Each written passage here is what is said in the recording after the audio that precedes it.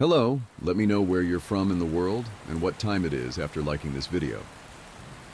The previous tenant left a survival guide. How did we end up here?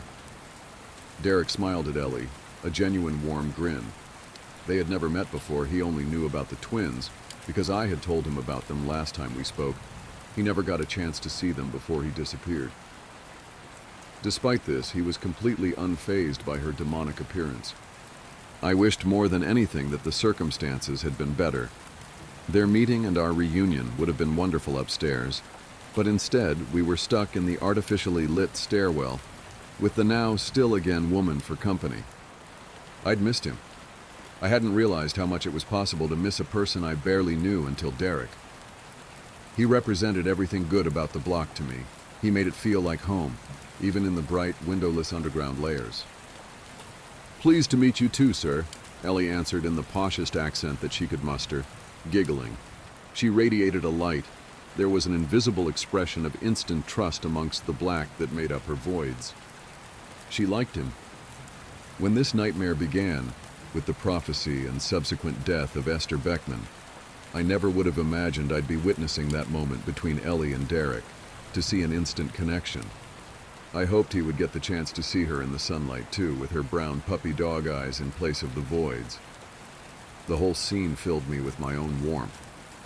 Sounds were still muffled after my brutal attack by the mangled people, and I was disappointed that his voice wasn't clear, but the arrival of Derek gave me great hope.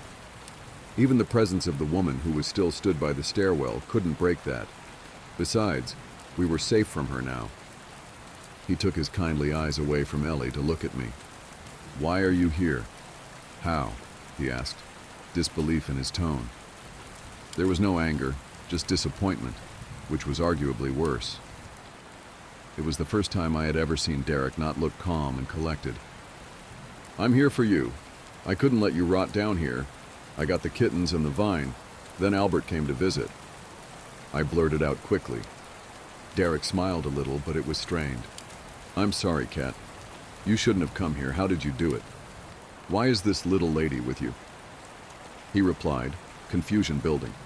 He tried to hide the concern in his voice for Ellie's sake, but it was useless. She'd already seen the danger we were in. I explained what had happened right from the very beginning, after he went away and Mr. Prentice trampled Prudence. Ellie stood in a frightened awe as I spoke about my monstrous boyfriend, how I'd bought him back, kept him locked away for months, and how he later murdered Mr. Meow. Derek looked worried as I described Albert's visit and threats. I covered everything, from Essie to the vine, to the window cleaner, and his inability to hold it together in lockdown. I tried to reason why I had thought that my plan with the lift would work, but saying it out loud made me realize how stupid I had been. Ellie continued to listen intently. She looked a little smug when I told him how she had saved me from the creatures, and again from the mangled people just a few floors above us. I could see that my explanation wasn't complete enough. Derek had a million questions still to ask, but I didn't give him a chance. After months of dwelling on his disappearance and the events of recent weeks, it was my turn to ask questions. "Where are we?" I asked, starting as simply as I could manage. Little did I know I had just opened Pandora's box with 3 words. Derek began to speak. "I call it the Undertower, or the building below. It's still a part of the building, but most residents never see it, for good reason. The things that live here aren't always as friendly as those upstairs.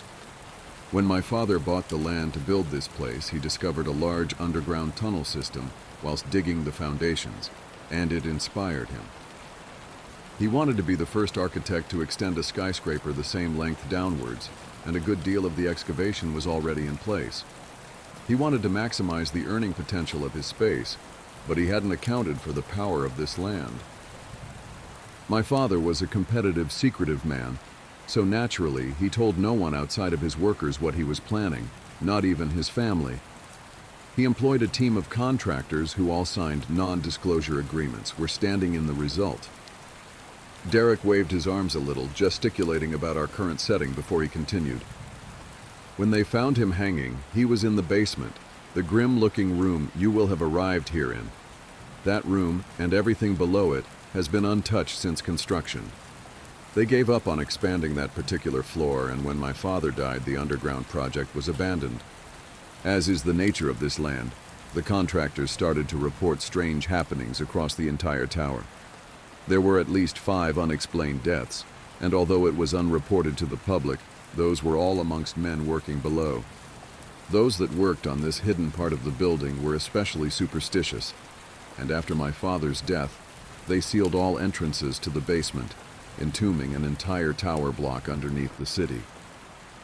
When it came into his possession, Albert tried to convince the builders to unseal it and carry on working.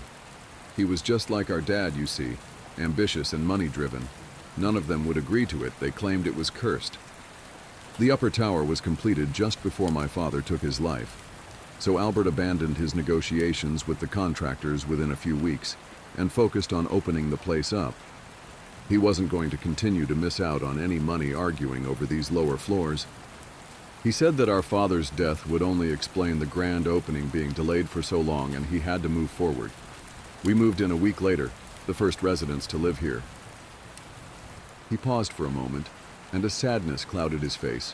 His kindly eyes welled up a little as he thought back to life before the building. "You must be really old if your dad built this place. Even my mom isn't that old," Ellie interrupted. I laughed. Her childish thought process was the only thing that could lighten the mood. Derek chuckled, and the woman next to him remained unmoving. "I am quite old, I suppose. Don't feel it, though," he answered, chuckling to himself as he adjusted his flat cap and winked at Ellie. "Don't look it either," I chimed in. Derek stopped chuckling and continued shooting me a look. "That isn't something I can explain, Kat. Albert and I weren't close to our father. We didn't really know anything about this place until he died. The project was mostly completed, and we only got to speak to a handful of contractors who told us wild stories we would never believe to be true at the time. We couldn't have imagined how our lives were going to change. The only clue we have to our extended life is his note. To my boys, if you stay here, you will never die. That was all he left us, on a crumpled bit of paper that had to be given to us by a builder named Keith. My best guess is that he made some kind of deal with the spirit of the place. I don't know. Maybe it was just a special resident I haven't met yet. Maybe the building itself. It took us years to realize we weren't aging normally, and by time we noticed, there was no one left to ask. We had to navigate every supernatural, unusual, and strange occurrence in the place, alone at first. I remember exploring, being in awe of everything I met. Whenever I would cross paths with Albert, he didn't look mystified like I was. He was scared. My brother and I were never the best of friends, and it's my deepest regret that I didn't use that time we were alone here to build a relationship with him. Maybe I could have made a difference. A difference to what? I asked, trying to take in each of his words. To his son? Derek looked at Ellie, letting his eyes linger on the little girl and then back at me. He shook his head. Not now. There's far too much to discuss. For now, we need to find a way to get you home. I considered protesting, but I could see the sadness in his eyes, and I didn't want to press. He was right. I'd put Ellie at risk for long enough, and I needed to get her back to Terry and Eddie safely. Have you been here this whole time? If you can't get out, then we have no hope. I whispered to Derek as he put an arm around Ellie's shoulders and prepared to move. He sighed a little. You met my brother, Kat. The consequences of my escape would be huge for the block. He's not appreciative of the way I conduct myself. He prefers to take what the building gives and make it harmful, twist it into something bad. I prefer to live with it. I don't believe anything here is evil, except maybe him. I tried to let it go. I wanted to keep moving, but things weren't adding up. But Albert said, the kittens and the vine. He said they were a cry for help. He lied. It's in his interest to keep me away. Yes, I helped them live. It gets lonely down here. When he discovered the plant, he took it off me immediately. Albert bought down one of the cats to feed to the thing he keeps on floor -10. I stopped him. He let me keep it because I suppose somewhere deep down he pitied me. I nurtured that little cat until out of nowhere the kittens were born. It was amazing. Love created new life. The cats were great company and I would have freed them if I could, but I never let them out. I didn't have a clue how they got out until you mentioned a grate in the wall. He looked me up and down as he spoke, eyeing me unusually. It wasn't an entirely mistrustful look, but suspicious nonetheless. "So how do we get out?" Ellie asked. "Well, last time your friend's garden got me out of here." He crouched to speak to her on eye level. "We planted a garden for you, but you never came." She huffed in retort. "I know. My mean brother told me how beautiful it is. I hope I get to see it one day. He's made it a bit harder this time." He stood up and addressed me again. "I used to go through the basement. There's a stairwell. It's just sealed up, you have to break it. The lift will only bring you down, you can't get home that way." "So let's go," I urged, reaching for his hand. Then I saw it. I hadn't noticed. I had been too focused on his kindly eyes. Derek was missing all 4 fingers on his left hand. He looked at the floor as I struggled not to stare. What he did to Jamie. If I even just enter the basement, it will happen to me. I tested it. You can see the results. He lifted his stumpy hand. I don't know how I got that cat to give birth. And I don't know how Albert does anything that he does to the things that live here. I just know that if I step in that basement, I'll die. He looked devastated. Despite the relief that he hadn't gone straight in and done much worse damage, I knew the loss of his fingers would be major for him. He was, after all, first and foremost a gardener. "I'll walk you there, Cat. Make sure Albert lets you go, but I can't come with you." I wanted to scream, loud enough to hurt any ears left on the mangled people upstairs. I wanted to shout and tell him that after all I'd been through, I wasn't going to leave without him. But the horned little girl beside me had thrown a lot of complications out there. Defeated, I nodded. Derek turned to the still woman. "I'll be back to visit Angela, I promise. But please let these ladies leave safely." He leaned over and kissed her cheek gently before ushering us towards the stairwell. Another single tear rolled down her face. We trudged upwards, fairly silently. I wondered if all my questions would ever be answered. I knew from before that Derek was mysterious, but after all I'd been through to get to the undertower, it didn't seem fair that I would be marched back so unceremoniously.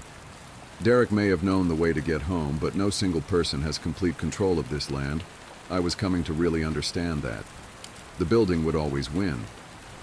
So I shouldn't have been surprised when we arrived at the large black -7. "Cat, they skip. You know that. There's nothing for you in there." Derek put his stumpy hand on my shoulder as I stared at the different yet familiar corridor. He could see the curiosity filling my eyes as I was confronted with the counterpart of my home. Would it be filled with more mangled people? Or was it a true reversal, a place where me and Jamie lived happily, Mr. Prentice didn't have to deal with his affliction, and Essie was alive? Or was it home to something entirely different? Noise suddenly became more than just muffled. My mind was actively blocking it out. The knowledge that Derek was with Ellie took away some of the responsibility that I felt as I edged towards the familiar, yet very different main entrance. "Cat, please don't." Derek followed me, cautious to keep hold of Ellie. I think had she not been there, he probably would have grabbed me, but he didn't want to spook her. I continued forward in a trance-like state. -42. The numbers were blurred, and the minus symbol stood out. I stroked the wood and the handle. It didn't feel like home, not even a little. I was curious about what was inside, but I somehow knew that it wasn't good. The only seemingly positive thing about the situation was the lack of mangled people on the floor. I didn't know what was behind the doors, but it wasn't them. I had already created enough noise to draw them out if they were there. No, something else was there. Instead of trying my key after a sudden epiphany, I turned and ran, straight towards number -51 and pounded on the door. "Essie!" I screamed, realizing that if I hadn't died in that lift, then maybe she hadn't either. I banged hard on the door and could almost smell the familiar cigarette smoke seeping out of the flat. "Cat, stop!" Derek screamed. Out of the corner of my eye, I could see him covering Ellie's voids in grim anticipation. Then the door squeaked open. There she was. Essie hadn't died at all. Her fate had been so much worse. My friend was stood at the door, face twisted into a horrifying expression. her mouth lulled open much wider than should be possible with a functioning jaw. More alarmingly, her eyes had been entirely removed, leaving red, bloodied, gaping wounds central to her face. Tufts of hair had been yanked from her scalp, leaving raw skin in its place. The dress that's neatness I had previously marveled at was torn and distressed around the edges, barely covering her swollen, deformed limbs, bones jutting out of open wounds in all directions. The air filled with the scent of old ash and necrotic skin. She collapsed to the ground, unable to stand any longer on her broken legs, mouth still hanging open. Guilt washed hard over me. How could you leave her like this? I turned to Derek and screamed, but his face was as horrified as mine. I didn't know, Kat. Honestly, I didn't. I didn't even know she was dead until I found you. Please, we have to keep going. Don't let her see this. He kept his hand over the gaping black voids that were so much more alive and comforting than Essie's hollowed sockets. There was real shock in his eyes. I believed him, but I was angry. She wanted me to help you, and this is what she got? I couldn't get past my rage. Essie had been left to suffer for so long already, and who knew how long Albert intended her to stay like that? She laid there, writhing, and I was both desperate to help her and furious. Derek didn't get a chance to protest. Instead, our argument was interrupted by a slow and mocking clap. I turned to see the door of flat -42 flung wide open, Albert in the doorway, with a smug grin on his face. Something walks whistling past my house every night at 3:03. Every night, no matter the weather, something walks down our street whistling softly. You can only hear it if you're in the living room or the kitchen when they walk by, and it always starts at exactly 3:03. The sound starts faint, somewhere near the beginning of the lane near the Carson place. We're towards the middle of the street, so the whistling moves past us before fading away in the direction of the cul-de-sac. When I was younger, my sister and I would sneak into the kitchen some nights to listen. Mom and Dad didn't like that, and we'd catch hell if they found us out there. But they were never too hard on us since we always stuck to the one big rule. Don't try to look at whatever was whistling. My neighborhood is a funny place. I've lived here since I was 6, and I love it. The houses are small but well kept, good-sized yards, plenty of places to roam. There are a lot of other kids here my age. I turned 13 back in October. We grew up together and would always play foursquare in the cul-de-sac or roam around from back porch to back porch in the summer. This was a good place to grow up. I'm old enough to see it. And there's only the two strange things here, the night whistling and the good luck. The whistling never bothered me much. Like I said, I couldn't even hear it from my bedroom. But Mom and Dad don't like talking about it, so I've stopped asking questions. My dad is a strong guy, tall and calm. He has an accent since he moved to the U.S. as a kid. His family, my grandparents, they're from the islands. That's what they call it.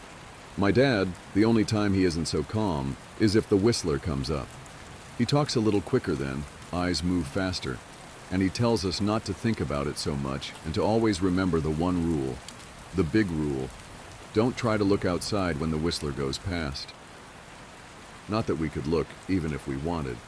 See, there are shutters on the inside of every window, thick pieces of heavy canvas that pull down from the top and latch to the bottom of the window frame.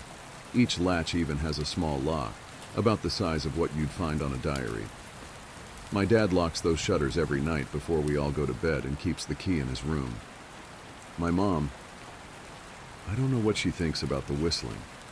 I've seen her out in the living room before at 3:03 when the sound starts. I could see her if I cracked my door open just an inch to peek. She's not out there often, at least I haven't caught her much. But once or twice a month I think she sits out there on our big red couch just listening. The whistler has the same tune every night. It's cheerful. Da-da-da-da-da-da-dum. Da-da-da-da-da-da-dum. Remember how I said there are two odd things about where I live? Well, besides our night whistler, everyone in my neighborhood is really lucky. It's hard to explain, and Dad doesn't like us talking about this part much either. But good things just seem to happen to people around here a lot. Usually it's small things, winning a radio contest, or getting an unexpected promotion at work, or finding some arrowheads buried in the yard, the authentic kind. The weather is pretty good and there's no crime. and everybody's gardens bloom extra bright in the fall.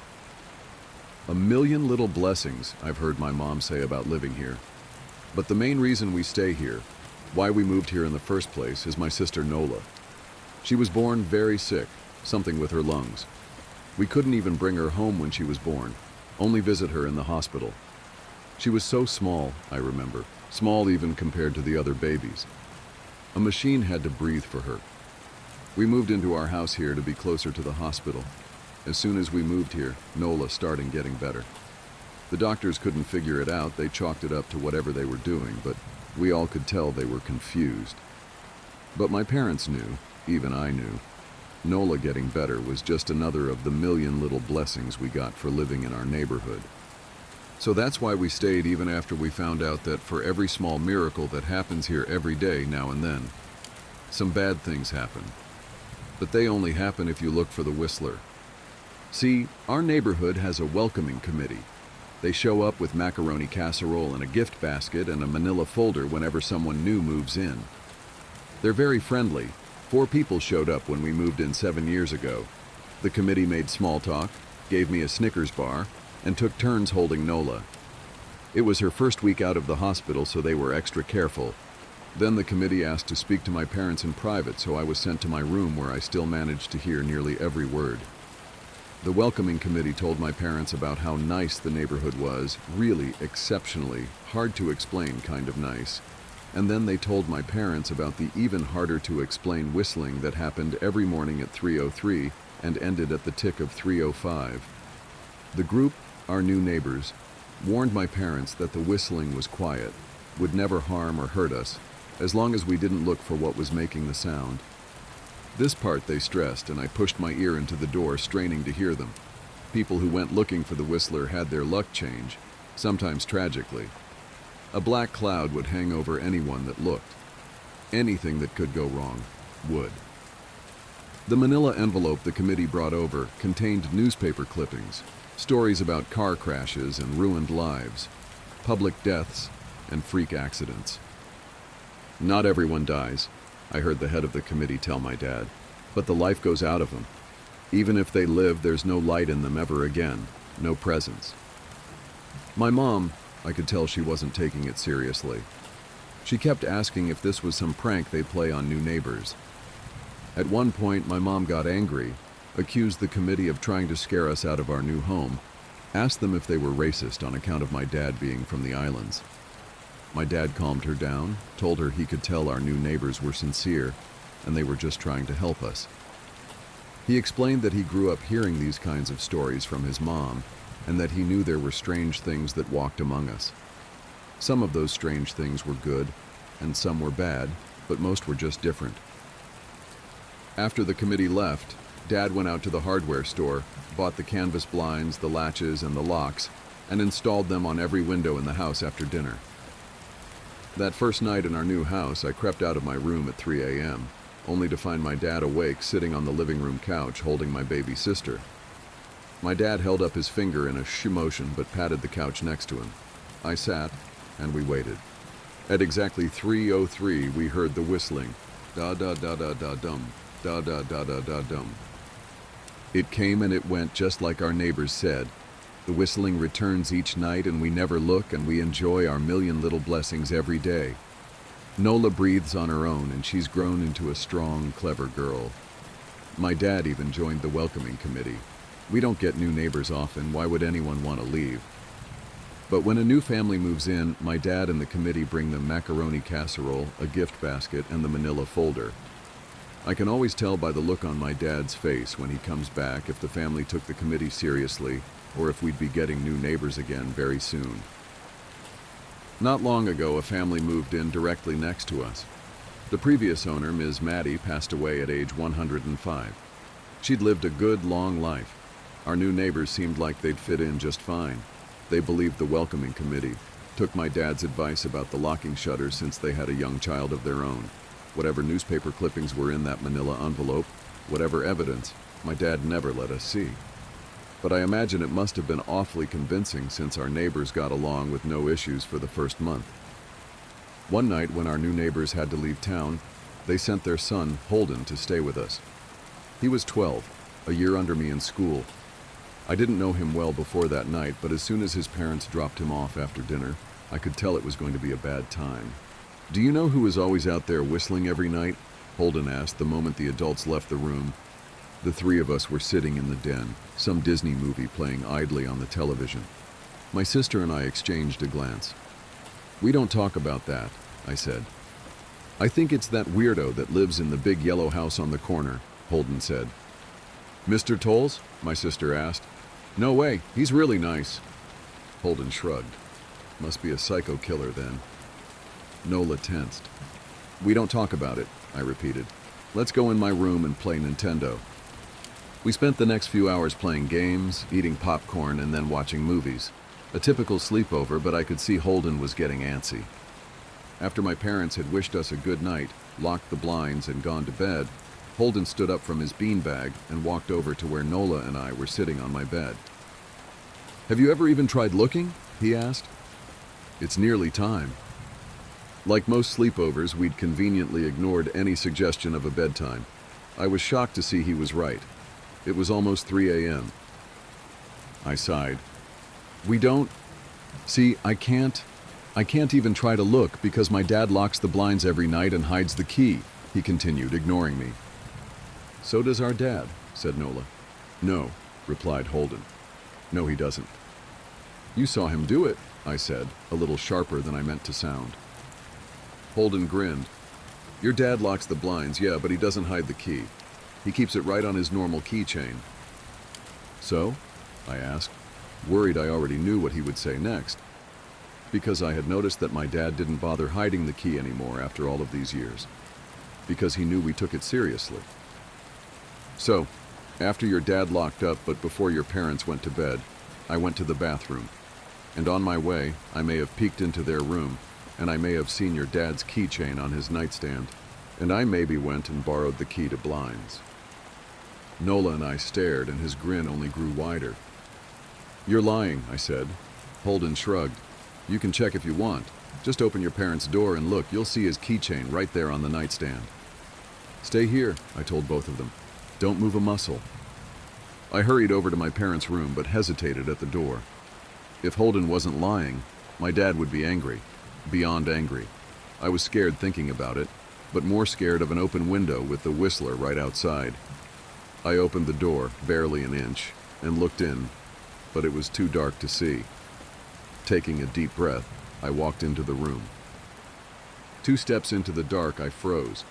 The whistling started, and I could hear it clearly from my parents' room. I never realized, but they must have heard the sound every night since we moved into the house. They never told us. I don't think I could have slept through it. I stood there, listening to the whistling come closer, unsure whether I should turn on a light or call out for my dad. Soft sounds from the living room brought me back to reality. "Nola!" I yelled, running out of my parents' room. Holden and Nola were standing near the front door next to a window. Holden wasn't lying. I could see him fumbling with the lock on one of the blinds. I heard a click. He did have the key. Holden let out a quick laugh. Nola stood next to him, hunched up, afraid but maybe curious. The whistling was right outside our house now. I think I made a sound, called out. I can't remember. Time felt frozen, clock hands nailed to the face, but I found myself moving. I'm not fast. I've never been athletic. Somehow, though, I covered the space between myself and Nola in a moment. My eyes were locked on her, but I heard Holden pull the blind all the way down so it could release. I heard the snap of it start to raise, and I heard the whistling just on the other side of the window. But I had my arms around Nola and I turned us, so she was facing away from the window. At the same time, I jammed my eyes shut. The blind whipped open. The whistling stopped. I felt Nola shaking in my arms. "Don't look, okay?" I told her. "Don't turn around." We were positioned so that she was facing back towards the hallway and I was facing the window. My eyes were still closed. I felt her nod into my shoulder. I reached out with the arm not holding Nola and tried to touch Holden. My hand brushed against his arm. He was shaking worse than Nola. "Holden?" I asked. Silence. I reached past him and gingerly felt for the window, eyes still sealed shut. The glass was cold against my fingertips, colder than it should have been for the time of year. I moved my hand up the window, searching for the string to the blind. The glass began to get warmer the further I reached, and there was a gentle hum feeding back into my fingertips. I tried not to think about what might be on the other side of the window.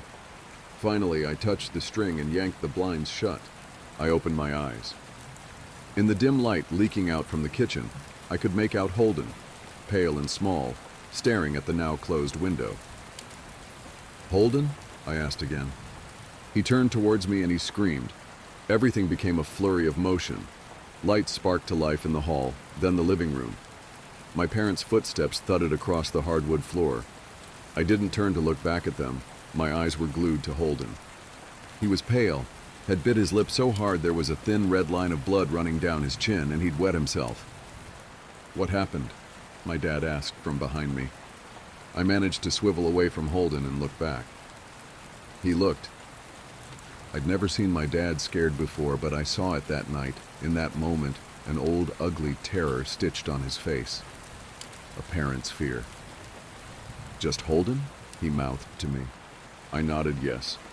My dad let out a breath. He looked so relieved I nearly expected him to cheer.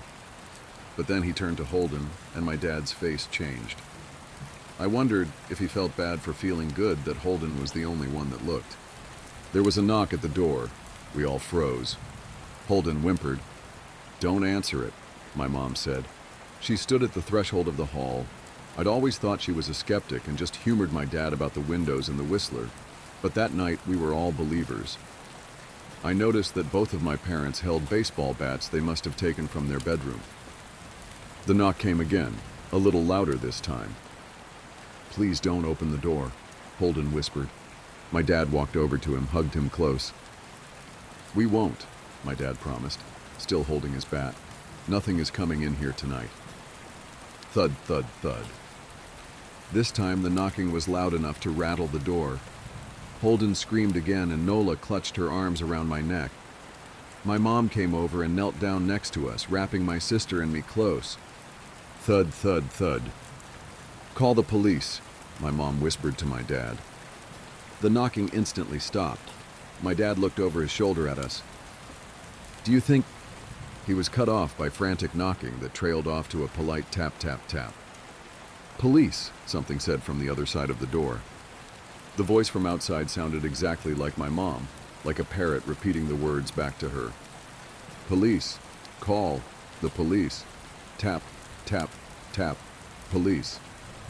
My mom pulled us closer. "Police. Police. Police. Police. Please stop," I heard her whisper. "I don't think calling them will help," my dad said. "How will we know when they're the ones at the door?" The knocking came back harder than before. The door shook, then it stopped. After a long moment, I heard the knocking again, but it was coming from our back door. We all turned together towards the back door, but the knocking immediately returned to the front door. Front to back to front. Loud, then quiet, then loud again. Suddenly the sound was coming from both doors at once, big, heavy blows like a sledgehammer. Then something started rapping against all of the windows in the house, then the walls. It was like we were living inside a drum with a dozen people trying to play at once. Or we were a turtle and something was attempting to claw us out of our shell. "Stop!" Holden yelled. The knocking died. "I won't tell," Holden said, staring at the door. "I promise I won't tell anyone what I saw. Just please go away." We waited for nearly a minute. Then we heard it, a soft tap, tap, tap coming from the window Holden had looked through earlier. Holden started to cry, sobbing like a prisoner watching gallows being built outside their cell. My dad held him, brushed his hair, but never lied to him, never told him things would be okay. The tapping at the window went on for the rest of the night. We huddled together in the living room for I don't know how long. Eventually, my mom tried to take us kids into my room while my dad stayed to watch the door. But the second we moved into my bedroom, the knocking came back, so loud it was possible to ignore. I was afraid the door couldn't take it. We went back to the living room and the knocking stopped. Only the tap-tap-tap on the window remained. None of us slept that night. The tapping stopped around 7 a.m. That's about the time the sun comes up here. We waited another 2 hours before my dad opened the blinds from one window. He made us all go back to my parents' bedroom first. I heard him open the door, then come back in. "Okay," he told us, "it's done." Holden's parents came back around lunchtime. My mom and dad walked Holden over to his house, and they all went inside for quite a while. Nola and I watched from the window. She stuck to me the whole day, right at my side, sometimes holding my hand. When my parents came back, they looked grim, but wouldn't tell us what they said to Holden's family. It was a Sunday, so we all spent the day together, ordered pizza, and watched movies. That night, everyone slept in my room. Nola and my mom in the bed with me, my dad in a chair he'd pulled over. There was no knocking that night or any night since. We didn't see much of Holden or his parents for the rest of that week, but by Thursday, there was a moving truck in their driveway. Nola and I watched them packing up the whole afternoon after school. What sticks with me most is how tired Holden and his parents looked. All three had the same pallor, grim mouths, and lightless eyes. Even from across the street, I could tell something was very wrong. Holden and his family were gone before sunset. I remember what the original welcoming committee said to my parents when we moved in. Not everyone who looks at the Whistler dies, but even those that live have the light go out of them, and the rest of their lives are full of misfortune. A million little tragedies.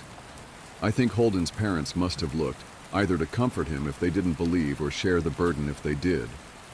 I watch Nola some days, happy and young and alive, and I wonder if I'd been slower, if she'd looked out the window that night. Would I have looked too? To comfort her? To share that burden?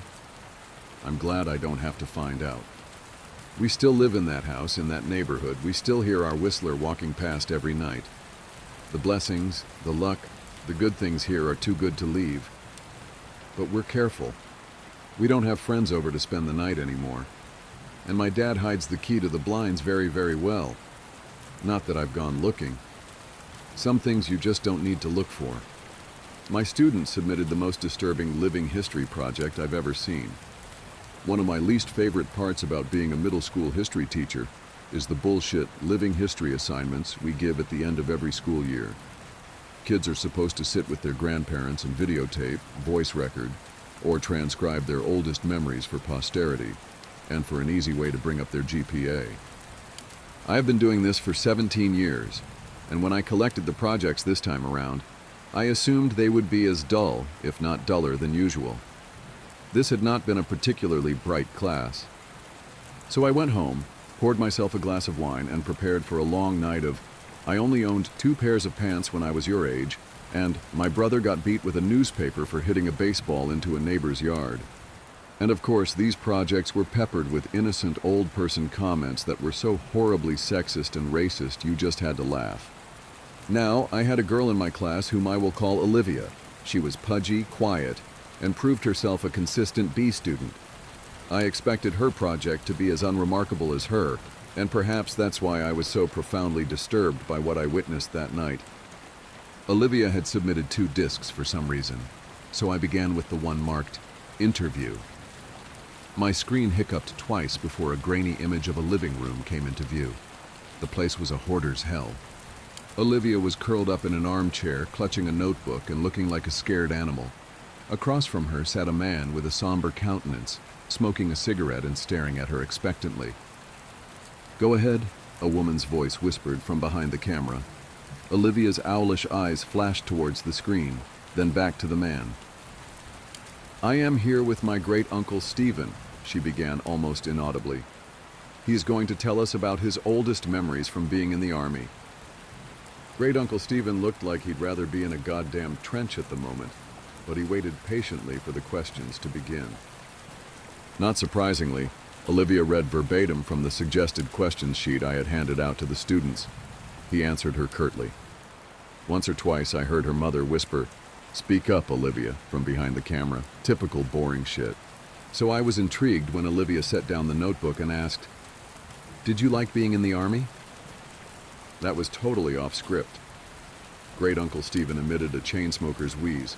"Nope. Glad to get out of my town, though." Where did you go? Balkans.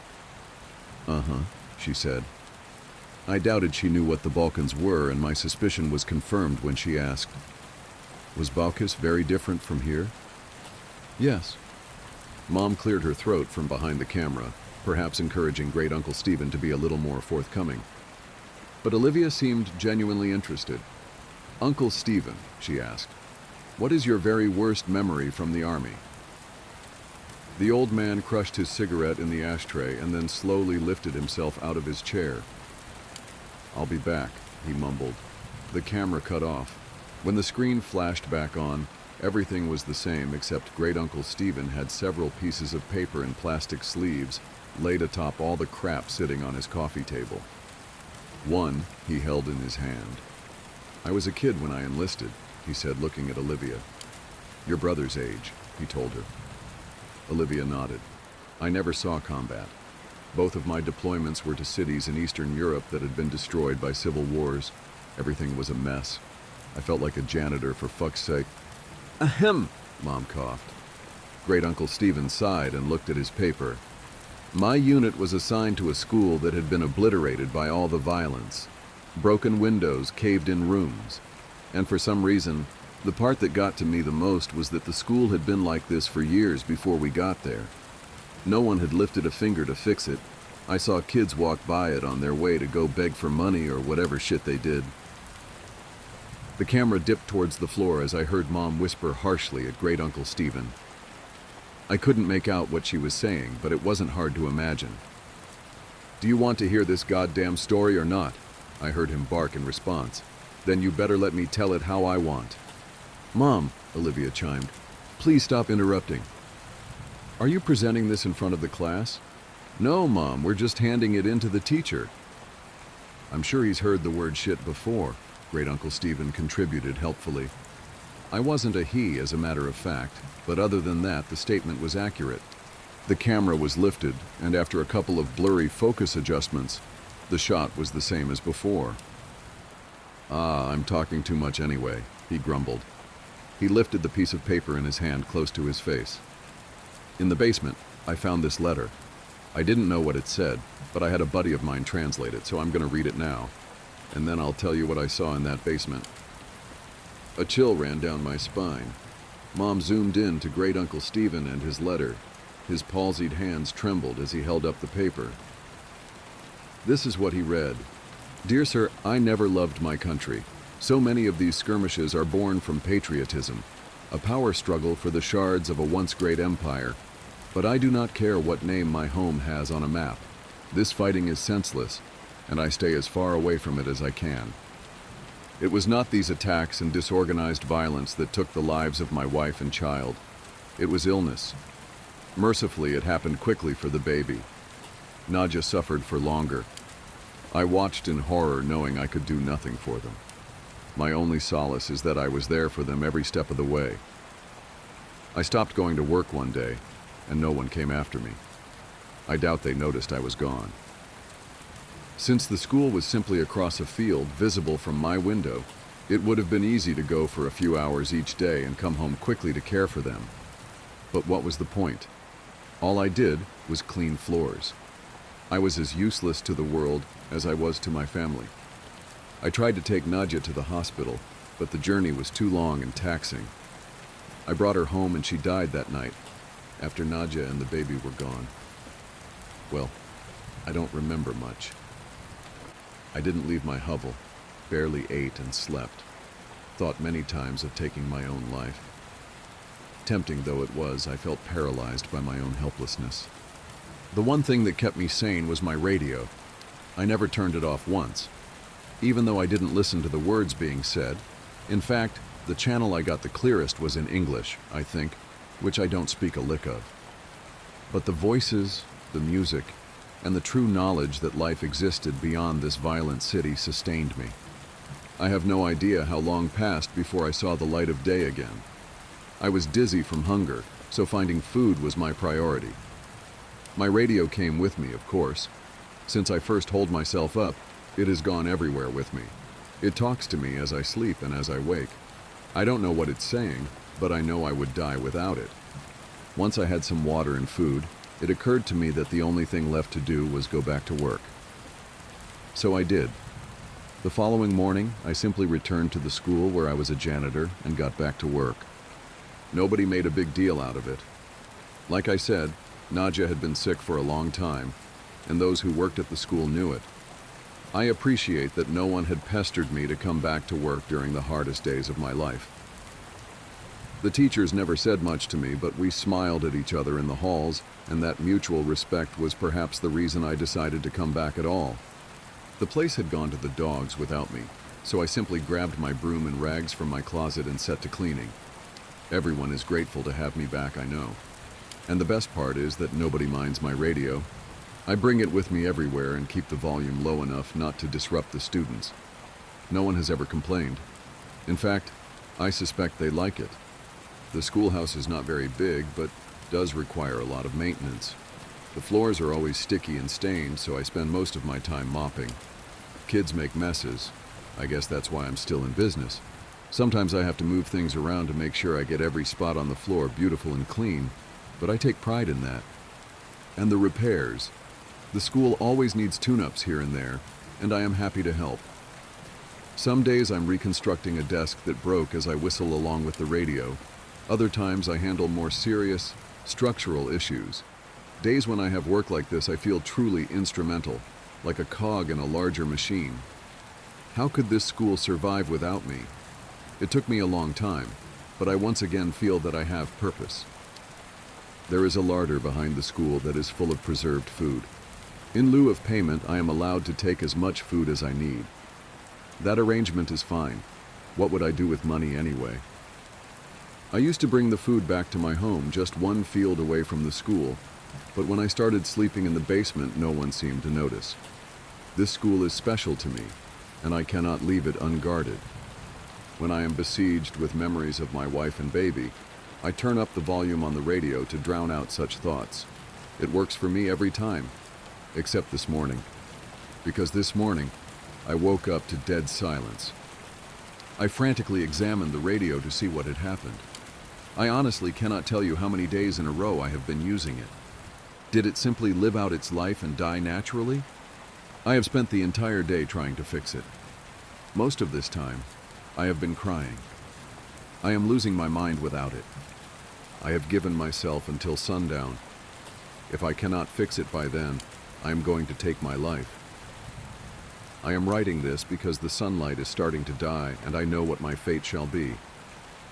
I have thought about taking one last walk through the halls of my school, saying goodbye to the students and teachers.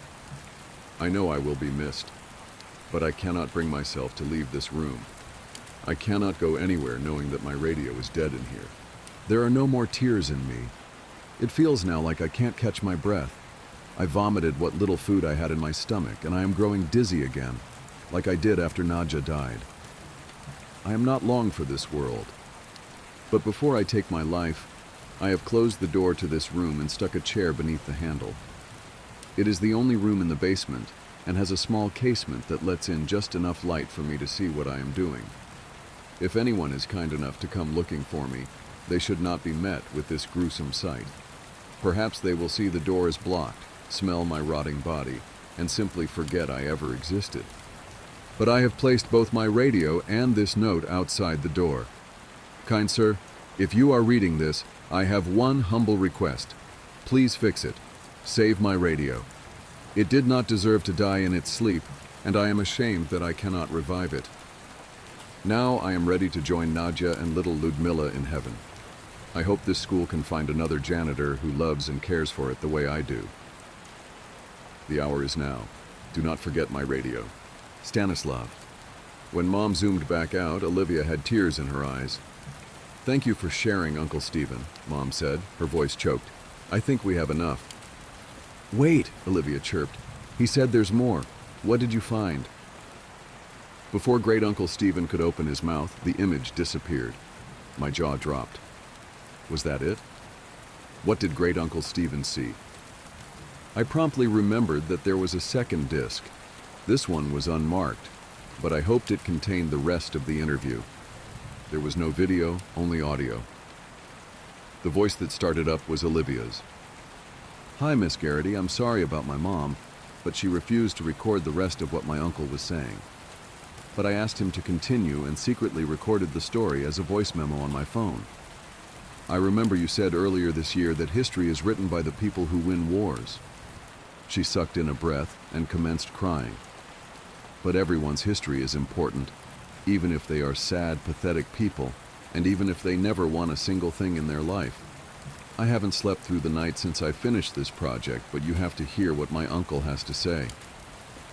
There were tears in my eyes, too. The sincerity of her words was beautiful. I was also flattered that she had remembered some trite phrase I threw around because it was what my history teacher said to me. Before I got too sappy over it, the audio began again. "Fine," came Mom's frustrated voice.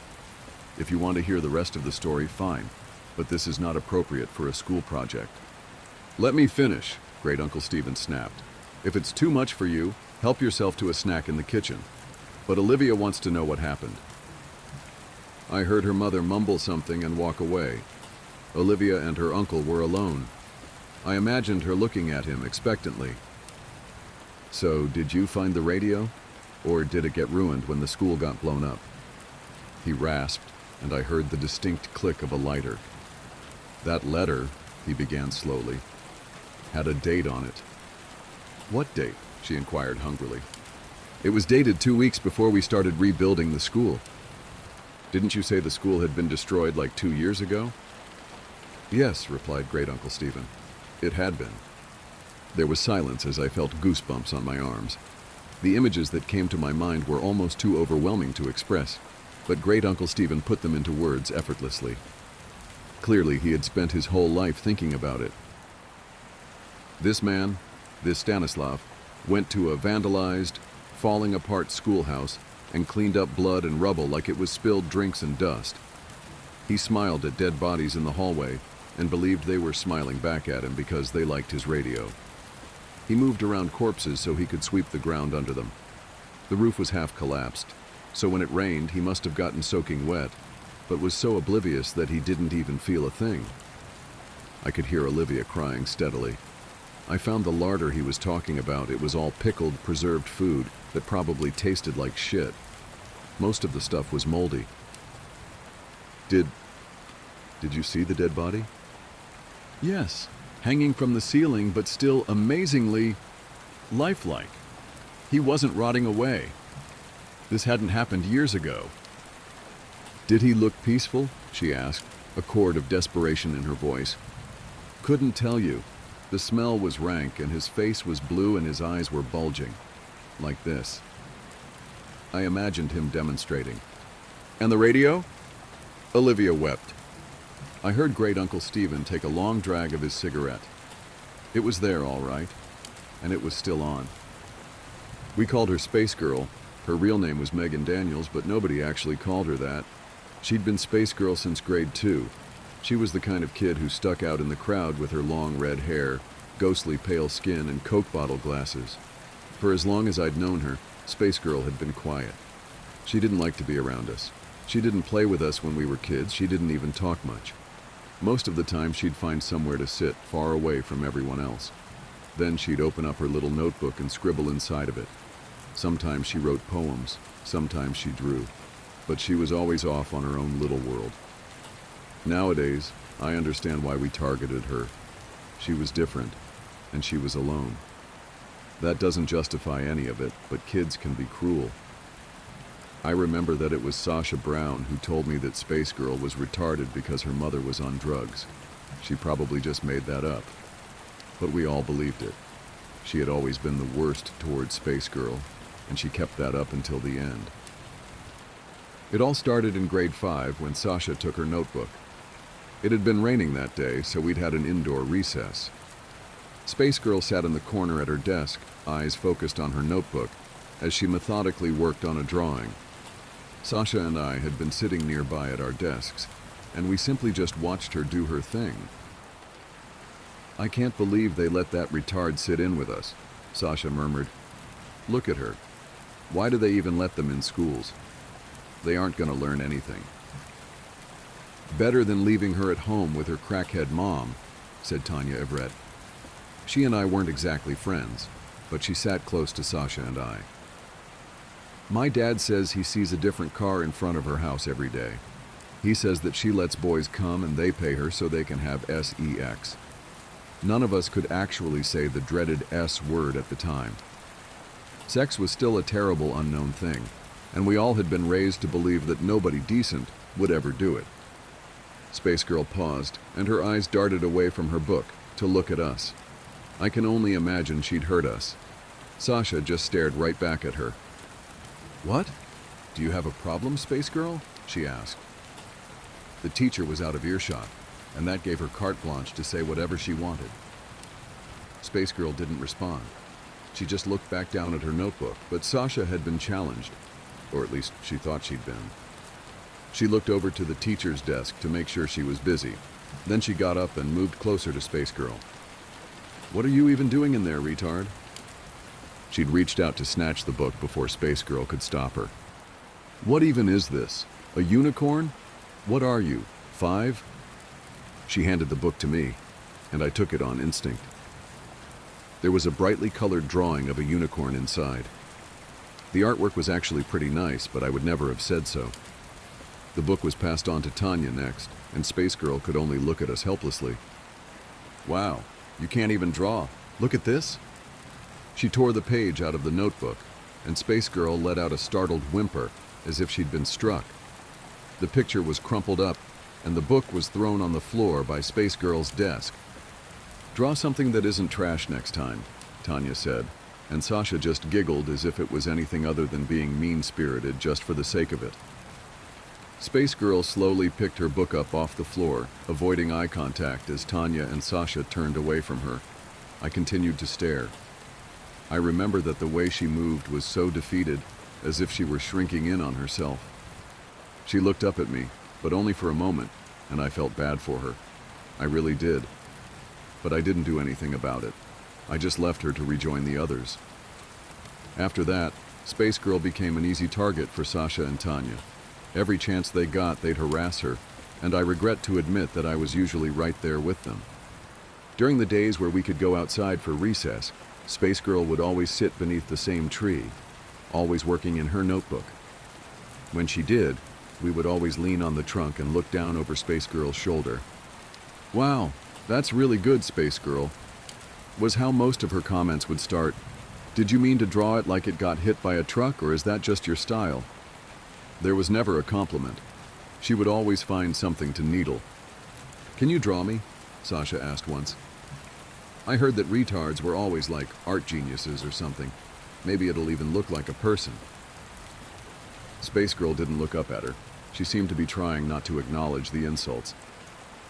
I won't pretend like I was blameless either. I never stopped them. And there were plenty of times where I was right there, making fun of her because that was what we did. And we weren't the only ones.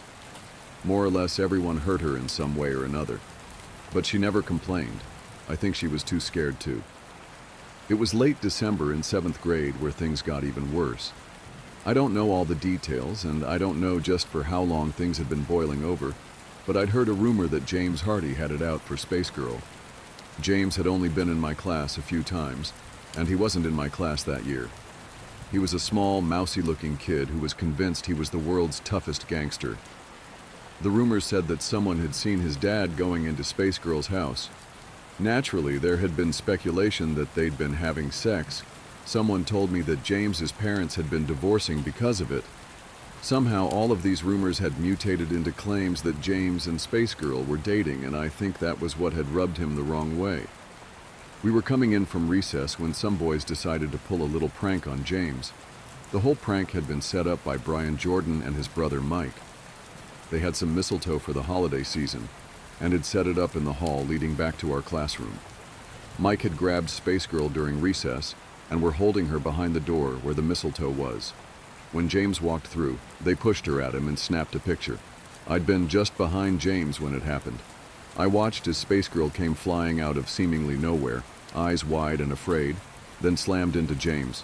They both hit the ground, and I could hear the other boys laughing.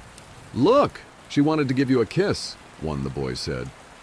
Space Girl was trying to crawl away from James and pick up her notebook, but somebody had kicked it out of sight. I remember that she looked back towards James, and there were tears in her eyes. She must have been terrified with everything that was going on. She clearly hadn't wanted any part in this, but there she was at the center of it. "You fucking faggot assholes!" James yelled as he picked himself up. "Hey, she just wanted to give you a smooch," awed Brian. "Come on, give her a kiss." Someone pushed Space Girl towards James, and he glared at her as if all of this was her fault. She tried to stand and run, but he was angry and he wasn't thinking straight. I watched as he grabbed her and hit her, a square punch to the jaw. Then he tossed her to the ground and went after Brian next. A teacher had to get in to pull James off of him. He, Space Girl, and the Jordan brothers ended up getting suspended right before the Christmas holidays. We didn't see Space Girl until January. We didn't see James or his friends ever again. On Christmas Eve, there was a car accident on the highway outside of my town. Supposedly, it had swerved off the road to avoid an animal of some kind and gone into a ditch. Mike, Brian, and their parents didn't survive. On December 27th, James was killed while outside shoveling his driveway. My parents told me that he'd been attacked by an animal, probably a deer or something. But that seemed so unusual. I'd never heard anything about deer attacking people before, especially not in my area. I went over to Sasha's house on the day before New Year's. We'd both gotten some gift cards for Christmas, and we were planning to walk to the mall together to use them. Her parents weren't home.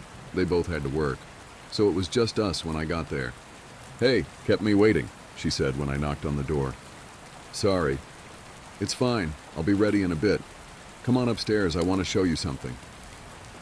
I didn't question what it was. I figured it was just something else she'd gotten for Christmas, so I went upstairs with her. "You're gonna love it," she promised me. "It's gonna be so funny." She led me to her bedroom, and as soon as she opened the door, I spotted a familiar notebook on her desk. "Where did you get this?" I asked, walking closer to it. "Space Girl dropped it when Brian and his brother pulled that prank the other day. She dropped it. I may have grabbed it, just for safekeeping." She cracked a wry grin before opening the notebook. "Look at this. She's been drawing the same damn unicorns forever. She didn't even finish this one." She paused at one small picture that was labeled "The Unicorn Prince." It depicted an empty field with a blank space where the titular prince should have been. Sasha flipped through the pages a little more until she got to the newer ones. I figured since they kicked Space Girl out for a little while and her mom is too poor to get her anything for the holidays, I'd step up. What do you think? Sasha wasn't anywhere near as good of an artist as Space Girl was, but the simple detail in what she had drawn turned my stomach. In her first picture, Space Girl was hanging from a rope. Her tongue was hanging out and her eyes were closed. In the second one, Space Girl had a gun in her mouth. In the third one, she was standing on the edge of a building.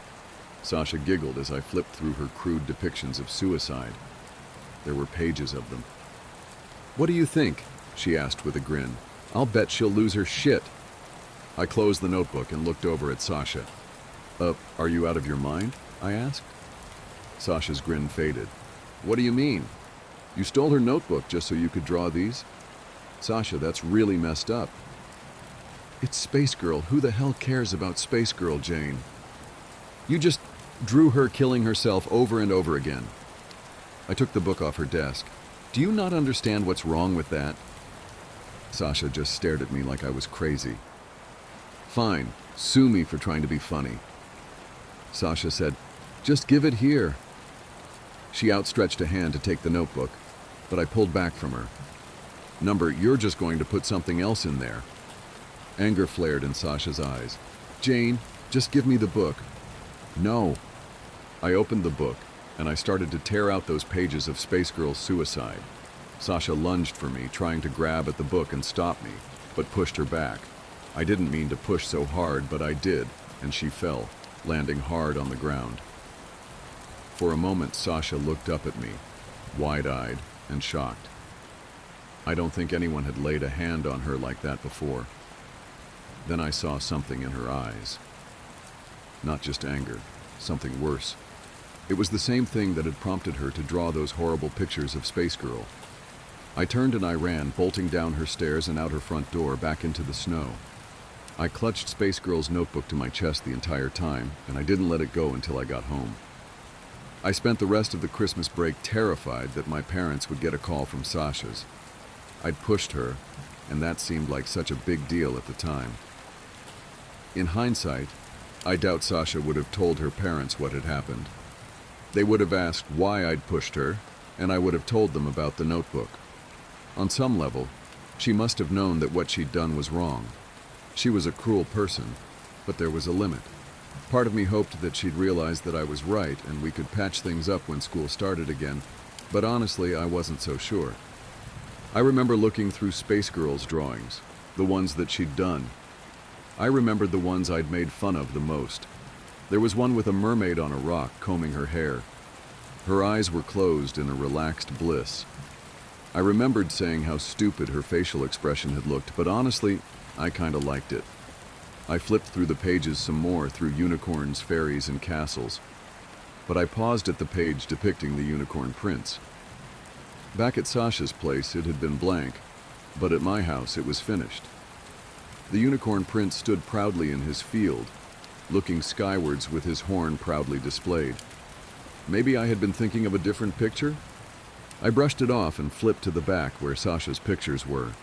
One by one, I started tearing them out of the notebook and tossing them in the trash.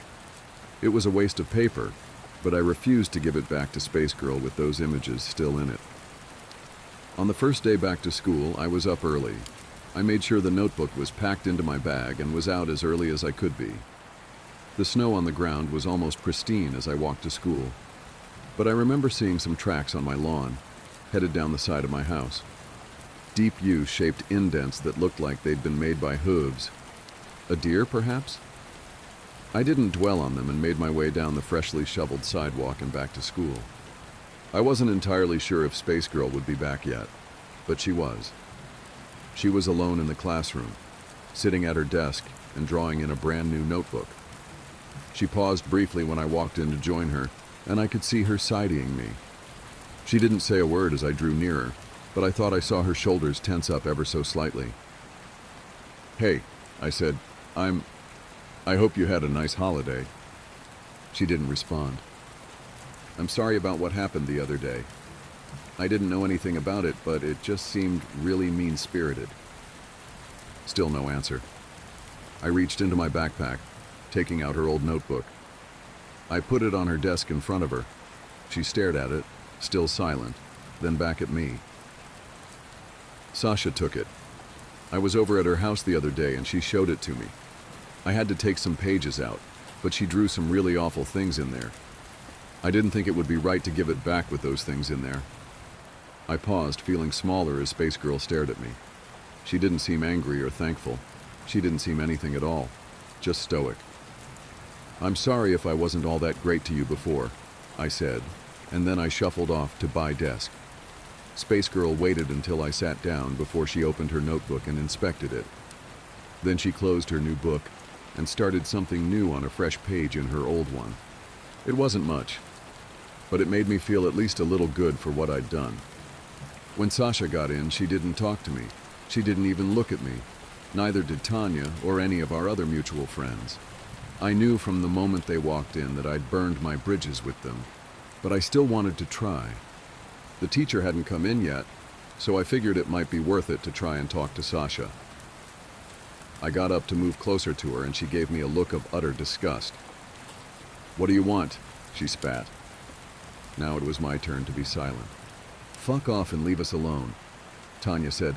"You'd obviously rather hang out with the fucking retard than us. And I really don't want you spreading your retard germs to us. It's a quarantine issue." I stared at both of them, and I could have sworn I knew how Space Girl felt. What was I supposed to say to any of that? Instead, I just returned to my desk without a word. Space Girl stared at me the entire time. Her pencil rested over her notebook, but she didn't write anything. She set it down, tore out the page she'd been writing on, and jammed it into her pocket. I later saw her toss it into the trash during lunch. I didn't really have anyone left, so I thought that maybe it might be a good idea to pull it out. Maybe it was something she wasn't happy with. I'd never seen her throw a drawing out before. I was thinking that maybe I could use it as a peace offering of sorts, or something along those lines. When I saw what she'd written on it, I almost threw it back into the trash. Your words. There is a land where your sorry may go. A sickening land where it always snows. The snow is putrid in color and smell. Its substance, filth, and things I won't tell. Only your father has been there before. One day your boyfriend will visit once more. This place in your carcass, this humanoid hell. Your sorry can go there to this hole in your shell. My unsubtle message, this subtextual jazz, is take your apology and stuff it up your ass.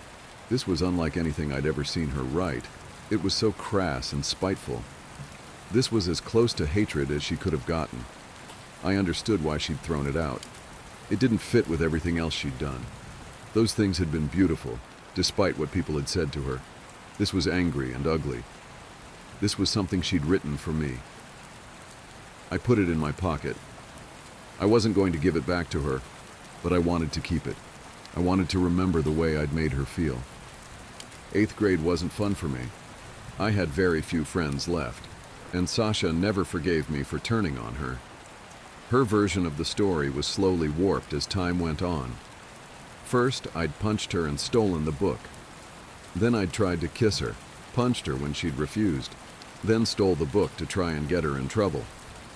Rumors of me being a dyke spread pretty quickly, and hot on their heels came the rumors that I was dating Space Girl.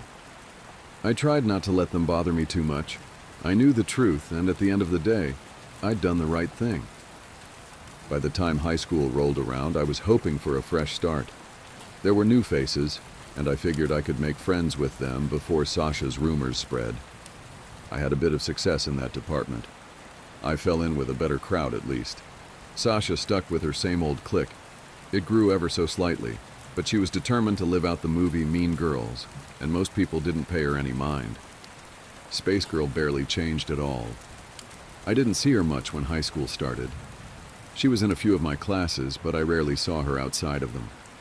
Whenever she had a moment, she'd be in the library, usually in one of the corner cubicles working on her drawings. Sometimes I thought about talking to her and trying to strike up a friendship, but it never felt right. Sasha's bullying never let up, of course. Of course she stalked Space Girl to the library where she'd pull the same old shit she'd been pulling since the 5th grade. She'd leer over her cubicle and comment on her drawings, picking them apart just like she always had. I stopped her whenever I saw it, but I didn't always see it. "Coming to her rescue again, huh, Jane?" Sasha asked once when I'd interrupted her. Tanya leered at me from behind her, chewing gum with her mouth open. "What's she ever done to you anyways?" I asked. "She's just minding her own business." "Oh? What's she done to you, dyke?" Sasha hissed. She leaned down over her cubicle and looked down at the notebook. "Unicorns, unicorns, unicorns, fucking unicorns. When are you going to grow up, Space Girl?"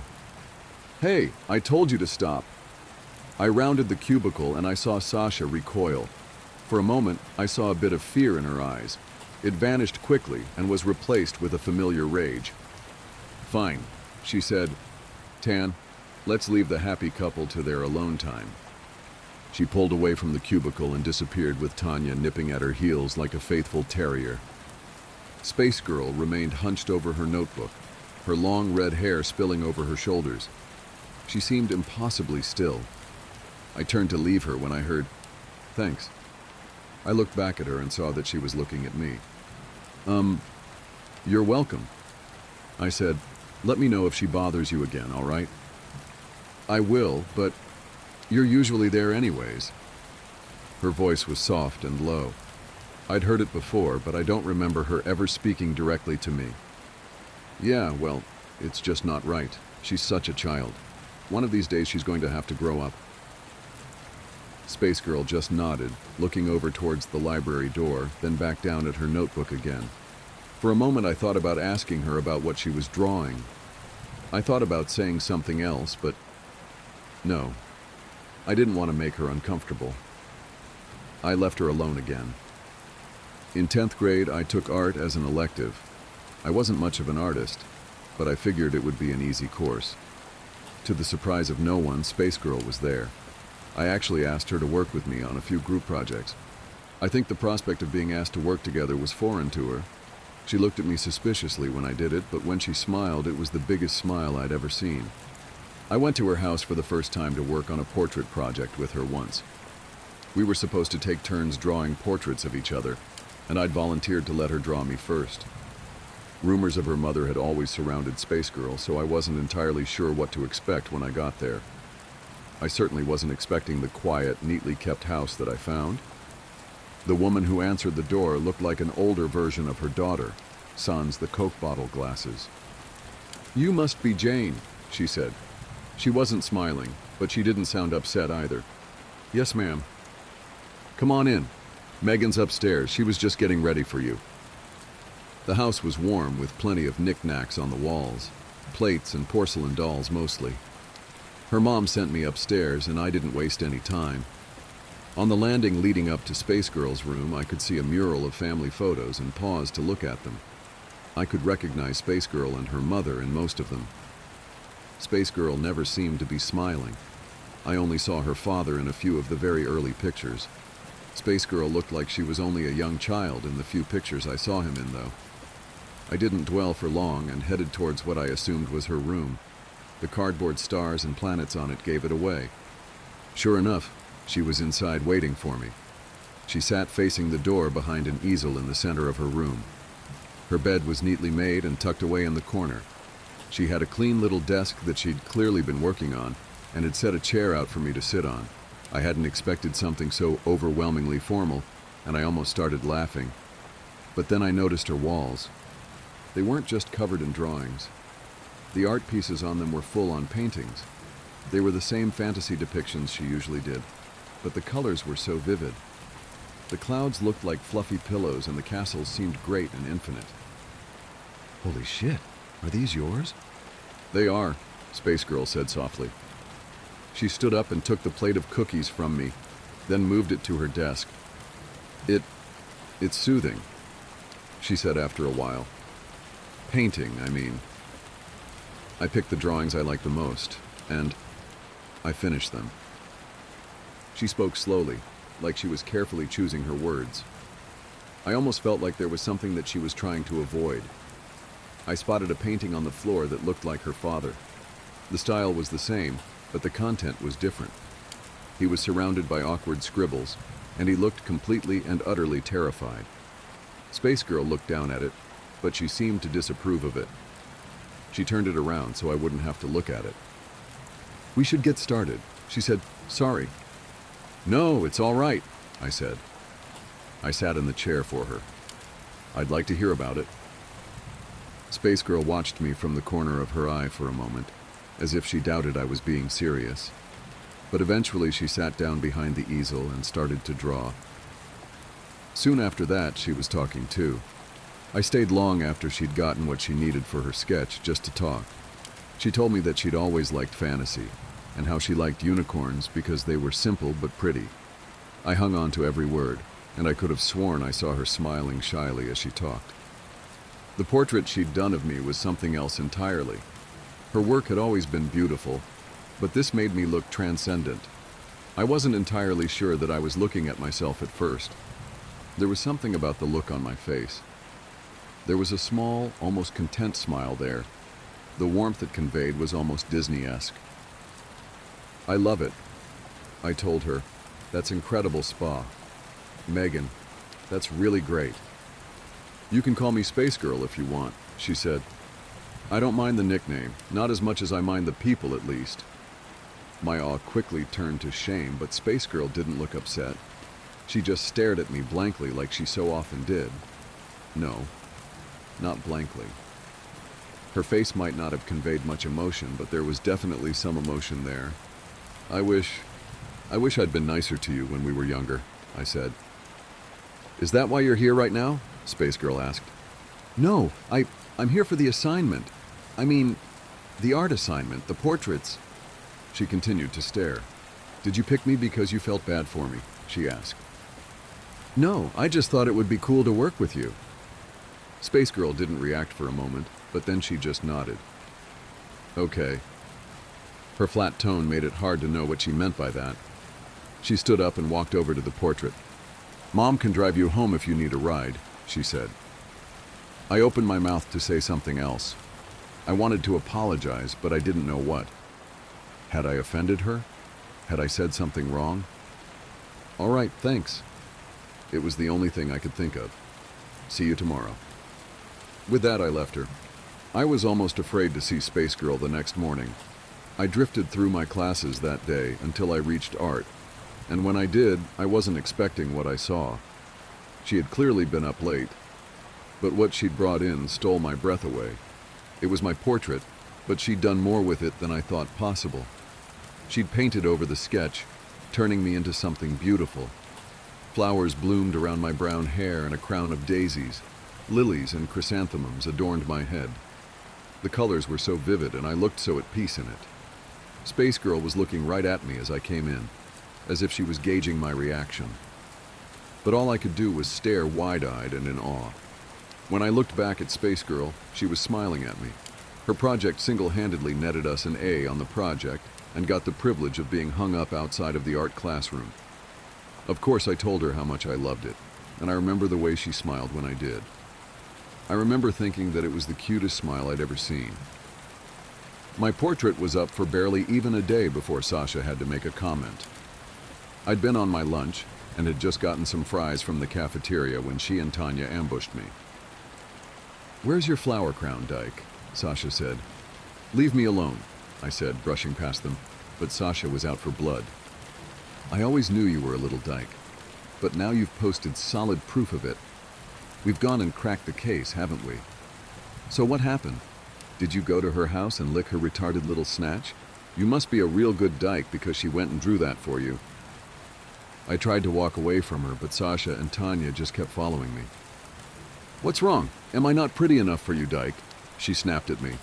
"Maybe she only fucks retarded girls," Tanya said. "I'll bet Space Girl squealed like a pig when she came."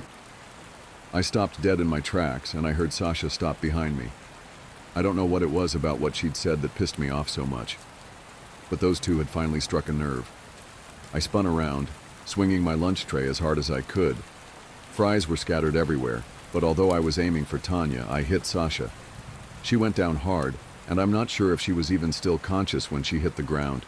Tanya was on me in an instant. She slammed me back against a wall and kept me pinned. She had size and strength on me, and there wasn't a thing I could do to stop her. Several other students grabbed at us. A teacher finally got involved, and all three of us got escorted to see the principal. As we left the cafeteria, I saw Space Girl in one of the halls, just staring at me. Naturally, I got a 3-day suspension, but Tanya and Sasha were fine. Both of them said they'd just been walking, and I attacked unprovoked. It was their word against mine. Sasha had a familiar shit-eating grin on as she left the office with only a bruise on her forehead to show for her troubles, but there was a familiar look in her eyes. That same anger I'd seen last time I'd laid a hand on her, and something about it scared me.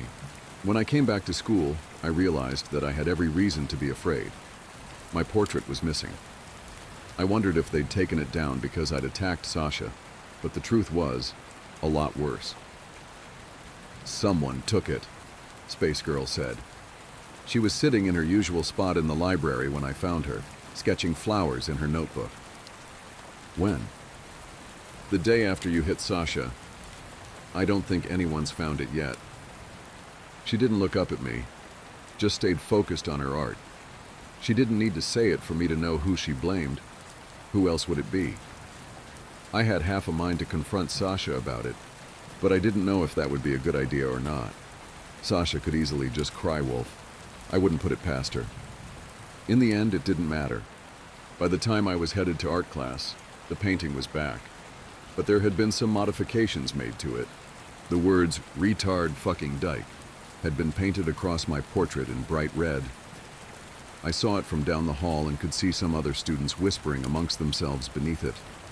I didn't know what to say or do, but this felt like too much. The picture was taken down quickly, but the damage was done. Sasha had gotten her revenge, and it didn't stop with just the painting. Space Girl looked different than when I'd seen her in the library.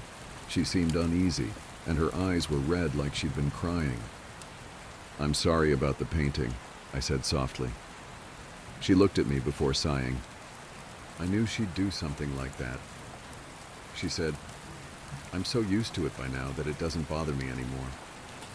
I'm sorry she wrote those things about you, though." "But you worked hard on that."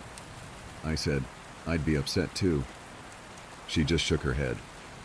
"That's not it," she said. She reached into her pocket, pulling out a crumpled up piece of paper, then slid it over to me. Slowly, I uncrumpled the paper and my eyes widened as I recognized what was on it. It wasn't the same drawing, but it was close enough. It was a depiction of Space Girl hanging herself and me beside her. A caption read, "Retard Dyke Wedding." "There were so many in my locker," Space Girl said. "This is what she drew in your notebook when I returned it to you. This is what I had to take out." Space Girl looked down at the picture again before averting her eyes. She didn't pay much attention during class. Instead of taking notes, she sketched in her notebook. I looked over a few times to see her drawing another unicorn. This one seemed so similar to the one I'd seen before. She must not have been quite happy with it, though. When I looked back at her notebook, the unicorn wasn't there anymore. She must have just erased it. But it seemed so clean, like it hadn't been erased at all. Tanya was following me on my walk home that evening. I didn't know what she had in mind, but I didn't want to put up with it. When I was in the middle of a small walking path that cut behind some of the houses on my street, I stopped and looked at Tanya as she kept approaching. "What do you want?" I asked. "It's a surprise." She said, "Sasha and I just want you to know how much we love dykes in this town." Oops, I've said too much. I wanted to hit her. Dear God, I just wanted to hit her, but we both knew she could overpower me. Whatever Tanya had in mind, it wasn't anything good. She drew closer to me, unafraid of anything I'd do. "Come on, Dyke. Go home," she said. "Let's go check out your surprise." In a sudden horrible moment, I realized that Tanya was threatening me. I also realized that I couldn't outrun her. I couldn't fight her off. I didn't really have much of a choice but to do as she asked. Slowly, I turned and walked towards my house with Tanya at my heels. It wasn't far, and up ahead I could see Sasha sitting on a park bench. From a distance, I recognized the red gas can beside her, and I stopped dead in my tracks. Tanya seized me by the arm and pulled me towards the bench. Sasha just watched with a wide, manic grin. "Hey, Jane," she said. "How's it going?" "What the fuck is this?" "Just wanted to chat," Sasha said with a cold chuckle. "You think you can get away with pulling the shit you did the other day? Number. You've been treating me like garbage for years, and for what? Because of Space Girl? You know who you're fucking choosing, right? Right? God, I hate that retard girl. But you know what? I hate you even more. Acting like you're better than me just because you feel bad for her. You're crazy," Sasha just laughed. "I'm not the one who clocked someone with a fucking tray just for a little bit of teasing. You're absolutely fucking psycho." On the bench behind her, I saw the portrait that Space Girl had painted of me. Sasha picked it up and tossed it in front of me, then picked up the gas can and dumped it onto the canvas. "You want to be a dyke? I don't care. But I'm not letting you and your retarded whore put your shit up. So say goodbye to your little project, slut." Sasha reached into her pocket and took out a book of matches. Her grin widened before suddenly vanishing outright as she looked at something behind us. "What the hell?" Tanya said, and I craned my neck to try and see what they were seeing. As for believing it, that was another story entirely. Standing on the path behind us was a unicorn, but the way it looked was all wrong. This was nothing like a regular horse. Its body was plain white and almost textureless, save for the many thin blue lines that ran along its body. It looked like it had been cut out from a sheet of lined paper, but that was impossible. It had to be impossible. Neatly done gray lines defined the shape of the horse. In fact, the lines reminded me of the ones Space Girl used. This unicorn looked like it had walked out of one of her notebooks. Tanya let me go and stumbled back a few steps, wide-eyed as she stared at the advancing unicorn. It let out an angry noise before charging straight for Tanya. She panicked and tried to run. In her desperation to escape, she bolted down the path. But she couldn't outrun the paper unicorn. It lowered its head as it drew nearer to her, and in one swift movement, the horn pierced Tanya's back, impaling her straight through the chest. She screamed as she was hoisted off the ground, and the unicorn circled back to fix Sasha in a murderous glare.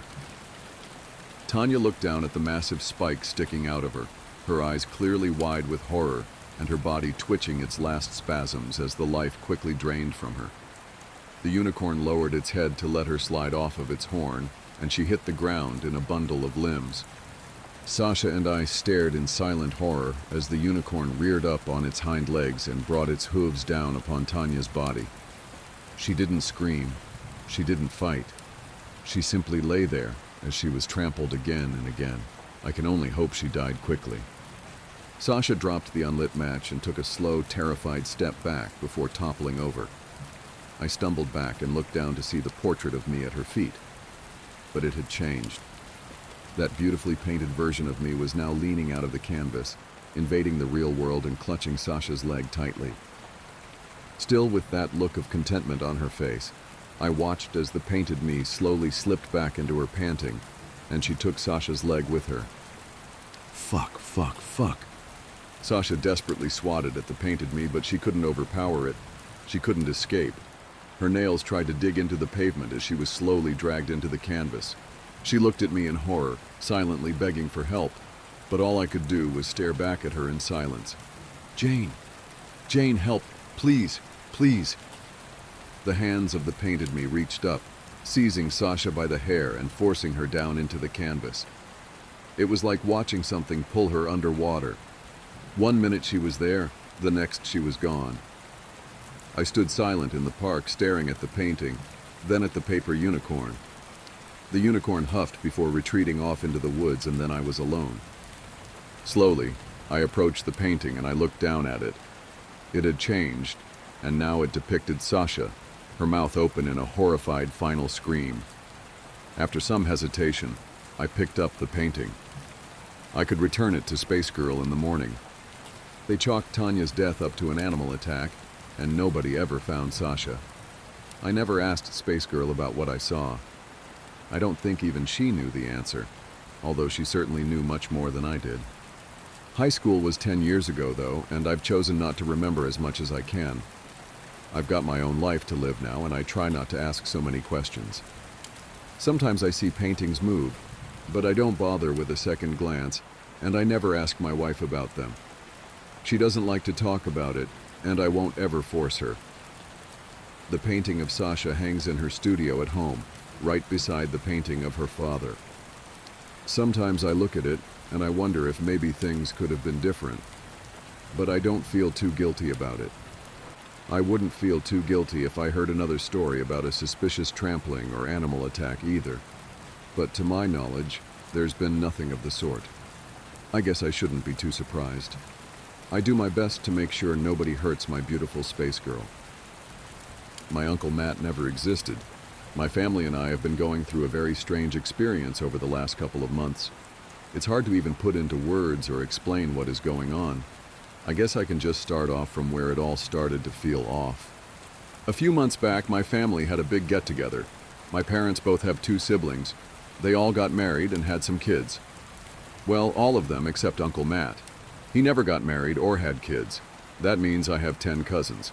My aunts and uncles all live within 2 hours of us, so we've all grown up together. That being said, we don't normally have all my aunts and uncles in a house at once. This was a rare occasion to have a family meal when they were all free. I will not be naming every single family member in this post, because that seems like a lot of information. And honestly, you've already gotten more information about my family than you ever wanted. But I promise this context is important. Okay, enough with my babbling. Let's talk about what happened that weird night. My parents and I went over to my Aunt Margot and Uncle Ken's house for a BBQ in the backyard. The backyard felt loud and chaotic. I tried to stay out of the way and get the night over with. I was honestly just there for the free food. We were all sitting down at a big table outside. I was so focused on making sure none of the napkins went flying in the wind, I wasn't listening to the conversation. My Aunt Margot came over to the table with a plate of really burnt hot dogs. My mom immediately started to laugh at the sight of them. Is burning food genetic or something? How on earth do you guys always do that to food? The Jensens need to leave the cooking to the Millers, my mom said with a sarcastic giggle. Uncle Ken looked at her confused. What are you on about, Liz? Uncle Ken snapped back. I mean, Margot burnt the hot dogs and Matt always burns food when he cooks. Remember, we had to ban him for months from cooking because we had to order takeout like 3 times in a row. Everyone at the table laughed, recalling their memories. Sighs of recollection bounced back and forth from person to person when my dad spoke up in Aunt Margot's defense. Honey, what are you talking about? Matt is your brother. I really shouldn't have to remind you of that. My mom rolled her eyes in response to my dad. I spoke up because I was suddenly confused about which side of the family Uncle Matt was actually on. You would think I would naturally just know that, but all my aunts and uncles act like siblings and call each other their siblings. My grandparents often refer to their son-daughter-in-laws as just their kids, so it isn't something I always think about. Wait, I'm confused. Whose side is Uncle Matt on? What is the joke? I don't get it, I asked, but was only met with a laugh from all the parents at the table. I finally got an answer from my mom following the silence of the joke that somehow went over my head. Don't be silly, baby. Matt is your dad's brother. As the words left her mouth, half the table looked confused. Liz, what are you talking about? He is on your side. He is a Miller, my Aunt Margot said as she scraped off the burnt edges of her hot dog. Okay, now I'm with Amanda. I don't get the joke, my mom said while looking at me with narrow, inquisitive eyes, and then at the rest of the group. Wait, everyone slow down, Aunt June said, speaking up for probably the first time in the night. This is dumb. Matt is not Liz and I's brother. He has to be on the Jensen side of the family. I sat at the table watching my family in silence. Their eyes darted back and forth. They stopped laughing and were all just scratching their heads. After a few minutes, my mom got out her phone. She found an old family photo from when she was a kid. In the photo were her, my grandparents, my Uncle Paul, and my Aunt June. Nothing out of the ordinary. After looking at the picture, Aunt Margot got out her phone and looked for an old childhood photo. Aha, found one, she stated as she showed off the photo on her phone. Yet again, the photo was normal. It had my grandparents, my dad, Aunt Margot, and Aunt Susan. The next hour consisted of both sides of the family going back and forth showing photos. None of them with Uncle Matt in them. I had a few of my cousins there, but they all lost interest once they ate. I, on the other hand, couldn't be pulled away. I was engrossed in learning where the heck Uncle Matt came from. They kept talking back and forth. They figured maybe he wasn't anyone's sibling. Maybe he was related by marriage or a second cousin twice removed that I just called Uncle Matt, because that was the easiest thing to call him. We all have a relative like that, right? I know an easy solution you might be thinking of is to just call him up. That's also what I said, but he was working and they didn't want to interrupt him. But guess what? I needed answers, so I decided to call him. However, when I looked at my phone, I couldn't find him in my contacts. I looked through it multiple times. I remembered texting him about something a few days back, so he should have been in my text history. Still nothing. After being weirded out by his contact being gone, I mentioned out loud that someone should call him, regardless of him being at work. No one agreed with me, but once I told them his contact was missing from my phone, they all got curious and looked to see if he was missing for them too. We were all in shock to find him missing from all our phones. The family started to dig through their camera rolls and any digital libraries they had to try and find any photo of him. Uncle Andrew thought he had a photo of the back of him, but we soon found that we all remembered him looking differently. Uncle Andrew showed a picture of the back of a bald man who looked pretty tall. Aunt June called him crazy and recalled him having long, curly red hair. It wasn't like we hadn't seen him in a year or that he was some kind of distant memory. I saw the guy last week. He came over to my house to help me with some homework, and I can tell you he didn't have red hair or no hair at all. He was, well, shoot.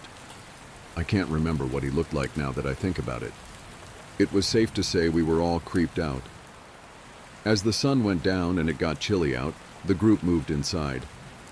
Normally, this is when everyone would go home. but I saw Aunt Margot start a pot of coffee. It was going to be a long night. The air was tense and full of unease. None of the adults wanted to go home until they had answers. I could tell the adults wanted to talk more, but didn't want to worry the younger cousins. My older cousin Maddie clearly didn't care about anything that was going on. She just wanted to sleep. We convinced her to take my 3 young cousins into the basement so they could all get some sleep. But not me. I was invested. Uncle Matt and I are close. We see each other all the time. How could I not have a shred of evidence that he even existed? As my cousins shuffled downstairs, all the adults huddled around a big whiteboard Aunt Margot slapped on the kitchen island. They started to write down everything they could remember. What he looked like, the last time they saw him, memories of him. None of it was coherent. It seemed he was a completely different person in all our memories, even if it was a memory where multiple people were around. One of the only things that we could all agree on was that the Jensens always thought he was on the Miller side of the family, and the Millers always thought he was on the Jensen side. My mom recalled a story of Matt and my dad going to a lake to fish, but the hook got stuck on Matt's hat and went flying. My dad told us he remembered my mom telling him the same exact story many times. Everyone had memories of stories where he was on the other side of the family. Soon everyone was on the phone with a new family member trying to tell them the situation and asking what they thought about everything. My aunts and uncles were talking to realities on the phone I didn't know I had. Relatives that probably only met Matt a couple times at best. All I heard was one dead end at a time. No one knew where he came from or where he went. So the big question was, who is Matt? Was he just some random guy who weaseled his way into the family, telling one side of the family one thing and the other side another? Or was it something so much worse? As the sun came up that Saturday morning, we were all still scratching our heads. The deeper we got into who Matt was, the more freaked out everyone got. I was honestly surprised they let me stay with them all night long. The more digging everyone did, the farther away we felt. The more rabbit holes we went down, the less real he seemed. We couldn't find any evidence that he ever existed. Some of us searched all over the internet for Matt Jensen or Matt Miller, and a few of us searched for other last names in the family. Of course, it was kind of hard to know who we were looking for given we didn't know what he really looked like. After hours of discussion, we compiled a list of attributes that never wavered about Uncle Matt. He was a man. He never had a mustache. He was tall. He was bad at math. And he loved Jim Carrey movies. That might seem like a random grouping of facts, but that's because it was. We couldn't even remember where his house was. Some of us completely forgot, and others remembered different houses. It didn't matter. We weren't going to start knocking on doors to find a man we were concerned never existed. We started to believe that as soon as we began to question who he was, he just simply started to fade away into nothingness. Like it was some kind of self-destructive on his own consciousness. It was around 9 a.m. that morning when people started to fall asleep on couches. The night before started with everyone being determined and saying the night wouldn't end until we found Uncle Matt. But here we all were, exhausted and with little to no answers.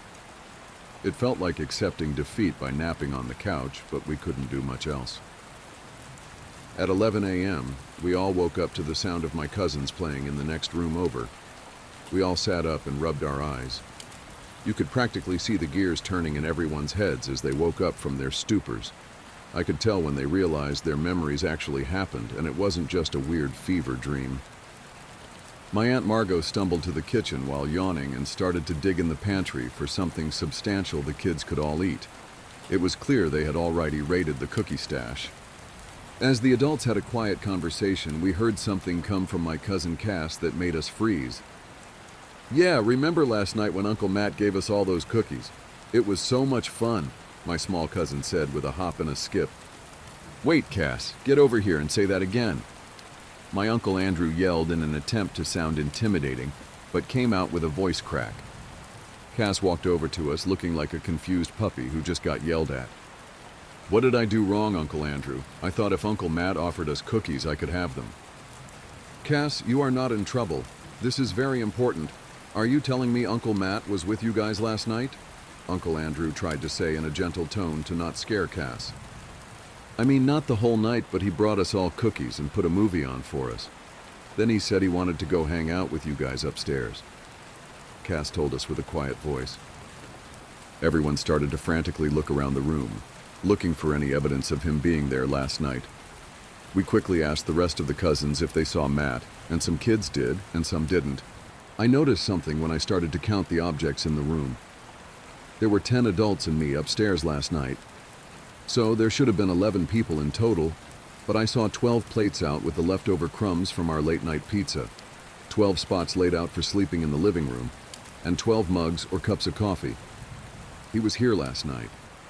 As I mentioned what I found, my dad said he remembered seeing him last night. He said Matt brought him some water. Uncle Paul said he saw him go to the bathroom but couldn't remember him coming out. They mentioned how it felt like it never actually happened, but he managed to place the memory in them after the fact. How else would they see Uncle Matt right in front of them and not realize what was happening? I had a strange feeling that started to bubble up. I felt uneasy and restless. "Wait, something is off here," I said loudly to the room. "Everyone line up on the wall, I want to try something." For a second, they all looked at me confused. They normally wouldn't let me boss them around like that, but they were desperate and tired. All the adults lined up against the wall. As I walked by then, I counted out loud. Something strange happened.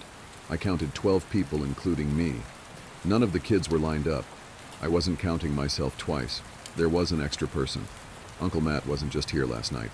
He was with us in the room at that moment. Other members of the family even tried to count. We did it over and over again, even adding one of the kids to the mix, but every single time there was one extra person, but we still couldn't see him. How was he hiding in plain sight?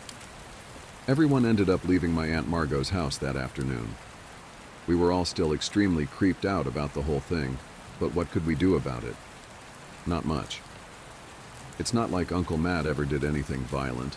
Mostly normal behavior, except for a few memories of him that were kind of weird. One of us remembered seeing him in the kitchen, stacking and unstacking bowls for hours.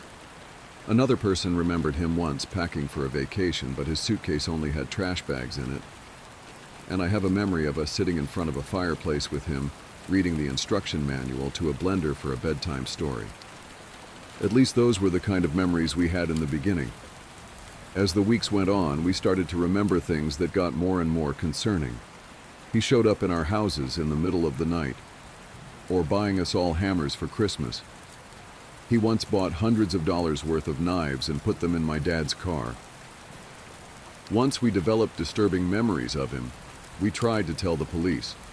Of course, they couldn't find any evidence of his existence, so they couldn't help us. It didn't help our case that we couldn't even give them a last name. How on earth are they supposed to find a guy based on his name being Matt and no physical features? So, who is Uncle Matt? I can say with 100% certainty I have no clue.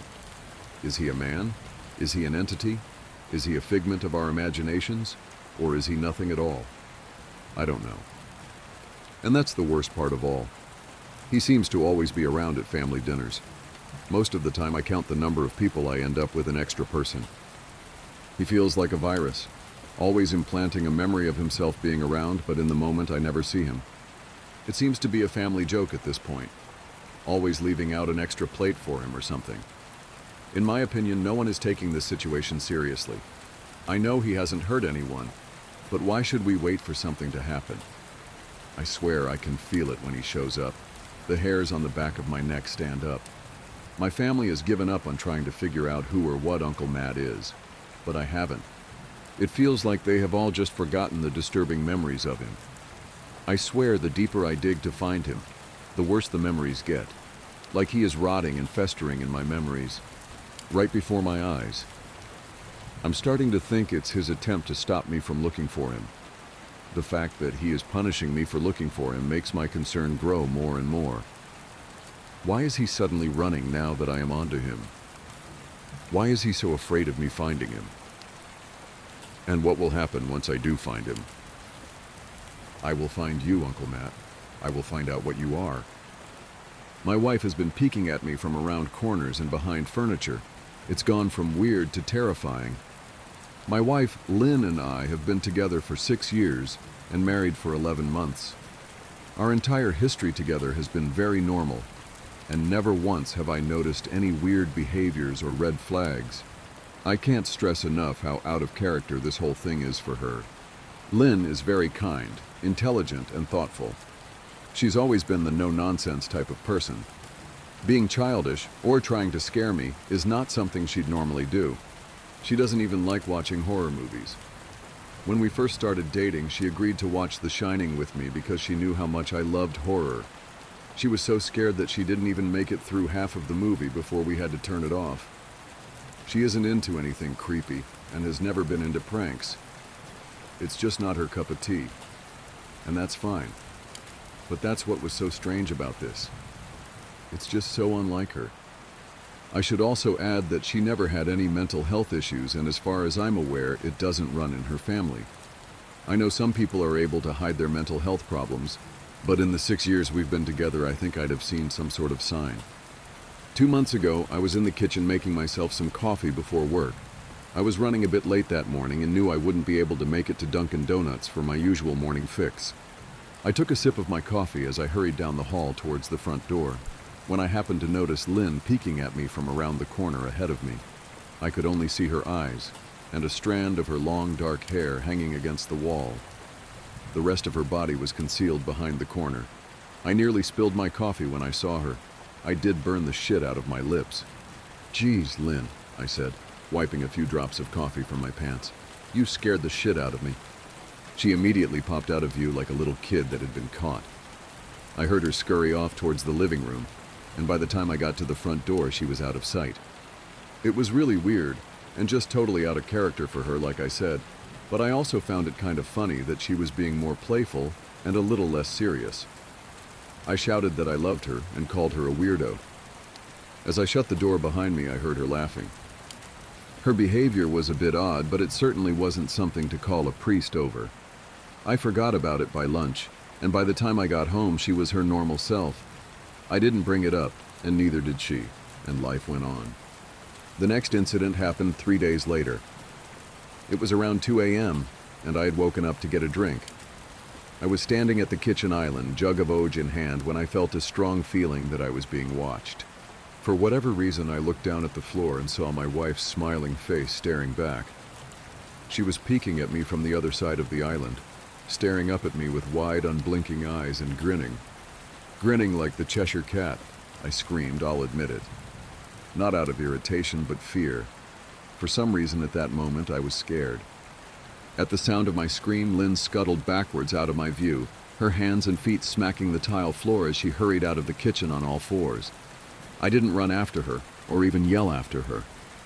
I just stood there frozen in shock, wondering what fuck had possessed her to do that. It took me a little longer than I'd like to admit to go back upstairs, but I eventually did. When I got to our bedroom, Lynn was lying on her side, asleep, or at least pretending to be. I stood there for a while, watching her breathing to be sure she really was asleep. I had the feeling she might jump out at me the moment I got into bed, but she didn't. I climbed into bed, and she didn't even move. Her breathing was soft and deep, and I was starting to wonder if I'd dreamt the whole thing. The next morning, I waited for her to come down for coffee, and after handing her a mug and kissing her cheek, I decided to ask her about it. "What was that about last night?" I asked, keeping my tone light so I didn't offend or embarrass her. She frowned over her cup of coffee, shaking her head like she had no clue what I was referring to. "You were peeking at me again. From over there," I said, pointing to the spot on the floor by the kitchen island. She followed my gaze, and when she looked back at me, she burst out laughing. She laughed so hard that I couldn't help but join her. "You creep me the fuck out sometimes, you know that?" I said. She giggled and set her cup on the counter and wrapped her arms around my neck. "You creep me out all the time, so I guess we're even," she teased. We said our goodbyes and left for work. As I drove, I kept thinking about how creepy it had been seeing her grinning at me from behind the island like that. The sounds her hands made on the floor as she crawled away. I told myself she was just trying to be silly, just trying to join me in my love of all things horror. It's not like I was afraid of her, but it still didn't sit right with me. I started seeing her peeking at me more and more. Sometimes she'd be peeking out from behind the couch or living room curtains. Once she even managed to get inside her grandmother's old trunk that sits at the foot of our bed. I might not have even known she was there at all, had the trunk's old hinges not given her away. She'd had the lid propped up just enough so that only half of her face peeked through. She'd been grinning like an excited toddler. It was unnerving. I didn't even know what to say to her. All I could do was stare. When I finally found my voice, I asked her why on earth was she doing this. She didn't answer, but she had slowly closed the lid, shutting herself inside the trunk. I just walked away, feeling disturbed. I didn't understand why she was doing it, but it clearly made her happy. I just hoped she would tire of the game quickly. Lynn didn't peek at me for the next 2 weeks. I started to think she was done with her weird prank, and I was relieved. We were watching a show on Netflix one night, and I jokingly said that I hadn't seen her peeking at me lately, and that she must have given up on her spy game. She looked up at me with a small smile and said, "Maybe I've just gotten better at it." I didn't say anything, but I wondered whether or not she was joking. For the next few days, I couldn't stop thinking about what she'd said. Was she still peeking at me when I wasn't looking and I just hadn't noticed? And if so, what the hell was she getting out of this? I started to feel paranoid, constantly checking whether she was watching from around the corner or behind a door. I was jumpy whenever I was home and she wasn't in full view of me. I felt stupid and a little crazy. But after a few weeks without another incident, I began to relax. I stopped checking behind furniture and walls and told myself it was just a bad memory. Then a few days ago, things got so much worse. Lynn left to go to a friend's, and I lounged on the couch and played a couple games on my laptop. Around 9 p.m., I hopped in the shower, and as I was washing the soap from my hair, I felt that awful feeling that I was being watched. I slowly opened my eyes and almost had a fucking heart attack. Lynn was peeking from behind the shower curtain, her entire head stretched into the shower, leaving just her body outside. Her long dark hair hung against the curtain, the ends dripping with water. Her mouth hung open in a terrible grin, eyes wide and red, as if she hadn't blinked in a while. I screamed and jumped back against the wall. She didn't move, nor did her smile waver. Her makeup ran down her cheeks in 2 black streaks. She looked giddy and completely deranged. I was fucking terrified. We stood like that for a few moments, neither of us saying a word.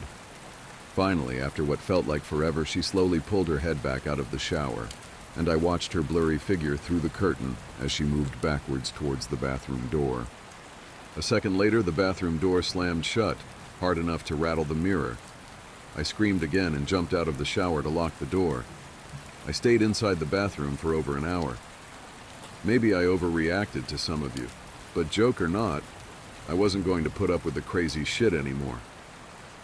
That's what I kept telling myself as I paced in my bathroom, stopping to listen at the door every few minutes. Suddenly I heard a muffled sound, and I pressed my ear against the bathroom door, straining to listen. I couldn't hear anything, but I envisioned Lynn standing on the other side of the door, giggling at her joke. I felt a surge of anger. I was beyond pissed at being made to feel scared in my own house, and made to hide in the bathroom for an hour. All for what? Some joke? If it was a joke, it was an awful one. "What the fuck, Lynn?" I snapped. "This shit is getting really fucking annoying." I waited for her to apologize or to call me a jerk, but instead I heard a faint moan, so quiet I wondered if I heard it at all, and then complete silence. "Lynn?" I called out, not able to even hide the shakiness in my voice. I got no response, just my own heavy breathing. "I swear to God, just fucking stop it," I yelled, pounding my fist on the door. I waited for her to cuss me out, something I would expect from me talking to her like that. I never screamed at her before, but there was nothing, just the occasional drip from the shower head. I won't deny that I was scared, too afraid to open the damn door and face my own wife. I waited another 30 minutes or so, which feels like a fucking lifetime when you're scared. Finally, I decided I wasn't going to spend the night hiding in my bathroom, so I got down on my knees and peered under the door. I almost expected to see her face peeking back at me, but thankfully I didn't. I could see straight down the hallway to the top of the stairs, but no Lynn. I didn't know if I should be happy about that or not. I looked for a few minutes, waiting to see her head pop up over the top step, but it never came. I stood up, my hand hovering over the door, and mentally prepared myself to open it. I slowly turned the lock with shaky fingers and was about to yank it open when I heard a sound that still makes me feel nauseous when I think about it. A moan, louder than before, but this time I was able to tell just where it was coming from. I turned my head to the closet door as if in slow motion, and locked eyes with my wife, who was peeking out at me from the slight gap. Her eyes were still wide as ever, and her mouth was hanging open in the most grotesque, gaping smile I'd ever seen. I didn't even scream. I was too scared for even that. Her hands were clasped to her chest, body trembling with sheer delight, as if she could barely contain her excitement. A short, raspy moan bubbled up from her throat, deep and raw, sending a shiver through my entire body. Somehow I found the ability to pull the bathroom door open and ran as fast as I could all the way down the steps, snagging my keys and phone from the table in the living room before running outside to my car. I could hear her shrill laughter behind me, but I didn't hear her getting closer. I didn't bother shutting the front door. I drove away from the house faster than I legally should have, shivering the entire time, either from fear or the cold. Maybe a little of both. I hadn't grabbed a coat or even a pair of shoes. I was still in my boxers and my hair was still damp.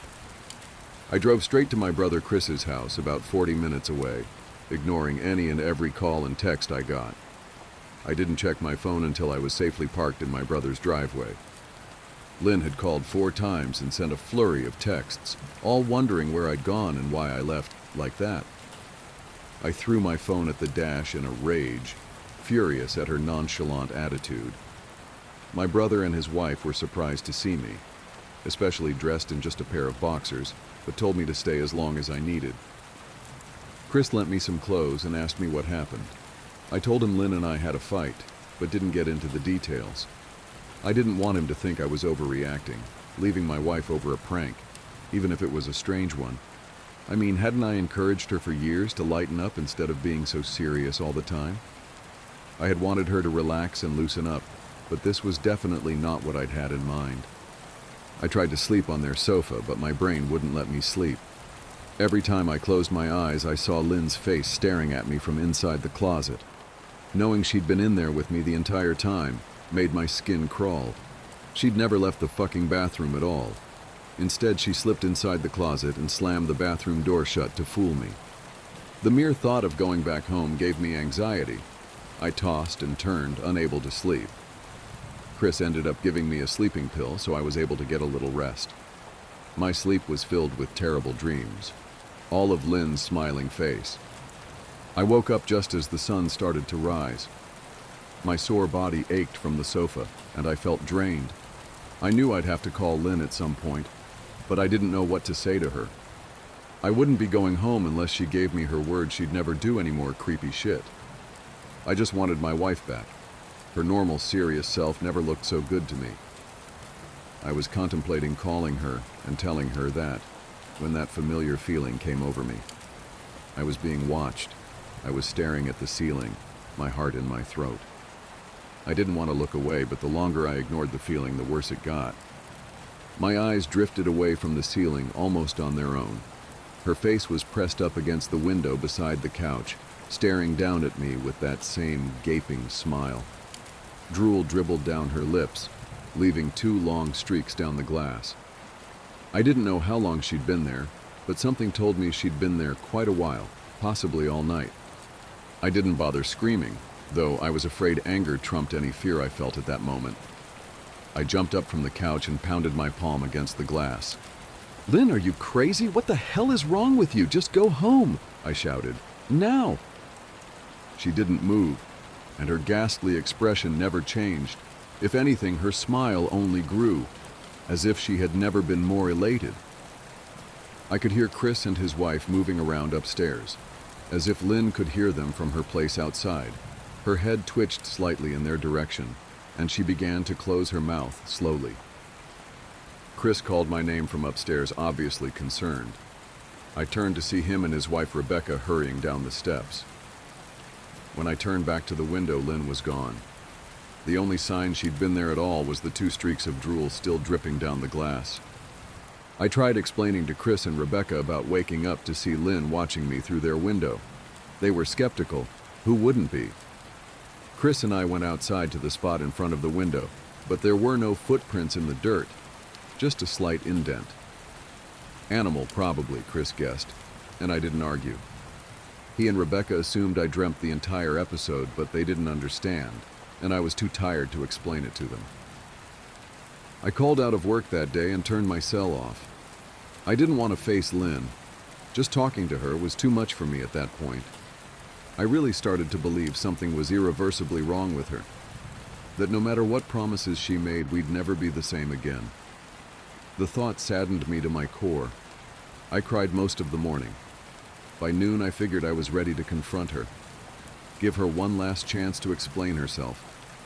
I could at least give her that after 6 years, I told myself. I turned my phone on and saw the dozens of texts she'd sent, all from a seemingly concerned wife. "Can we talk? I love you. Please call me. I'm really worried. Can you answer? Just come home." And more of the same. All texts telling me she loved me and she wanted me home. How worried she was. Not a damn one addressing the crazy shit she pulled, like she hadn't been acting like a character from a Stephen King book. Even her texts were different. She normally texted novels just to tell me to pick up a loaf of bread. You'd think she'd have more to say to me after her bizarre shenanigans. I know it probably seems childish to some of you who are miles away from this situation, but if you saw the way Lynn had looked at me, how she scampered away on all fours like some wild animal, grinning at me from inside the closet like a lunatic, then I think you'd find my reaction was warranted. I ended up staying with Chris and Rebecca for another night. I didn't wake up yesterday until afternoon, and thankfully I didn't see Lynn's face watching me through the window. I don't want to pry because it's not my place, but is this fight something that can be mended? Rebecca asked. She'd made us both a sandwich for lunch, and I knew she wanted to breach the subject without seeming to be nosy. I don't know, she's like a different person, I said, choosing my words carefully. I still wasn't ready for her or Chris to know the full extent of the batshit craziness I had been dealing with. People change, Ben, but she's still the same woman you married. Maybe you both just need to talk through your issues. Whatever's going on, I'm sure it can be fixed, she said, ever the peacemaker. I think it's beyond that now. I don't think talking would help. I just don't trust her, I said. The words stung in my heart. I missed and loved my wife. But how could I live with someone like that? Living in constant fear didn't sound too appealing. Lynn loves you. She has to be absolutely crushed, she said. I don't know about that, I said. Well, she certainly seemed like it to me. I've never seen her so upset. Very much unlike the Lynn I know, Rebecca said, shaking her head sadly. It took a full minute for her words to really sink in, and when they did, I felt dread worming its way through my skin. Wait, what do you mean? You saw her? You saw Lynn? I asked, my mouth suddenly dry. Rebecca nodded casually, as if that fact wasn't nightmare fuel. Maybe for her it wasn't. She stopped by this morning just after Chris left for work, she said, cleaning the plates from the table. I didn't see her car, though. Maybe she took an Uber or something. Beck, what did she say? Did she come inside? I asked, sweat starting to break out on my forehead. I began looking around, examining corners as though a predator lurked behind them. Number, she just asked if you were awake yet, and I said that you weren't. I asked if she wanted me to wake you, but she said no. Just said to let you sleep, she said as she washed the dishes. That's all? She didn't say anything else? I asked. Number, she looked awful, though, like she hadn't slept in days. I think you should call her. I got up from the table and thanked Rebecca for lunch. I felt a little bit better at the knowledge that at least she hadn't come inside. Still, I needed to double-check that the doors were locked. I sat for a while trying to figure out what to do next. I didn't want to go home. but I felt that I owed it to Lynn to help her if I could. Hadn't I sworn an oath to love and honor her through sickness and in health? Clearly, she was very sick. If she was sick, which I truly believed she was, I had to try and get her the help she needed. But I didn't even know where to start. I didn't want to call the police, and besides, what the hell was I going to tell them? That my wife was peeking at me? That she was being creepy? As bizarre as she'd been, she still hadn't committed any crime. Not yet, anyway. The police would have probably said that I was overreacting. But this wasn't some prank. It felt wrong, dangerous even, like something sinister lurked beneath her smile. I knew as her husband I was well within my rights to have her committed, but what if she simply acted normal in their presence? She'd obviously been able to fool Rebecca into thinking she was just a concerned wife. As long as the doctors didn't find her a danger to herself or others, they'd have no choice but to release her after 72 hours. I felt lost and overwhelmed. So I did what any husband in my position would do. I called her mother. I didn't want to, believe me. Her mother, Marianne, and I were never on the best of terms. We'd never fought or anything like that. She just wasn't a very warm person and wasn't really easy to get along with. She hardly ever smiled, and when she did, only her lips would move into a thin-lipped smile, leaving her eyes as blank as before. She gave off this aura that felt like she was permanently on the offensive.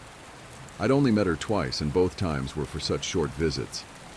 I got the impression she didn't approve of me for her daughter. Lynn always ushered us out quickly as she didn't want me to feel uncomfortable, which I was grateful for. Being in her mother's company felt almost unbearable, like walking on glass. I was glad when we moved 3 states away so we didn't have to see her often. I was happy to avoid the woman, but I needed her help. I really didn't want to talk to her at all, but I had to talk to someone, and someone who knew Lynn better than I did. So I grit my teeth and did what I had to. "Yes?" she answered, already sounding irritated. "Marianne, it's me, Ben. Do you have a minute to talk?" I asked. I could hear her cluck her tongue in irritation. "I'm in the middle of writing some checks, but if you insist, I suppose I can spare a moment. What is it that you want to discuss, Benjamin?" She said coolly. "It's about Lynn. She's been acting strangely, and I was wondering if you had any idea whether there was something—" I was quickly interrupted. "It's a bit difficult to follow your rambling, Benjamin. What is that you want from me?" she asked. I could almost see her standing there in her thin sweater and slacks, tapping her fingernails impatiently on the table. "I wanted to know if you'd ever noticed any odd behavior, or possibly any mental health issues," I asked. There was a long, uncomfortable pause that I couldn't tell was because she was just thinking, or something else. Finally, after a few seconds, she spoke. "I'm not sure if this is one of your jokes, Benjamin, but if so, I don't find the humor in it. Now, I do have business to attend to, as I've said, so if you don't mind," she said, but I cut her off before she could get rid of me. "Marianne, it's not a joke. I'm sincerely concerned about Lynn's mental health. Her behavior has been very erratic lately. I'm very worried about her, and I figured as her mother you would be as well," I said, my frustration evident in my voice. "If you're truly concerned, then I suggest you get the health professionals involved. I don't know what you expect of me," she snapped. I could tell she was seconds away from hanging up, and for some reason I was desperate not to let her. I had the feeling that she knew a lot more than she was letting on. "Please, if not for me, do it for Lynn." I tried. I heard a faint, shaky intake of breath, as if she were trying to hold her steely persona together, but failing. "Marianne, I started. "Benjamin, I don't know what to tell you. My only advice would be to seek professional help. Do not call here again. Goodbye." I tried to call out to her, but she'd hung up. I tried to wrap my head around the call and her refusal to help me. Even if she didn't like me, why wouldn't she want to help her own daughter? I couldn't understand that. I tried to replay the conversation, desperate to find something I missed. After a while, I almost gave up, until I remembered her last words to me. "Seek professional help." She'd said those words with a bit of urgency. I could have just been grasping at straws, but no. I was sure her voice had changed ever so slightly when she'd said that. as if they were very important. What had she meant? I assumed she'd been referring to medical professionals, but maybe she was referring to someone else. Someone that she didn't, for some reason, feel comfortable saying directly. Or maybe I was just desperate. I waited for Chris to get home, and after a very long and exhausting conversation with him and Rebecca, I convinced them that Lynn truly needed psychiatric help. I didn't tell them everything. I wasn't prepared to go into it yet, but I told them about our last encounter, how she'd hidden in the bathroom peeking at me from the closet.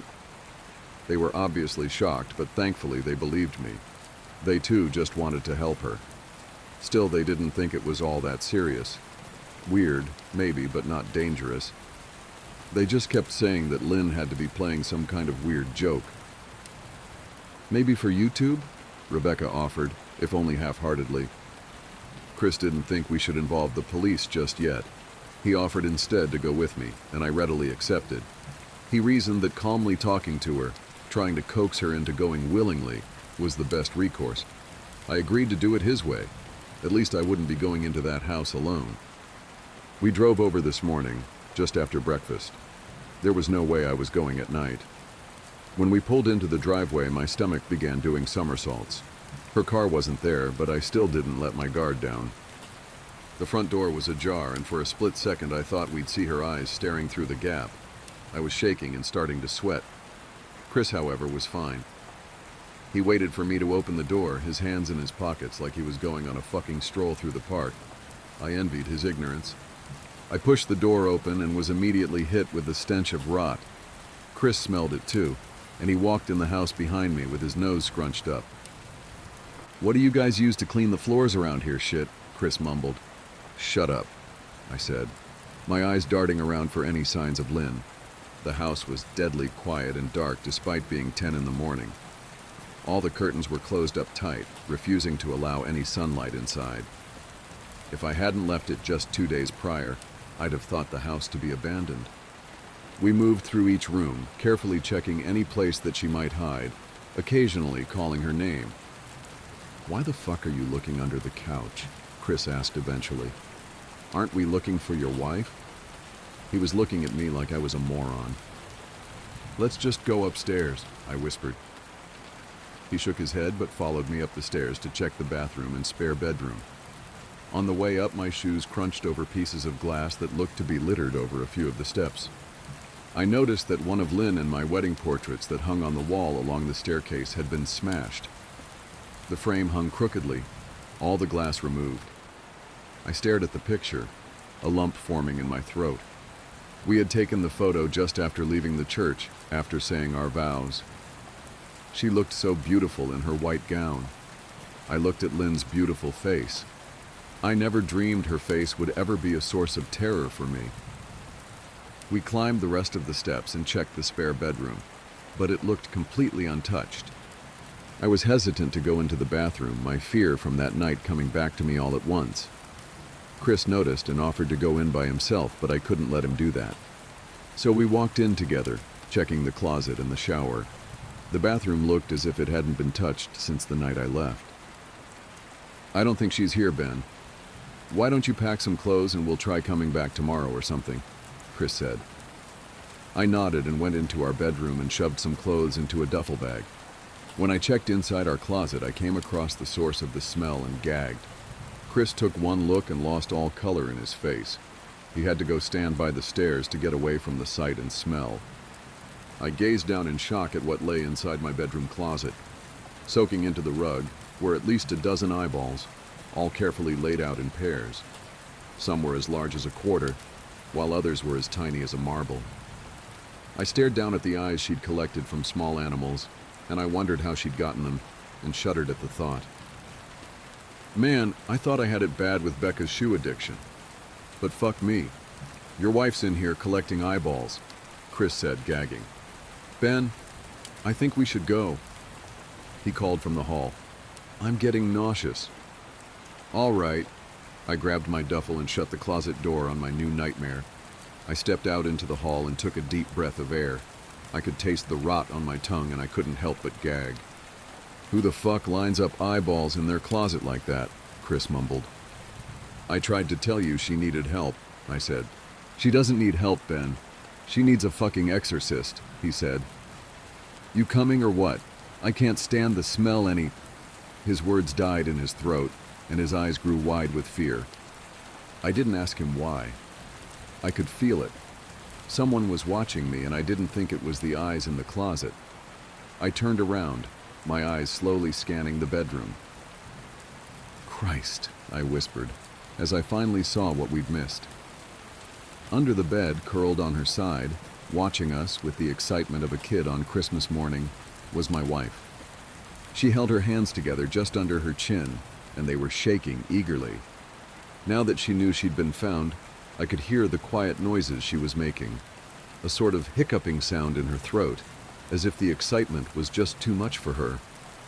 It was unnerving, to say the least. Wide eyes, and that same huge smile. Everything in me told me to run, but I forced it away. This was my wife. No matter how twisted, she was still the woman I married. I had to help her. Lynn, I said softly. She didn't respond, but her head bobbed back and forth in two quick little movements as if she were nodding. Baby, I just want to help, okay? Can you let me do that? I asked. I had taken a single step forward, approaching her like some kind of dangerous animal. I love you, Lynn, I said softly, taking another step closer. She let a tiny moan escape her wide-open mouth, and I had to resist the urge to run. Her shoulders were starting to quiver, and her eyes grew as large as saucers. I crouched down so I could see her better, and immediately saw the blood. Her hands were covered in it. They trembled more the closer I got, as if she was barely able to contain herself. Lynn, are you hurt? You're bleeding, I said.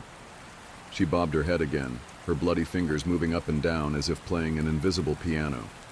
They occasionally grazed her chin, leaving smears of blood on her skin. I wanted to recoil in disgust. The smell that was coming off of her was revolting. I could feel the vomit trying to climb up my throat. Her lips were dry and stretched thin, blood seeping between the cracks. I knew she wouldn't come out on her own, but I didn't want to leave her in the state she was in. I scooted closer and reached out to her. The excited hiccuping sounds got louder and her hands shook, fingers flexing. It was then that I could see the blood oozing from in between her fingers. Oh my God, Lynn, you're bleeding, I said. Instinctively, I reached out to take her hand, but before I could even touch her, her hand sprang out towards me. A sharp pain shot through my arm, and I fell back on my ass. My arm burned, and I could see the blood dripping down onto the carpet. I looked back at her in shock and saw her grinning madly, her fingers clutching a large shard of glass. You all right in there? Chris asked from behind me. I turned my head slightly and nodded to him, cradling my arm to my chest. When I turned back to face Lynn, I saw that her focus had shifted. She wasn't looking at me anymore, and she wasn't smiling anymore either. She was staring past me, her eyes glaring at Chris the way a hungry lion might stare at an antelope. Her mouth was still hanging open, but it was twisted into a snarl. I got to my feet and began walking backwards down the hall, afraid to take my eyes off her. Are you bleeding? Chris asked. The moment the words left his mouth, Lynn started fast, scooting out from under the bed, the glass shard still in her fist. Chris, run! Go! I yelled. He must have been too afraid to move, because a second later I felt my back bump into him. He was still standing at the top of the stairs, staring at the horror that was my wife. Lynn had crawled completely out from under the bed and stood in the bedroom doorway, her face twisted in rage. Her whole body was visibly tense. Blood ran down her fingers and onto the floor. Jesus, Lynn, Chris said. You, playing hide and seek? I reached back and pushed him towards the steps. Move your ass, Chris, I said as quietly but firmly as I could. Lynn bobbed her head in fast, sharp motions and began to grin, stretching her mouth open wider and wider so that her chin seemed to touch her chest. I heard Chris mutter a prayer, and then he was running down the stairs. I stood at the top of the steps, stuck between the love for a woman who clearly needed serious help and self-preservation. I only want to help, I said, choking back tears. Her eyes focused on me once again as she slowly lifted the glass, holding it out in front of her. And then she started sprinting towards me, grinning with utter excitement. Thankfully, my body took over, and I flew down the stairs, skipping 2 or 3 at a time. I made it to the front door before I felt her leap onto my back, wrapping her arms around my neck, her open mouth next to my ear so that I could hear those terrible hiccuping sounds up close. I shook her off me, knocking her to the floor. I felt a searing pain in my back as she went, but I tore open the front door and bolted to my car. Chris was standing in the front yard talking on the phone with the police. I didn't say a word, I just ran to my car and jumped in. Chris took the hint and followed me, still on the line with 911. I watched the rearview mirror, sure I'd see her there, running after us. But I never did. I went straight to the ER and got 11 stitches in my arm and 3 on my back. The police asked a lot of questions and went back to the house to do a search, but of course Lynn wasn't there. They advised me to stay with a friend or relative for a while and to file a restraining order as soon as I could, but none of those things would matter. Somehow I just knew. I dropped Chris off at home and went to a motel an hour away. I wanted to put as much distance between me and Lynn as I could. This is where I've been for the last 4 hours. I thought maybe the police would find her. Maybe they'd get her the help she desperately needs. But now, I don't think so. Because 40 minutes ago I got a text from an unknown number. Just 3 words, "I found you," and a picture attached. The picture was dark and grainy, but I instantly knew what it was. There was no mistaking my wife's eye. I started typing this out immediately after. I don't know what to do. I'm alone and scared, and I can't help but feel that I'm being watched.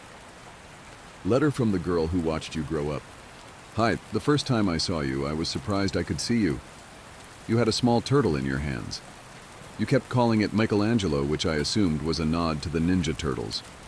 You tossed your long brown hair behind your back and knelt down to place the turtle on the ground.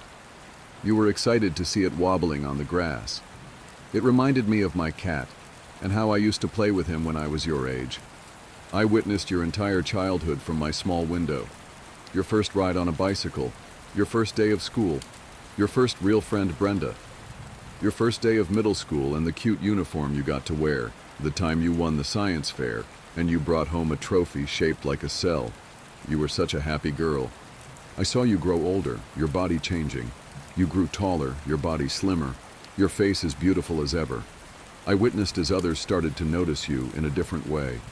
The stares from the jealous girls, the googly eyes from the young boys. As all this happened before my eyes, I noticed myself changing too. I got older. I got weaker. I got disillusioned, bruised. I lost my will to escape my painful life. All I had was this window to your life to keep me going. I lived my days through yours. Watching you was enough entertainment for me. You couldn't know the different ways you saved me from bad thoughts, bad days, and all the pain I had been suffering from. I saw the day that handsome young man came to pick you up in a red convertible. Your mother wasn't happy about it, but she knew she had no choice. You had to start spreading your wings at some point. You left in a gorgeous floral dress that matched the summer's flowers.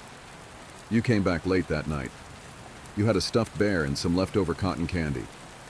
I imagined you had gone to the fair.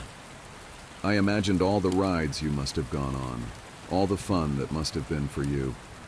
I was so happy that you had enjoyed your first date. And then came the magical kiss. He leaned in, blushing, and kissed you. Your cheeks were so red that I instantly knew I had witnessed your first kiss. I closed my eyes, imagining what that must have felt like. For 1 second, I imagined it had been me wearing that dress, smiling so big, with butterflies in my belly and a kiss on my lips. But I was happy for you. I wanted to thank you for allowing me to live again, for allowing me to dream again. I wanted to thank you, but just couldn't bring myself to you. I couldn't go talk to you. I didn't know how. If only you knew about my window. And then one day, I heard him talking about you, the man I live with. He noticed you. I heard him complaining about how pretty girls like you shouldn't show off their legs like that. The moment he mentioned your legs, I knew it was over. I knew you would become his next trophy. I had to keep you away from him. This was my chance to thank you. I couldn't let you turn into me. I had been lucky. I don't know why he liked me this much. Most other girls came and went, never to return. And yet, amidst all the years, he always kept me down here. I think it's because he saw that I still had a light in me. Because I had you. All the other girls died long before he killed them. I could tell that they were already dead in their eyes long before he viciously murdered them in front of me, showing off his skill. But not me. You kept me going. I had my little window, a little crack high up on the wall of this basement I call home. He didn't like that he couldn't break me down. He didn't know about the little crack, so he kept me to see how long I could stay like this. It is a sick game that I've been winning thanks to you. But then, he noticed you, and I knew. I knew what fate awaited you if he laid his monstrous hands on you. Whatever strength I have left, I've collected it and prepared myself to finally do something about it. I want to thank you, because if you're reading this letter, it means I did it. I gathered my courage, packed it neatly into action, and went through with my plan to escape once and for all. I will make him believe I've died. I don't know if it'll work, but if it does, he will reach to pick me up. I'll immediately kick him as hard as I can where it'll hurt the most. As hard as I can. I will then steal his keys and run as fast as I can and drop this letter off in your mailbox. I have a feeling he will chase me and get a hold of me eventually because I am weak. I'm very weak, battered. There is barely a human left in this body of mine. But if that is the case, I've been prepared to leave this world for a long time. I doubt anyone will hear or see me. This street is so desolate. You're the only life here, it seems sometimes. But so long as you get this letter, I know that I did my part and that you'll be safe. Monsters are real. This one is named Ryan Morehouse. He is your front door neighbor. I have been kept captive in his basement for a very long time. I've lost track of the years, but I believe I must be in my late 20s by now.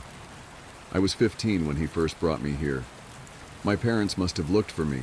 Please don't tell them about me. I don't want them to know about the tortures he put me through. I don't want them to see me broken down this way. I just want you to report him to the police. His evil nature and depraved mind can only be stopped if he is caught behind bars. They will find bodies dangling in the walls of the basement. I've learned to live with the smell by now, but they will notice it the second they step down here. There are a lot of young girls in the walls of my room down here. Tell them to treat them delicately. They were good girls. They've been my companions, my friends. Most of all, I want to thank you. You're the only thing that kept me going. You were my light. And now, I'm escaping thanks to you. Escaping this awful room. Escaping this awful life. Even if it means I finally get to die. With love, the girl who watched you grow up. We found this letter in our mailbox. After contacting the police, they entered the home of our neighbor across the street. Over a span of 5 days, they found a total of 15 bodies hidden in different parts of his house. He had plans to kidnap our daughter, but thanks to this mysterious stranger, his plan was intercepted. We still have not found the girl who wrote this. We like to think she made it out alive, but sadly, it isn't likely as Ryan Morehouse is also missing. We don't even know her name. But we did find the little crack in the wall, the one where she saw my daughter grow up from. Hi, it's me. It's been a while since I last wrote you. I read on the newspaper that you received my letter. I guess you know about me now. I bet you're wondering who I am, what my given name was, who my parents were, where I lived, where I went to school, what I dreamt of becoming when I'd grow up. I don't know. Maybe you didn't wonder. Maybe I just wished you did. Maybe I just wish someone did. When you're locked away for so long, watching as the world passes by, not taking a second look at the blue house with the man with the fake smile, you start to understand that you don't really matter. You start to understand that the world only cares about the sensationalism and scare factor of a missing teen. They don't really care about the face in the missing poster, and that's when you begin to float. You float when he talks to you. You float when he beats you. You float when he enters you. You float far above it all. I read a long time ago that when you go through a near-death experience, many patients claim to hover above their bodies, watching as doctors and nurses work to save them. They floated. Apparently, this is a mechanism of the brain when it is going through extreme trauma. The event is so inconceivable to the brain that it begins to react in bizarre ways. It becomes detached, or at least pretends to, so that the patient feels safe. Well, I did that. I floated, watching from a distance the things that were happening to me. I guess that's what happens to you when you die a little every day. I guess that's what happens when they kill you a little every day. He was dashing. He was clever. He knew all the words to say. In one single second our paths crossed and he changed my life forever. I can still clearly see that second in slow motion. The way his smile became distorted, the way he twisted my arms, the way my heart sank and drowned. An abduction is a heart-wrenching, soul-destroying transaction between the captor and the abductee. In one single moment you realize you've made the greatest mistake of your life. You wish you could go back for just one split second. Back to when everything was still all right. Back to when you were still only a naive, innocent child. But you can't. It's over before you even had a chance to process it. And although you always thought you would fight like a beast in a situation like this, and you always thought you would defend your body and mind with every single cell in your body, you don't. Something inside you breaks and you easily become his prisoner. You quickly believe you deserve this for being such a fool. You quickly descend into a madness I wish upon more. By now you know that I lived in a labyrinth of horrors. My pain seemed eternal. It seemed like purgatory. Sometimes, even now, I wonder if I'm not still there. If all this is just some neurons in my brain creating nicer pathways and showing me the life I wished I had. But there is one thing I always remind myself of when I begin to have these intrusive and deluded thoughts. Children grow up. Maybe I was a young, naive, and easily conquered child once, but even that could not last forever. In the end, children always grow up. But monsters, they always stay monsters. Ryan Morehouse. It's strange to say his name out loud and to no longer be afraid of it. But the strangeness of this new feeling inside me is slowly fading as I realize it was all real. The pain was real. The girls I met were real. He was real. My escape was real. I laid motionless, not breathing, eyes opened, mouth dangling. As he approached me, my body became tense, knowing the things he was capable of. But before he could do anything to me, I floated. The funny, beautiful irony of my story is that he taught me through pain and suffering the one trick that would bring it all to an end. I floated. I flew. As he kicked me that afternoon, I watched from above. But this time, even my physical body didn't react to the pain he inflicted on it. I can't explain to you what happened. Sometimes I think it was some sort of miracle. It was all too perfect. He really thought I had died.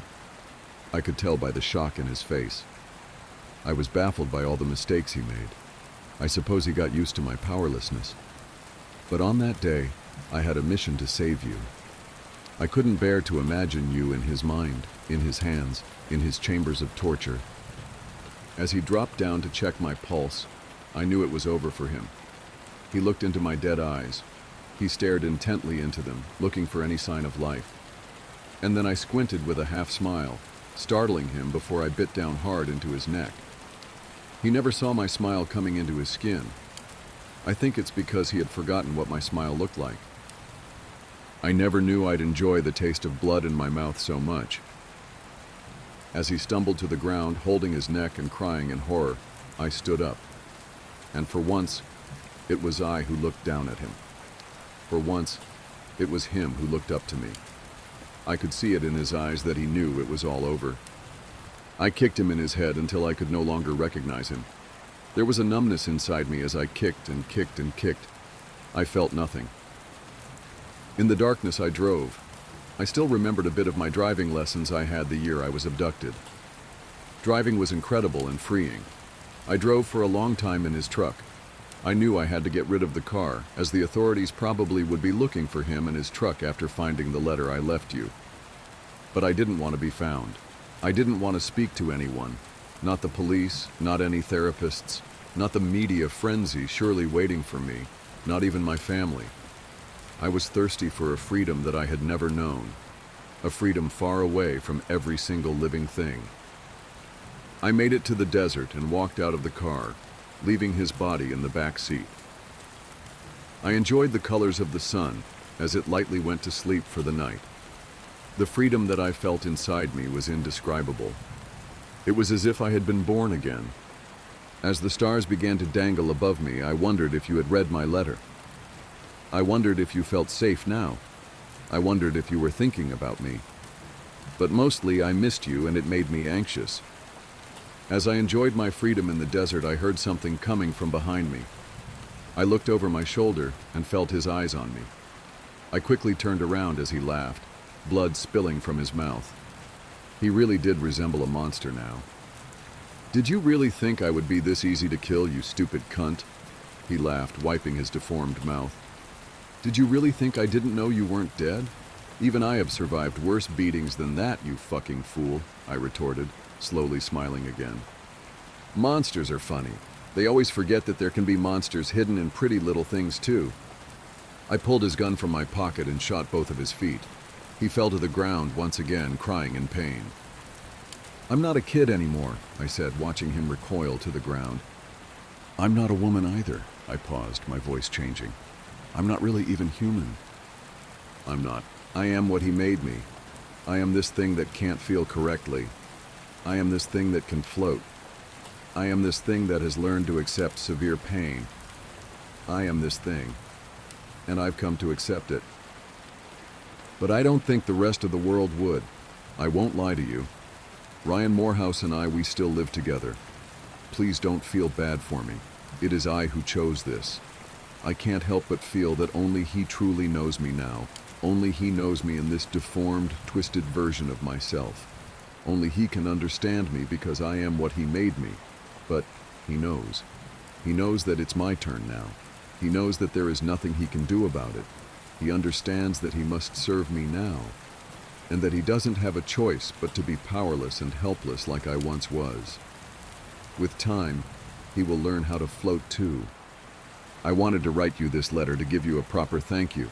Thank you for always being there for me. Through that small crack, that small hole in the wall of the basement, I saw you grow up in your front yard. I saw you shine. It is what truly kept me going. Your beauty, your innocence, your kindness, your wit all made me live longer just so that I could watch you for one more day. It was like watching my favorite TV show, and I didn't want to miss one single episode. So thank you for that glimmer of hope that kept me going through all those years that I was held captive. It makes me eternally happy to know that you'll never know the horrors of that unforgiving basement. It makes me happy to see you on your journey. It makes me happy to know that you've put the fear of Ryan Morehouse behind you. I'm ecstatic that you've chosen criminal justice as your major. I like to believe that I had a little influence in that. I love the way you've decorated your dorm room. I also love what you've done with your hair. When the sunlight hits it just right, the highlights make you look like an actual angel. You might be wondering how I know all of this. Well, I wanted to admit something to you. I still get panic attacks. I still get horrendous flashbacks, and I end up almost drowning in my own sweat at night. So I've done what I've always done to reduce my anxiety. I still watch you. Last night, I had one of the worst flashbacks since I escaped. I could feel him inside me. It was physically painful. So I ran out of my house and drove over to spend some time with you. Watching you sleep made it all go away. The way your chest rhythmically moved up and down brought a calm over me that I've only known when watching you. I apologize that I still have not physically introduced myself to you. I'm just not ready to come out to the world yet. I still have some things to do with Ryan Morehouse before I can reveal myself. But do know one day, as all monsters do, Ryan Morehouse will expire from this world. And perhaps only then will I be truly free. Free to come and introduce myself to you. And maybe then we can be real friends. Maybe then you can accept me for who I am. In the meantime, thank you for your help in my time of need. I'll see you soon. With all my heart, the girl who watches you from afar. 6 months ago, we received a letter. It was a bittersweet moment. We rejoiced as we realized our daughter was saved from a horrific man. But we were saddened to find out that we had lived in front of a house where many young girls had been held captive and murdered. Most of all, we prayed that we could find the anonymous girl who left us the letter. Although we received many messages asking us for an update, we were asked by the detectives and agents not to share information as the investigation was active and ongoing. Normally, I would respect the wishes of law enforcement. However, I find myself in a difficult position. I truly believe the public should know about the dangers that hide behind pretty little houses in pretty little neighborhoods. It is nauseating and petrifying. This is why I've chosen to share it all. The first time we received a letter from the victim, we were thankful for the writer, for the girl. But this second letter has left us shocked and frightened. Once again, we are left with unknowns. The unknown of whether our daughter is now being followed by a stranger, the unknown of the mental state of this stranger, and the unknown identity of the girl who watched our daughter grow up. The previous tenant of my new flat left a survival guide. Today I finally met her. I didn't get much sleep last night either. The lack of sleep is making me wonder whether all these things happening are in my mind or not. But I'm reminded every time I see that damn note that it's all real. I spent hours last night searching for anything I could about Prudence Hemmings. If she had lived in a big, creepy mansion, I imagine she would have been easy to find. But us folk who live in tower blocks aren't so well documented. No one cares about our lives, no matter how extraordinary.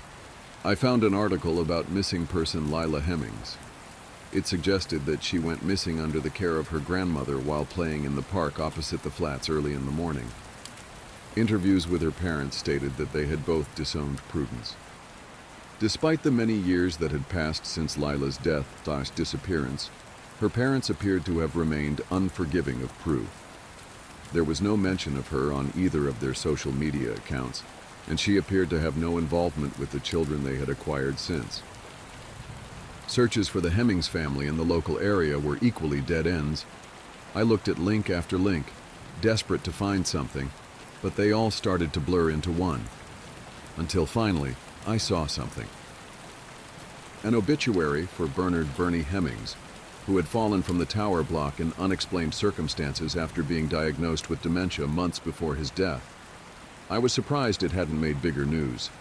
It had only been about a year. There were no details of where to find them, but his wife Prudence and her sister Bridget were listed as contacts to find out details of the funeral. It's scary what you can do with the internet these days, but just with those phone numbers, I was able to put them into a reverse directory and find an address for Bridget and Tony Bishop, the sister and brother-in-law that Prudence was supposedly living with. About 4 a.m., I managed to get some sleep, not much though. I was back up and wide awake at around 7 a.m., planning my route and working out my day. I saw a post on social media from one of her relatives that Georgia was identified and is stable. This loosened the knot in my stomach that has been present since I found the note somewhat. At 8:50, I opened the door to my flat hoping to see Postman Ian. 4 minutes passed, and instead of the postman, an elderly gentleman made his way down the corridor. He had a walking stick and kind eyes. In his free arm, he carried a small plastic bag containing a newspaper and milk. He smiled and said, "Good morning," as he passed. I smiled back. He reminded me of my granddad. I imagined him pulling cola cubes from his pocket for his grandkids and shushing them when their parents weren't looking. A little further down the corridor, the old man stopped and turned. He looked me dead in the eyes with a sympathetic expression and spoke. "No post on a Sunday, if that's what you were waiting for." He smiled knowingly and turned to unlock a front door that until shut I couldn't see the number of. When I saw the door close and the number 48 boldly displayed above the peephole, I understood what Prudence had meant. Mr. Prentice did seem to be a lovely chap. I sat back in my flat and sighed, staring at the various tabs open on my laptop. At about 9:15, the knocking on the balcony door started. The window cleaner was back. I didn't feel half as terrified as I had the first time. If anything, I was just angry. It took every ounce of restraint I had in my tired body not to engage with him, if only to tell him to fuck off. His genuine seeming requests just irritated me. After about 20 minutes of being watched, the knocking started to give me a headache, so I grabbed a bag and left the flat. I decided there was no time like the present.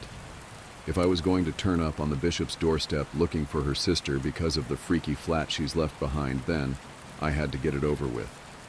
If the address was old, or the bishops weren't the people I was looking for, then I was going to look stupid whatever time of day I went. And I couldn't take the window cleaner's eyes anymore.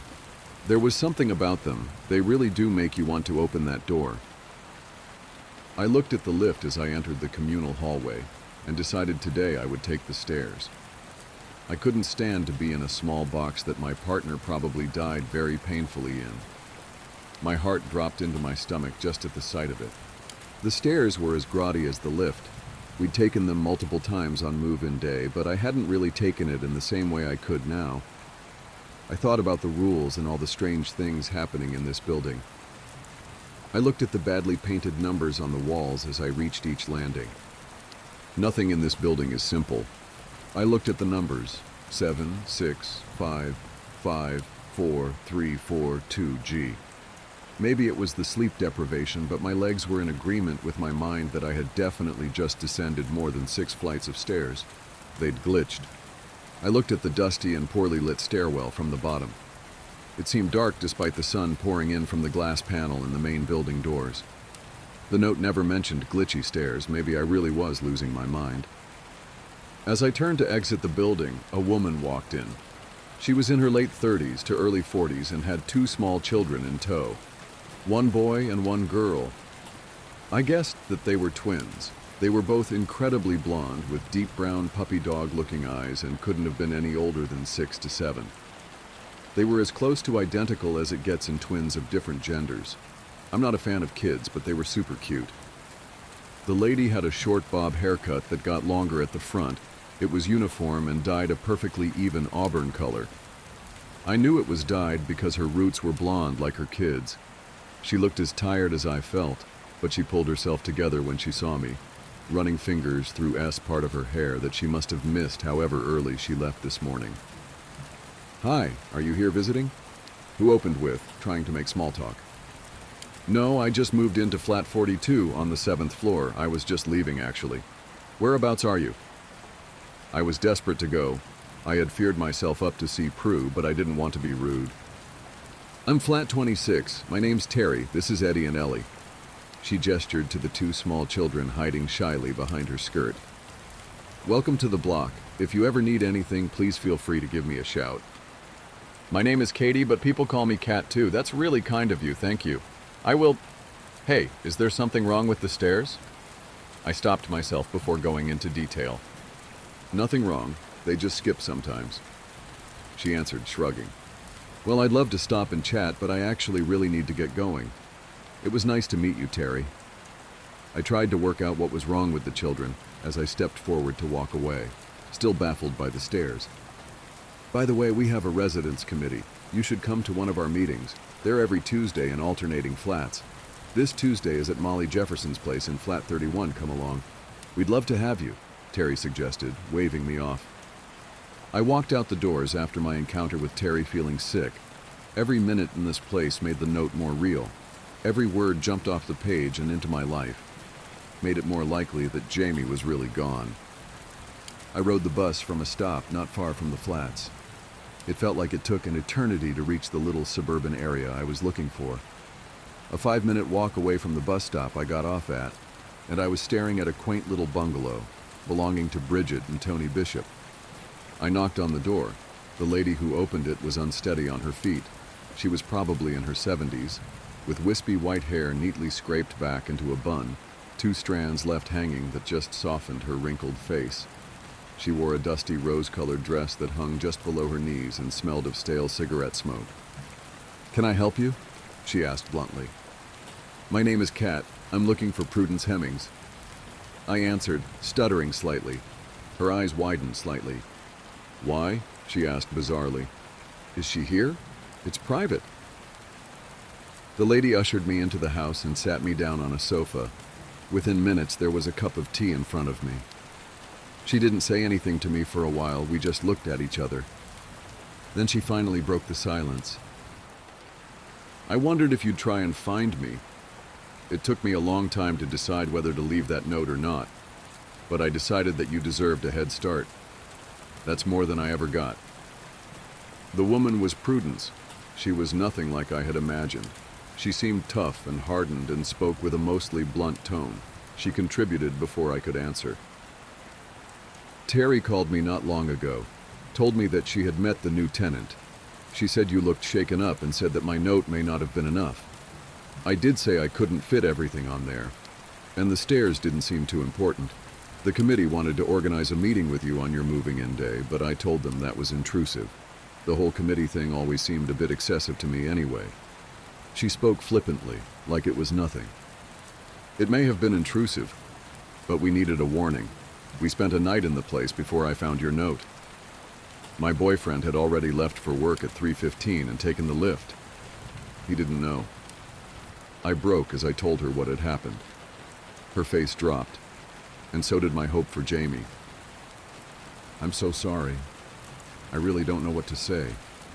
I thought my note would reach you in time." She mumbled, her face to the floor, refusing to look at me as tears streamed down my face. "He's gone, isn't he? I didn't want to accept it, but I spoke to the postman, and your face says all it needs to. The postman said there might be a way I can have him back." I bit at her, devastated and angry. "He's gone. You can't have him back. What Ian is referring to isn't what you think. There's a way to get people back from the lift, but not as themselves. Trust me, I learned the hard way. Once they're back, you can't reverse it. I'm sorry about your man, but he's gone forever. Don't dig into the other way. To be gone forever is luckier than that alternative." She still wouldn't look up from the floor.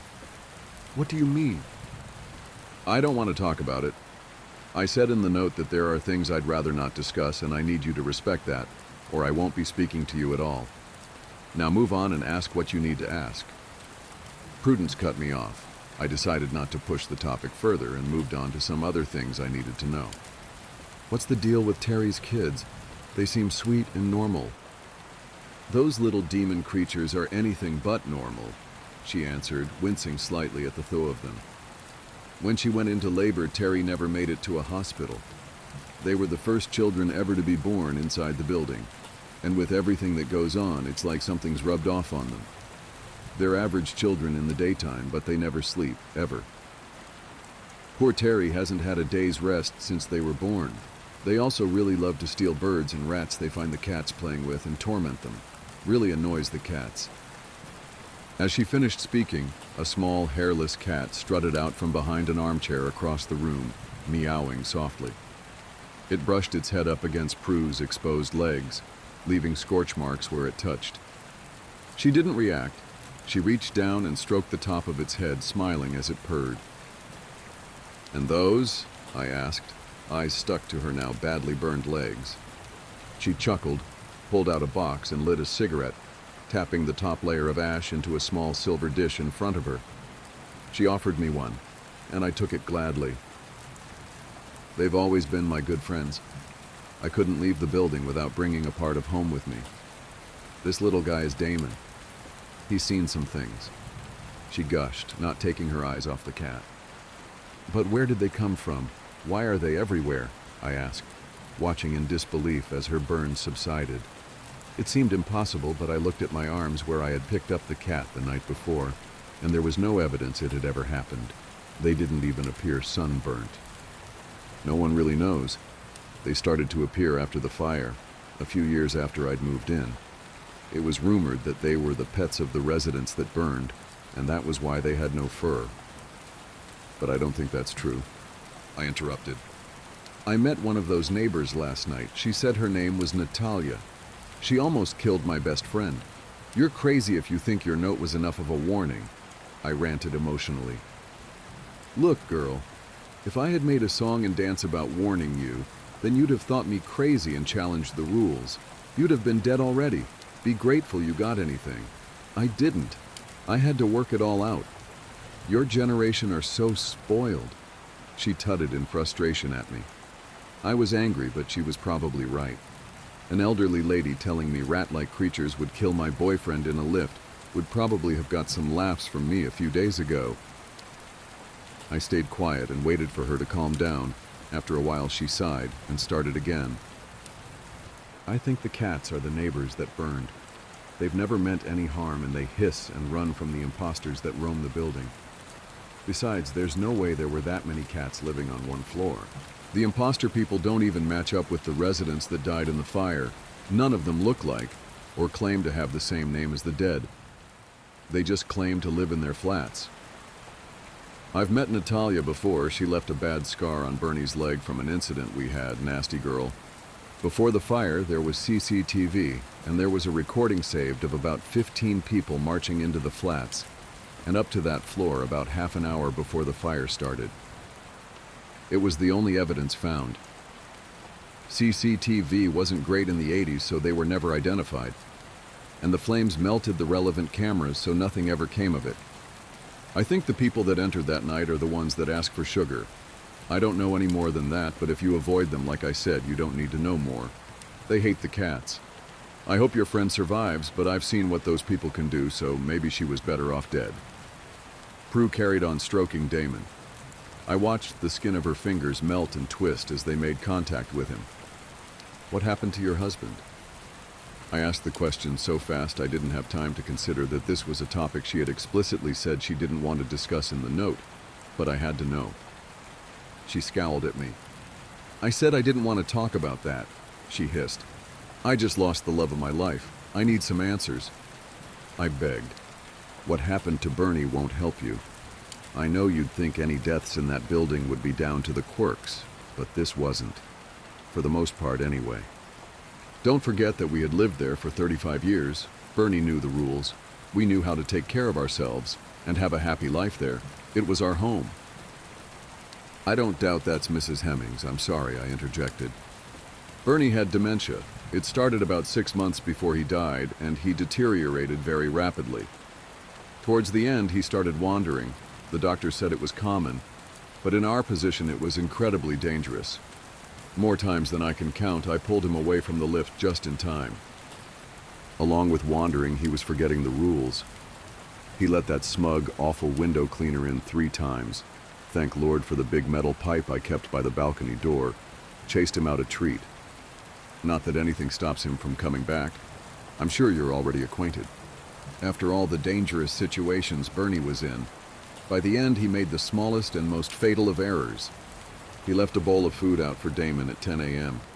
I was out shopping with Terry and a few of the girls from the committee, and when I came back I found one of those awful creatures.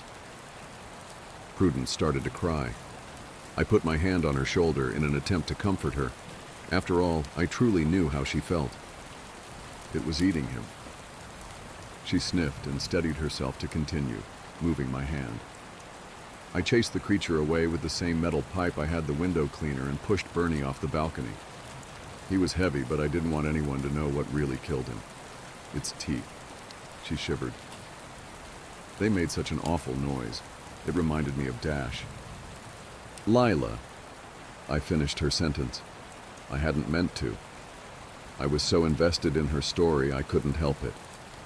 I gather you spoke with Ian then, she said, sounding resigned. I never meant to hurt that little girl. I loved her so much. Tears rolled down her wrinkled cheeks. Damon, who was now sat next to her on the sofa, shuffled closer as if to cuddle her. Haven't you ever been curious about getting her back? I asked, my mind turning back to the methods hinted at by both Prue and the postman. I miss Jamie so much. I'd do anything to get him back. Her face filled with a look of horror and shame. Of course I have, she answered, which is exactly why I'm telling you not to. But I couldn't let it go. Surely anything must be better than gone forever, I pestered. I wish I hadn't. Prudence, frustrated, stood up and gestured for me to follow. She led me outside to the back garden of the bungalow. At the back was a large shed, the kind people used for a man cave or a summer house. It was pretty. The sun shone down on it, lighting up the few cobwebs in the corners and making them twinkle. Mrs. Hemmings was careful to look into both neighboring gardens to ensure there was no one around before she unlocked the door to the shed. We stepped inside, and the first thing to hit me was the smell. It was putrid, like rotting meat. I looked at the floor and covered my nose with my hands. Staring back at me was a pool of blood. I followed the blood with my eyes as Prudence locked us in the shed. Then after I made it past the animal bones, I finally saw it. Just like Postman Ian had described, one of the creatures was watching me from a heavy-duty metal dog cage in the corner of the shed. It looked reinforced, but still the metal had chew marks. Their jaws had to be strong to cause that. That didn't surprise me looking at it. Its rodent-like nose and beady, yet somehow human-like eyes were nothing compared to the two very visible rows of jagged, sharp teeth that lined each gum. Despite its small stature, it was terrifying. Prudence opened a drawer in a dusty cupboard across the room and pulled out a can of dog food. She poured the contents into the bowl and passed the bowl through the feeding hatch. The cage had a safety feature, meaning the animal couldn't access the food until the hatch was locked from the outside. I was grateful for this. Prue turned to me and spoke. She brushed one of the two strands of hair framing her face behind her ear. Gesturing to the hideous creature, she said, "Cat, I would like to introduce you to my granddaughter, Lila." The previous tenant of my new flat left a survival guide. Things just keep getting weirder. When I first saw Natalia, all I could picture was Georgia. The way her skin melted off her face, the smell of her hair burning, and the sound that she made. I didn't have time to count, but there were more than I originally thought. I figured these must have been the 15 people Prudence talked about entering the flats that burned before it happened. I already knew that Natalia was one of them. Eddie and Ellie clutched Terry's skirt, trembling with fear. I wanted to help protect them, but I still couldn't help but tremble a little myself, every time I caught a glimpse of those hollow voids where their eyes were. "Hi, Terry. The kid said we could borrow some sugar?" she asked menacingly, grinning at the frightened family stood next to me. After a moment or two of intense staring, Natalia finally addressed me. She appeared to be the spokesperson for the group. "How's your friend doing? It was a shame we had to end our visit. I was enjoying her company." "Don't speak about her. She's got nothing to do with you, you sick bitch!" I screamed at her.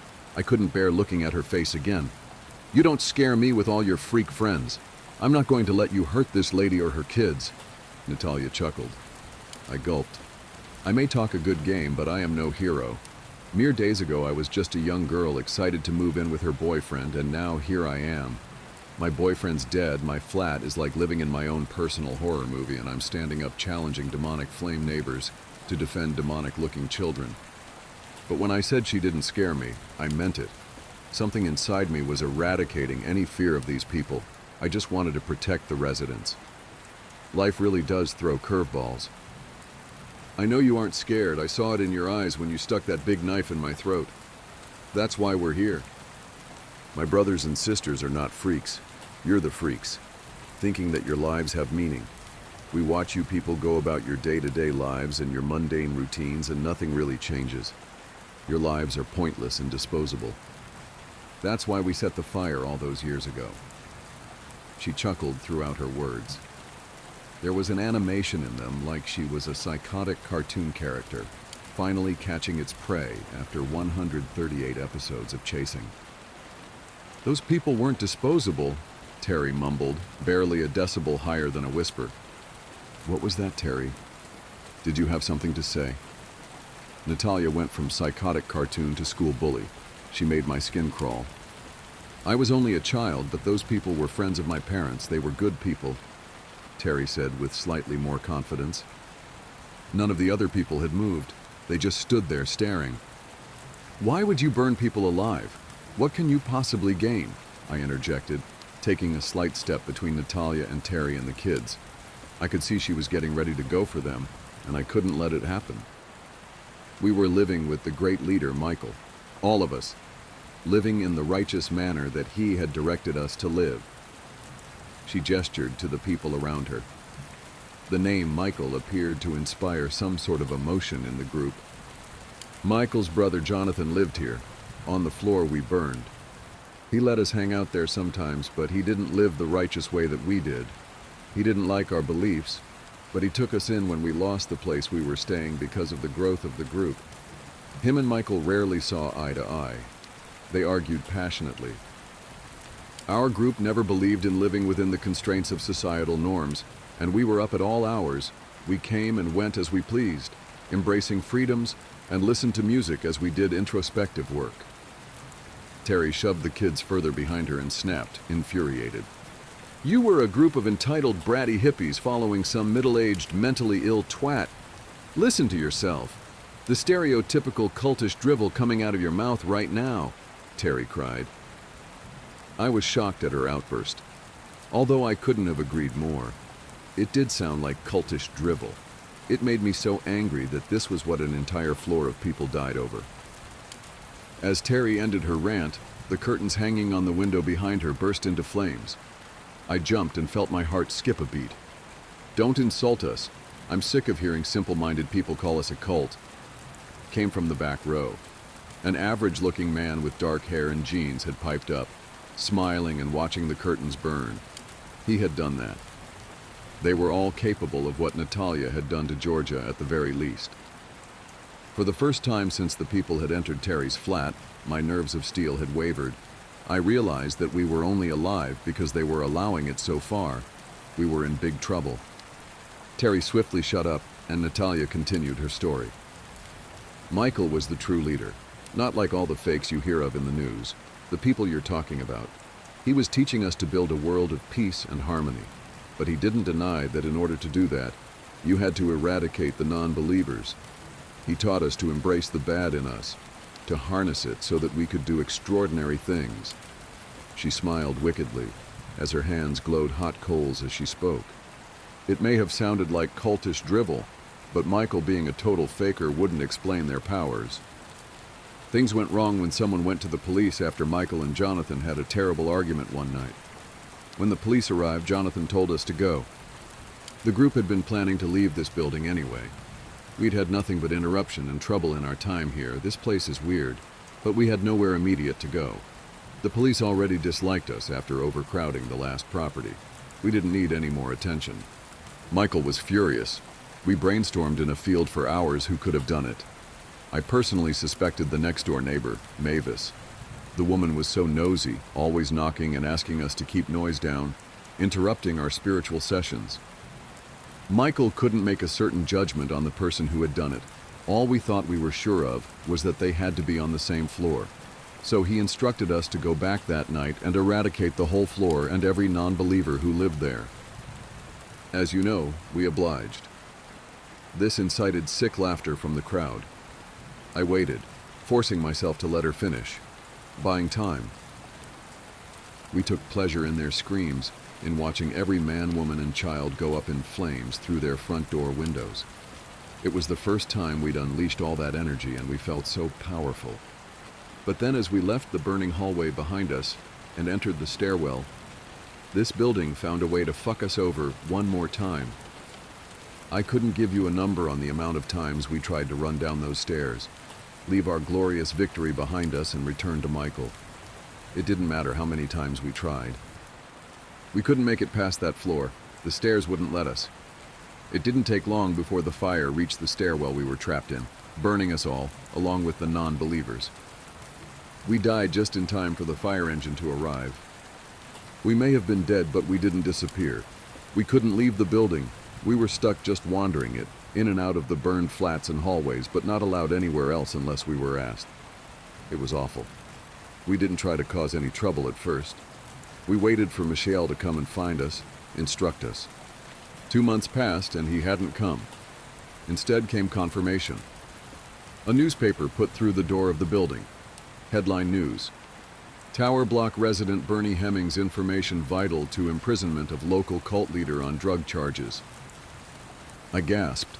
I couldn't believe I hadn't found that when I was researching Prue. But I suppose local news wasn't so heavily online back then. Natalia saw my shocked expression and grinned wider than before. The old bat didn't tell you that then? She asked, although it wasn't really a question. That her stupid husband is the whole reason we're here. We started to really cause issues then. did anything within our power to fuck the whole building over. But it didn't take them long to work out that we had to be asked to come in. We only stopped when Prue worked out a way we could die a second time and that we wound come back again. She killed 2 of our group. She was the only person that could stop us. We couldn't do shit with her around. We stopped and reached a stalemate. Then she moved out. We were going to honor that stalemate. Until you stabbed me. Prue's gone. It's fair game in here now. As Natalia got angrier, a member of her group started getting agitated. They all soon followed like a hive mind. Working as one, the stillness became chaotic, with all of them moving and making noise. I didn't notice at first when one started walking towards Terry and the kids, but I noticed when it got near. It was a teen girl, slender and pretty, but still unsettlingly average. As she got within a meter of the family, Ellie suddenly went rigid. The claws that replaced her fingernails grew longer and sharper, with jagged edges from growing so fast.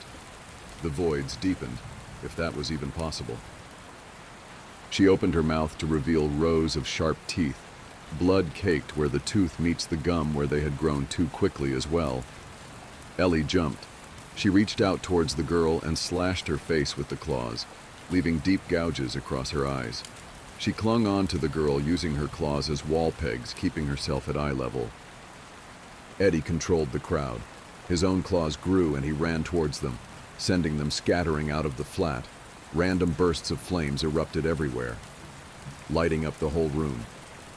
Shit had hit the fan. The 2 demon children were successfully fending off a group of 15 dead superhuman cultists. Natalia ran from them too, but kept her eyes locked on mine as she did. As she ran from the flat, she spoke to me. "This isn't over," she screamed, and I knew that it wasn't. I stayed on Terry's sofa that night.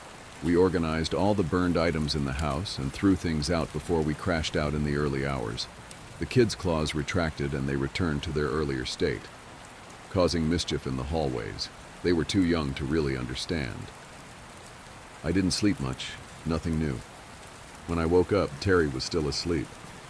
I didn't want to disturb her, so I walked back to my flat, desperate to avoid anything strange on my way. The stairs must have noticed because they didn't skip on my way up. I hadn't checked the time when I left Terry's, but I reached my door at the same time as a familiar face. Postman Ian was stood there, dropping letters on my doorstep. "Hey, love," he shouted as he noticed me. "I need to talk. Can you come inside just 5 minutes, please?" I practically begged him at the doorstep. I told him everything that had happened the night before, how Natalia was out for revenge and I was the object of her rage. I begged him to tell me how to kill them, but he claimed he didn't know. He said if kept my doors locked and didn't let them in, then I'd be fine. He looked shirty as I mentioned killing them. Didn't even suggest asking Prudence how to do it. Something was telling me there wasn't much point. He seemed so disingenuous. I wanted to trust him. So badly I wanted to trust him. I had been so vulnerable with him over Jamie. But if Prudence Hemmings could forget to mention what Bernie had done, and conveniently never pass on the method to kill these awful people, leaving them around to terrorize her friends and neighbors, then could she be a liar too? Could I really trust Ian? When he provided no answers and no real help, something inside me told me that I needed to get him out of my flat. I needed to rethink, start working things out on my own. I made excuses to Ian and sent him on his rounds. Prudence left me these rules, but she left so much out. How do I know I wasn't always a pawn in some sick game? Her fantasy life as a puppet master, setting me up to fail. She's kept her granddaughter in a cage for years. Maybe she enjoys suffering. I wasn't going to give up easily, though. Natalia wasn't going to win. I decided then and there that I needed to attend the committee meeting today and start building an army against Natalia. I didn't need Prue's help or her methods. With enough manpower, I could do it myself. This was war. The previous tenant of my new flat left a survival guide. I might need some help. I sat all morning thinking about everything, cup after cup of coffee in front of me to keep me awake. Once the postman had left and I was alone with my thoughts, they just continued to get louder.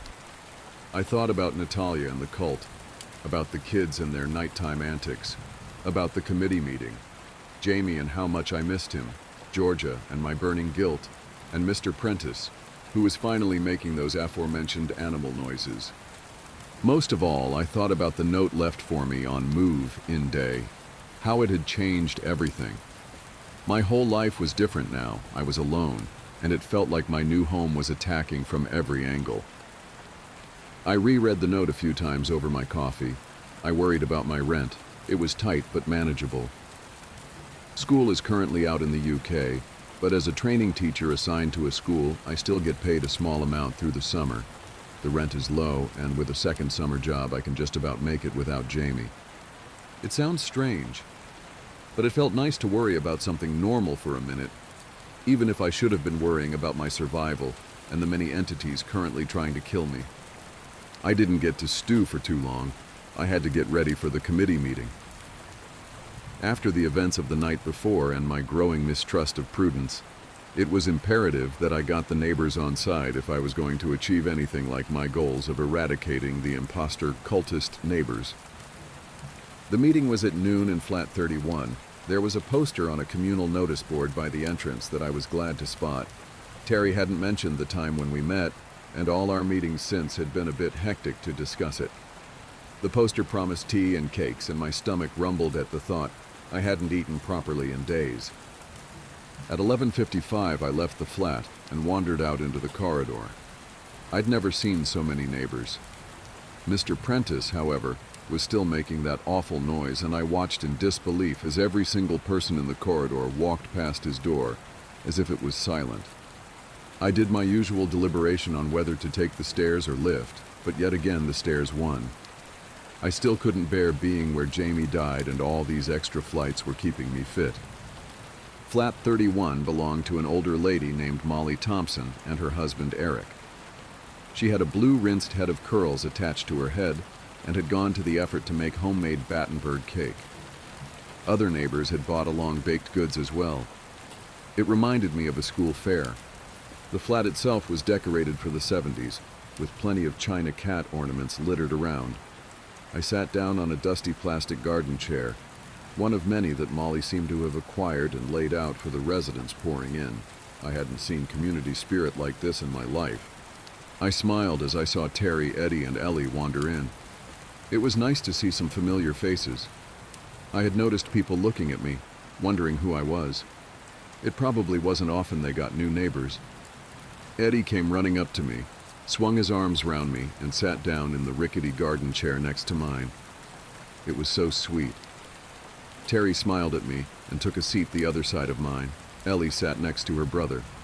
The brown puppy dog eyes were back, no claws. "I'm glad you came," Terry said to me, loud enough to hear over the voices of the other neighbors. "I really want you to see the good side of the block. We don't bite, really." She laughed nervously as she realized the irony of her statement. "Terry, I need help. We need to stop those people from coming back again and from terrorizing people. The block can't go on like this." I wanted to make the purpose of my attendance clear to her. It was time for things to change. But if you don't let them in, then they don't bother you. I've spoken to the kids. They know not to do it again, that those people are dangerous. She paused for a moment and sighed. Although them running away didn't help, the kids think they're indestructible now.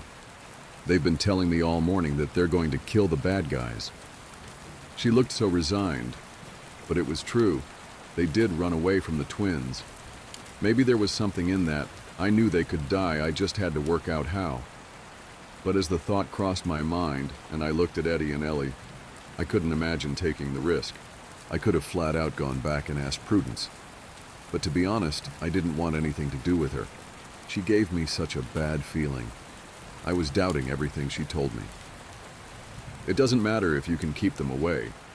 We can't all live in fear. Yours aren't the only kids in this building. I knew this from surveying the room. But I bet not all the kids here are as special as yours. What if another family burns to death because their kids were hyper one night? I could see this struck a chord with Terry. She looked at me with glassy eyes as if on the verge of tears. "You're right. Molly's the chairwoman and she can be a little strict, but you can bring it up under any other business." She spoke with a lump in her throat. "Here you go, by the way." She handed me a piece of printed paper. Any other business felt a bit lackluster, but it would do, as long as it got discussed. I turned my attention the piece of paper. It was the agenda for the meeting. For something written so formally, it appeared farcical. It seemed other flats and floors had different but equally strange issues to mine. There were only 6 items on the agenda for the meeting, with AOB as the 7th. They were as follows. 1. Welcome and introductions with apologies for absence. 2nd. Replacing of the flickering lights on floor 11. It seems to incite vicious behavior from the pets and elderly of that floor. 3rd. Serving a formal residence letter of concern to the man who doesn't move from the bottom of the stairwell on floor 5. 4. Finances, budgets for general maintenance and the annual barbecue. 5. The stairs with no grip leading up to floor 14 at the very top and the health and safety hazards this presents. 6. Soundproofing of Mr. Prentice's flat, number 48. I was comforted to know that I wasn't alone in dealing with all these strange occurrences. I was also chilled to the core to know for certain that it was the entire building that was more than a bit odd. What really struck me as odd is that when I thought about it, I had seen that man on floor 5 when going down the stairs. But I'd never noticed that it had been every time, or that he had never moved until this moment. The meeting begun with a loud and dissatisfying clink. By this point, the tiny 70s-themed flat was packed. Garden chairs had all ran out and people were standing. Molly Thompson stood up from her floral-patterned armchair and bashed a teaspoon against the outside of her cup. She reminded me of a very strict disciplinarian school teacher I had worked with during my university placement. She commanded quiet in the room. "I think we should get started, everyone," she shrilled, her voice growing louder with every word until the crowd came to a silent hum. "Right. Firstly, we are not going to skip the introductions today. Apologies have been given by Joe and Steph of Flat 2, and yet again by Mr. Prentice. We have a new face in the room, as I'm sure many of you have noticed." She gestured to me and looked in my direction, but didn't really make any eye contact. She was just talking about me as I sat in the room. Eventually, she addressed me directly. "Stand up, dear, introduce yourself. We're pleased to have you here." I was deeply uncomfortable. I could feel some sort of panic coming on. I never liked standing in crowds very much, but I stood up anyway. Hi. My name is Kat. I live in flat number 42. I moved in with my boyfriend Jamie, but he was killed in the lift by the weird rat creatures you people have living here. The people that claim to live in the burned-out flats won't leave me alone, and one in particular seems to want me dead. Oh, and that window cleaner outside my flat makes me want to scoop my own eyes out with a spoon every time he knocks on the door. Nice to meet you all. The crowd had gasped a little. I sat down. Instantly mortified, I don't know what happened. The normality and structure of the meeting overwhelmed me. There's something about a sense of order and normality amongst chaos. It does something to your brain. And for me, for the first time in this whole journey, it sent me into a meltdown.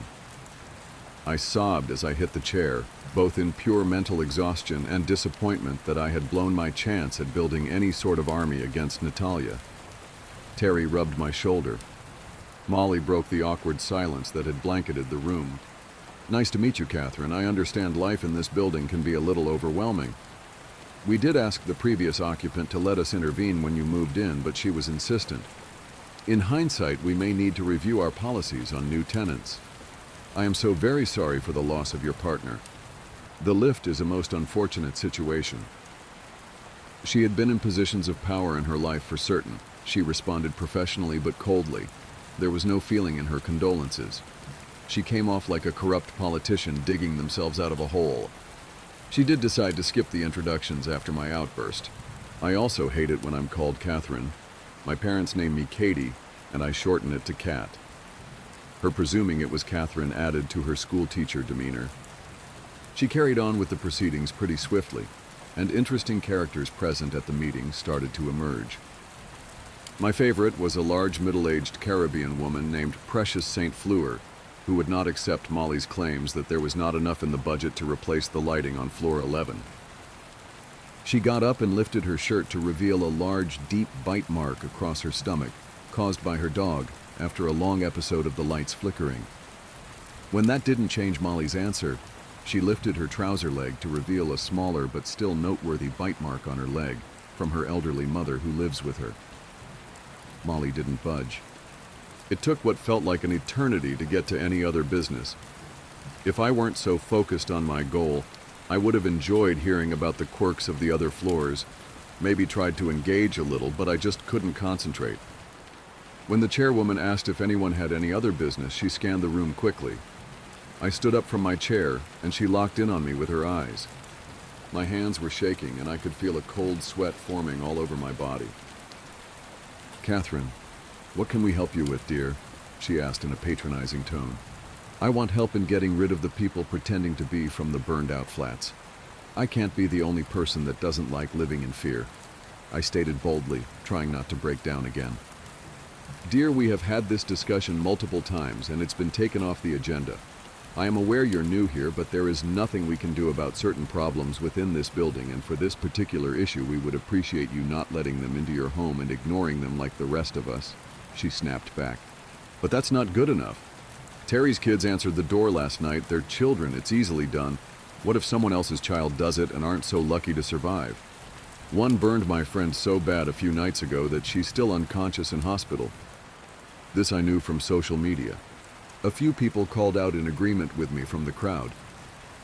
The only one who has ever been able to deal with them is Prudence, and that difficult woman never revealed her methods. "Don't think we didn't try. You're suggesting a suicide mission. You do well to remember you are new here," Molly hissed through her teeth. Did she have to mention I was new so many times? It was grating on me. "Well, I'm willing," shouted Precious. She seemed stronger than the rest in her earlier rant. I was glad to have her on side. Where she came forward, a few others followed. Soon I had 5 people, plus myself, willing to form a subcommittee to get rid of the cultists. Molly didn't like it, but she agreed to let us do it.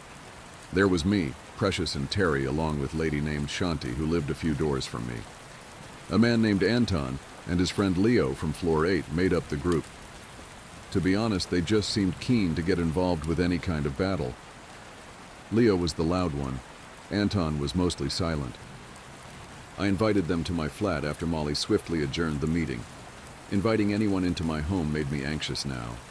I found myself studying each of their faces to ensure there weren't too average, and I hadn't invited the wrong people in. I was fairly certain I hadn't. Eddie and Ellie settled in front of my TV in the bedroom so they didn't hear our conversation. They may only be kids, but I felt safer with them there. We discussed for hours how we could bring the imposter people into one place and kill them all. Leo was particularly creative. He came up with weird and wacky ways to end them, from locking them in a room and blasting with fire extinguishers until they freeze, to herding them into the lift between 1:11 and 3:33 a.m. The whole time I waited nervously for a knock on the door for them to come for us, but they didn't. We got time to plan. But despite the time, it never really took off. No idea seemed feasible. I shared everything I knew. My conversation with Prue the night before in Terry's flat. Everything. Precious listened to my tales intently before speaking. Derek would have helped us. He was a great man. He used to turn up at my door in the dead of the night just as those lights started and take my dog for a walk. She spoke of the gardener with a fondness.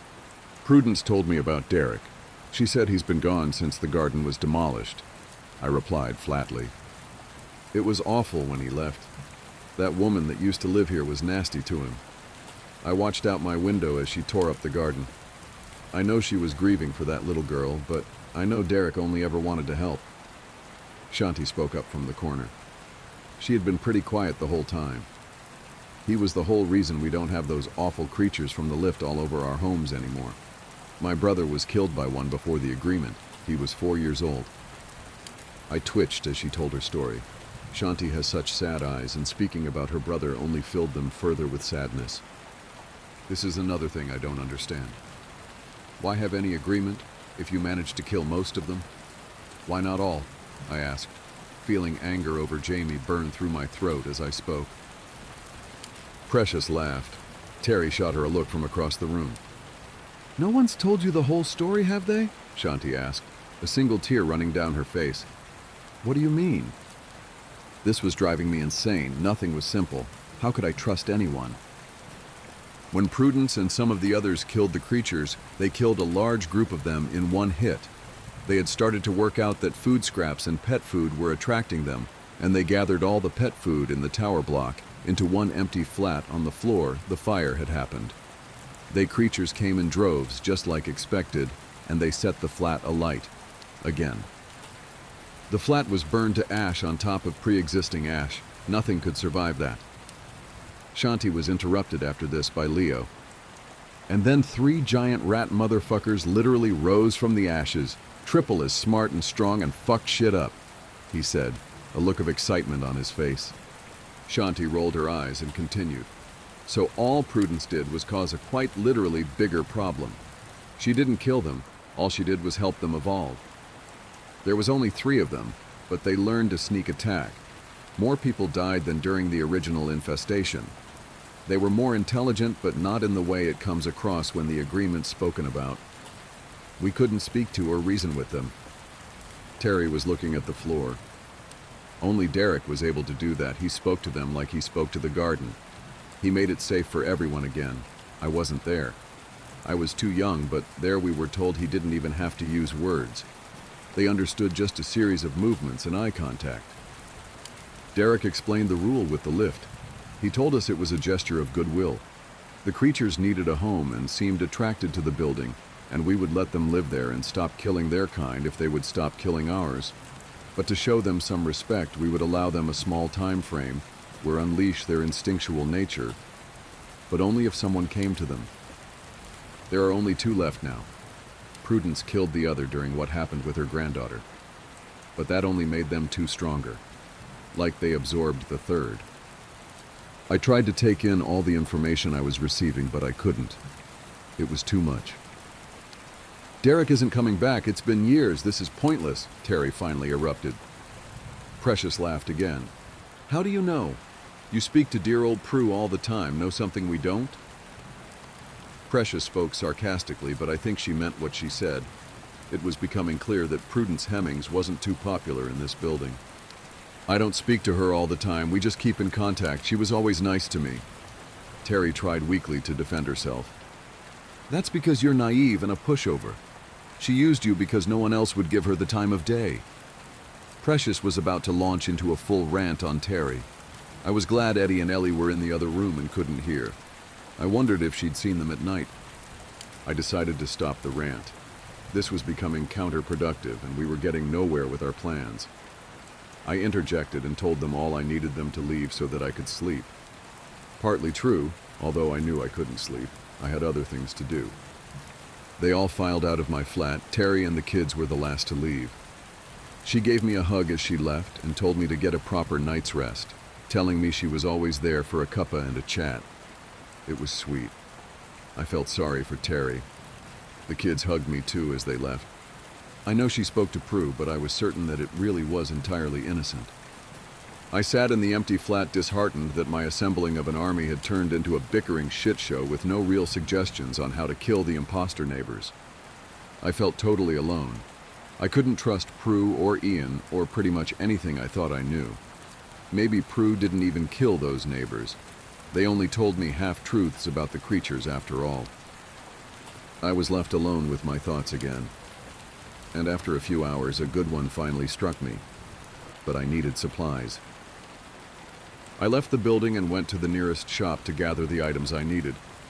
For what I needed and the time of night, I had to travel to a 24-hour supermarket. It took half an hour each way on the bus. But I stayed focused. My bags were heavy and awkward on the way back to the block, but if it paid off, this was going to be worth it. I trudged up the stairs. It took me 2 trips and 24 flights of stairs instead of 14 to get everything in my flat and organize myself. It only took 16 and a large gym bag that was much easier to carry on the way back down, thankfully. I passed the man on floor 5 twice. Now I'd noticed him. He made my skin crawl a little. I walked through the downstairs corridor, diverting away from the main entrance, and passing all the ground floor flats to the door at the back of the building. The door at the back led to a small concrete area with a grass strip along the side and a bench decorated with a memorial plaque. This was the block's outside space. As is typical in the city, the whole bench was covered in graffiti. The memorial was unreadable. I got to work.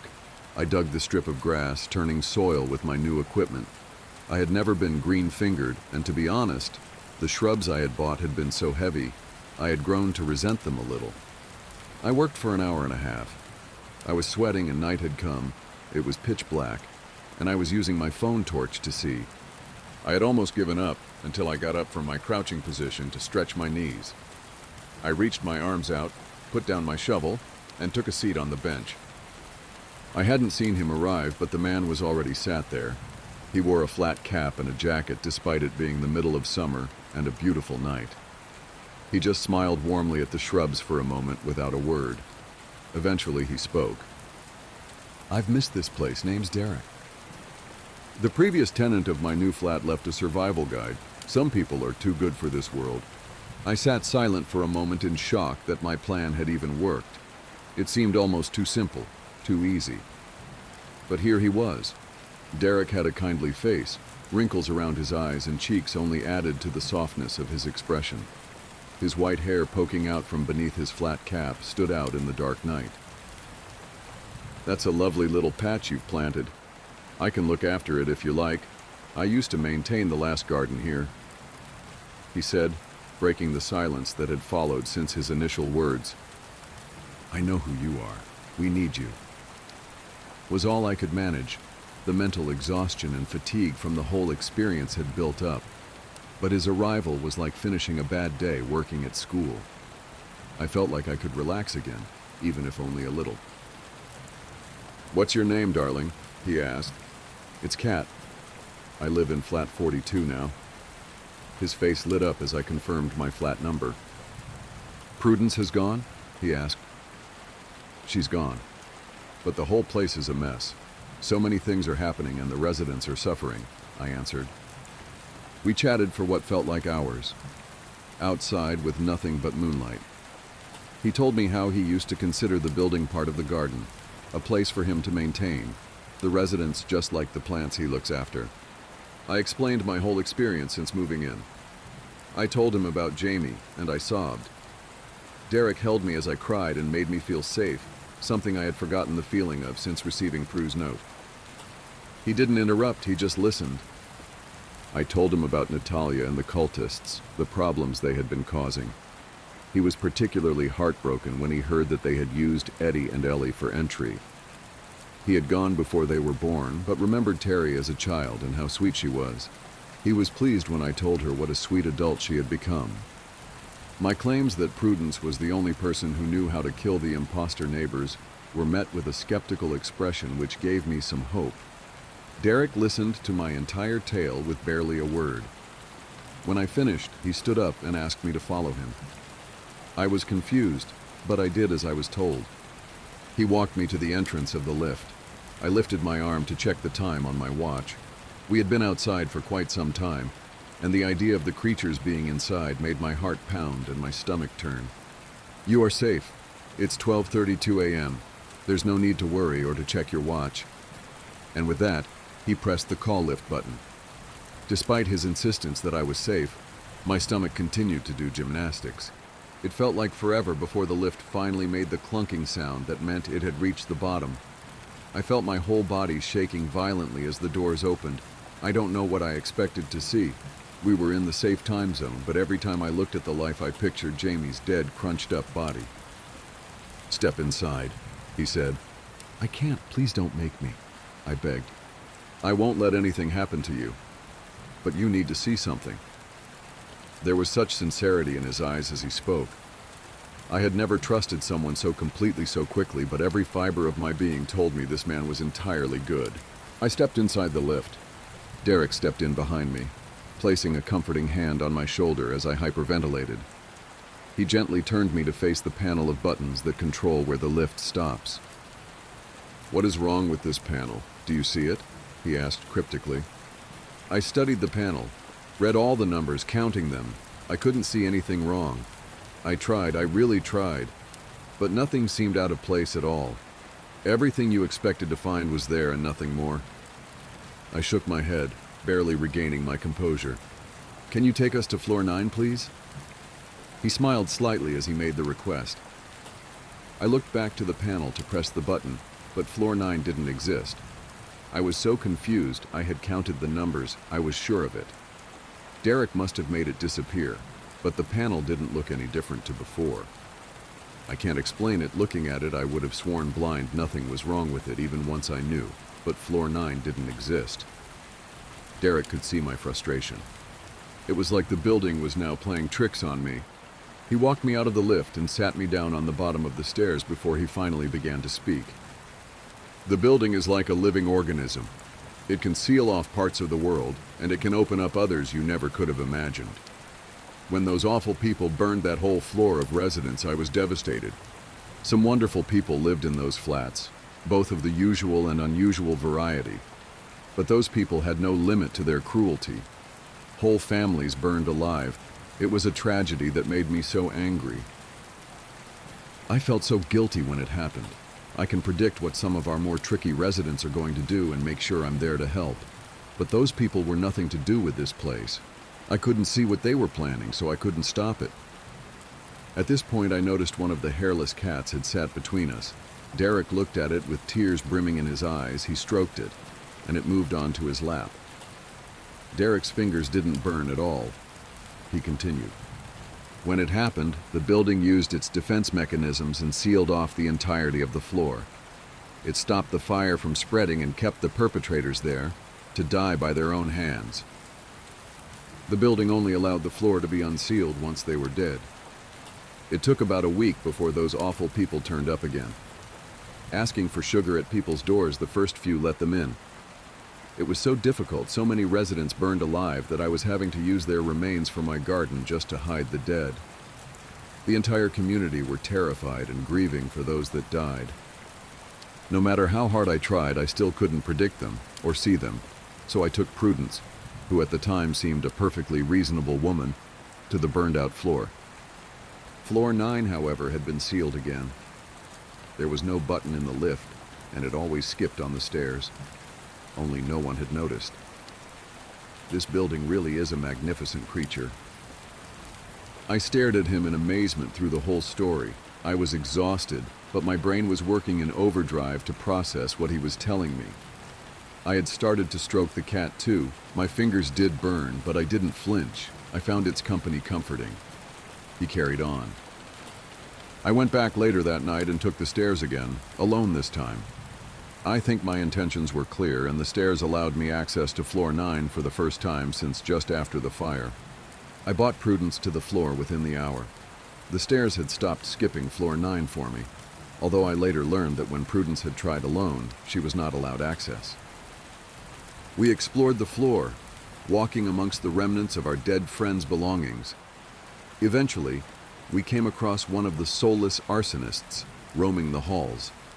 It appears that's where they spend their time when they aren't out terrorizing the residents trying to claim more victims. He was disturbed and disoriented to see anyone not like them on that floor. He twitched a little and spat out the sugar line as if it was an automatic response. I almost felt sorry for him. He claimed to come from flat 66. More were approaching behind him. Prudence was terrified. She was starting to sweat profusely and back away from the man, but it didn't cool her down. He was burning her slowly. I felt nothing. See, the stranger things in life just don't seem to affect me. I've never known why. Sometimes I even just know how to deal with them, like it's programmed into me. On this new playing field, in their domain, I knew what to do. I grabbed the man and ran him down to flat 66, 4 doors from where we were standing. I threw him into the flat and waited. The other arsonists were approaching. The man tried to exit the flat that was doorless after the wooden doors all burned to cinders in the fire. But as he reached a door, something stopped him. He couldn't leave, no matter how hard he tried or how much he screamed. Prudence lit up. She grabbed hold of one that had tried to kill her friend Molly. She remembered the flat number she had claimed to be from and repeated my actions, with a lot more sweating and some winces of pain. It worked again. Prudence wanted to go after the rest, but as they got closer, I could see the blisters forming on parts of her body. I dragged her out of the hallway and back into the stairwell. We ran. She begged me to take her back, kept telling me that the stairs wouldn't let her, that it was too dangerous. The residents had started to learn not to let them in, and we had no casualties at all after we trapped the first two. Don't get me wrong, it's a problem I was intending to deal with, but it was around that time that we first learned the council would be building that monstrosity over the top of my garden. He gestured to the window that just showed some of the neighboring tower block. This left me not at my best. My intuition was failing me when a few months after that, I allowed Prudence and Molly to herd the creatures from the lift to floor 9. It's one of my biggest regrets. I should never have walked them up there. But I didn't know she was going to burn them all. She didn't give me a chance to reason. I became mistrusting of everyone and distracted, not long after I went away for a long while. So I guess the arsonists remained, and now they're threatening you. Tomorrow I will go. I will fix the mess I left behind. I am so sorry it's affected you so badly. I'd love to meet these twins. They sound incredibly brave. They are, I finally interrupted, and I want to be there tomorrow. I want to lock Natalia away for good. I can't allow it. You'll be attacked. He cut me off entirely. I let it drop instantly, but in the back of my mind I knew I would be there, no matter what. I went to sleep that night with my mind reeling. I wondered where Derek slept and if he even needed to. The next morning I left my flat early, past the man on floor 5, and waited on the steps at floor 8. I tested it, of course, and just like anticipated, ascending any higher took me straight to floor 10, or 11 depending on if you hit a skip. So I returned to floor 8, and I waited. Derek hadn't indicated what time he was coming, but I was ready. I would wait all day and night if I had to, but luckily I didn't. Derek was climbing the stairs at around 11 a.m. I had already been there for 3 hours, but it had been worth it. He looked particularly unimpressed to see me. His face still looked kind, though, even with the sour expression. "I can't stop you, can I?" He sighed, sounding resigned in his tone. "Not for anything. You have to promise to stay back. If you get your girl approaches, you can do what you need to do, but you have to stay back," he pleaded. I nodded and stood up. We ascended the stairs, and for the very first time in my new life here, I saw the big plastic sign saying 9, the floor that didn't exist. As we pushed through the door, it was like entering an entirely new world. Everything was black, burned to carbon. You could smell nothing but charcoal. Literally nothing but empty shells of homes and flakes of what used to be sentimental objects remained. It was devastating to witness. If you've ever visited a mass gravesite, you'll understand partly how I was feeling. It was sickening to think of all the lives needlessly lost. But I didn't get time to think. Natalia walked towards me, flying down the hallway. "How the fuck did you get here?" she screamed. Her eyes were wide and angry. I started to feel hotter already. Derek grabbed my arm and pulled me next to him, making sure to keep a tight hold of my arm. "Where do you live?" Derek asked her. I started to back away as the sweat dropped from my brow. I desperately wanted to shout out the number, but I couldn't. I was so hot, I wasn't functioning properly. Everything became so overwhelming I couldn't remember what Georgia had said, what flat Natalia had claimed to come from. "I'm not that stupid. I saw what happened to them."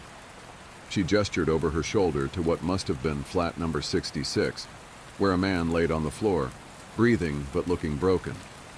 Just existing in that room. Prudence had been creative with the truth yet again. She didn't kill them. You can't kill them. What had Georgia said? I racked my brains as I felt the skin on my face start to sting. I imagined her melting away. It was happening to me. I was next. And then, as my hair started to singe at the ends, it came to me. 71? I screamed as loud as I could. I could barely see as Derek grabbed her and ran towards me with her. She was clawing at his eyes and face, screaming at him to let go. But he didn't burn. He just kept hold of her. When he approached flat 71, he beckoned me over.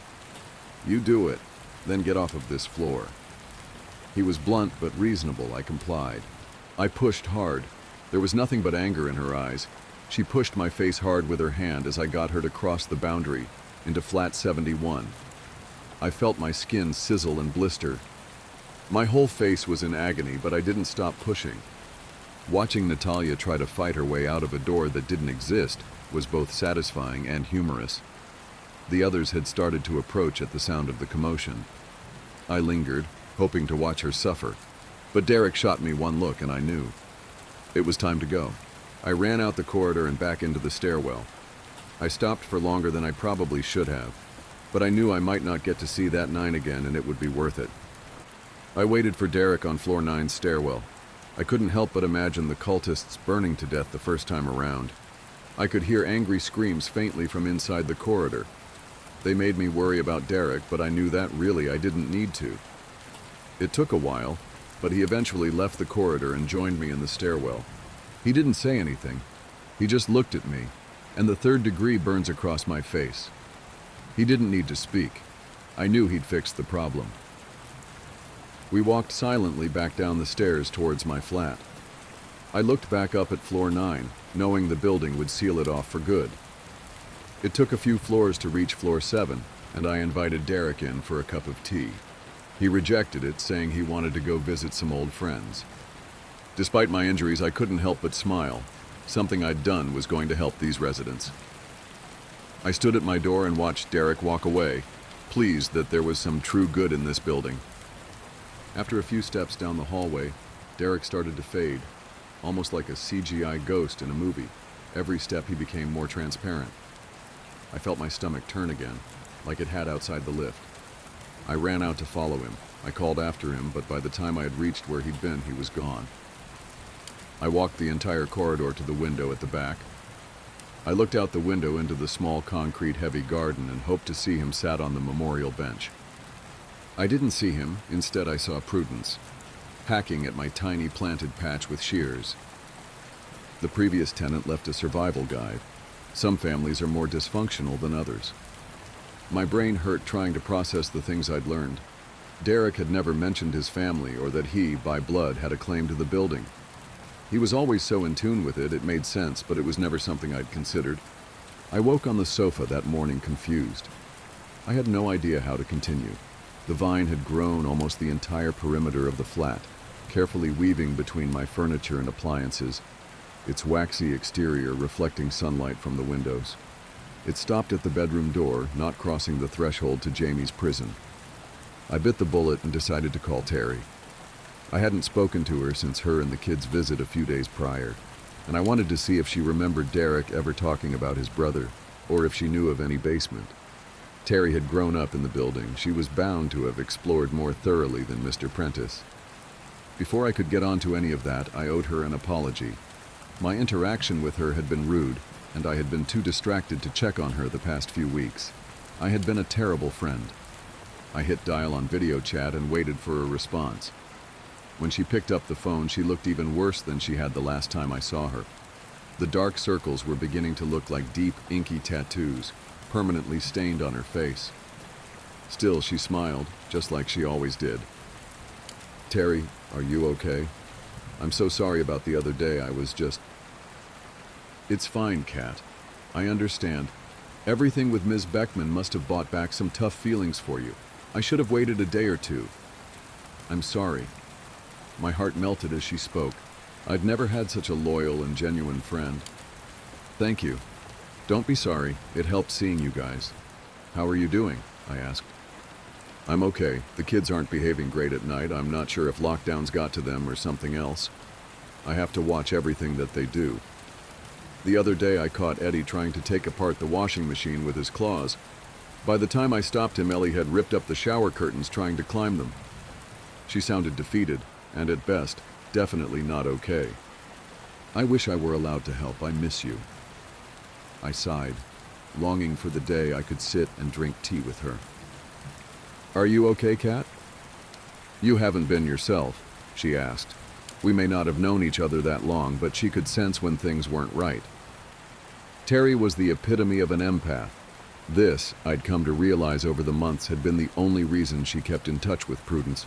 She's just so damn nice. "I'm not. I don't know if you know about Essie's predictions, but she made one for me, and it sent me to some strange places. I'll tell you more when I figure it out, but for now, I need your help. I still chose to omit Jamie from my confessions, but I was ready to be a bit more open. I wasn't too ashamed to admit I needed help. Terry clearly knew about Essie's gift. She didn't bat an eyelid.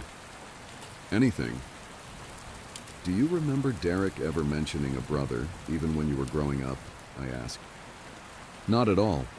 Derek was always on his own, just appearing when we needed him. I was really young when he first disappeared, though, so I don't remember him well and might not be the one to ask. Terry's face scrunched up in thought as she racked her brain. I'm going to send you something. I minimized the video chat and copied the photo from the email onto my phone and sent it to her by text. Her video paused for a moment as she did the same to check the attachment. He was the first to live here, Terry. His dad built the place. Terry's video clicked back on. Where did you find this? She asked. I explained the blog and why I had been looking. It wasn't a short explanation, so I'll spare you that. We even broke from the seriousness briefly for the kids to come and fawn over the kittens. Eddie loved Mr. Meow, whilst Ellie wanted to kidnap Tetley. Wrinkles just curled up with me. He was my secret favorite anyway. Terry was fascinated by the vine. She wondered if it had a connection to Derek, especially given the photo I'd found on my search. I can't say the thought hadn't crossed my mind either. I learned more about him every day, but he would always first and foremost be the gardener. The vine made sense, but the basement didn't. I was struggling to connect it to the brothers. I don't know about a basement, Cat, but if this place is as old as you say, then who knows? I know I may look haggard. She pulled on her cheeks and giggled, but I'm really not that old. I laughed. I was sad that she didn't have any more information, but it was nice to just talk to a friend. For 5 minutes, life felt normal. I'd kept my secret, and talking to Terry, I'd almost managed to forget about Jamie myself.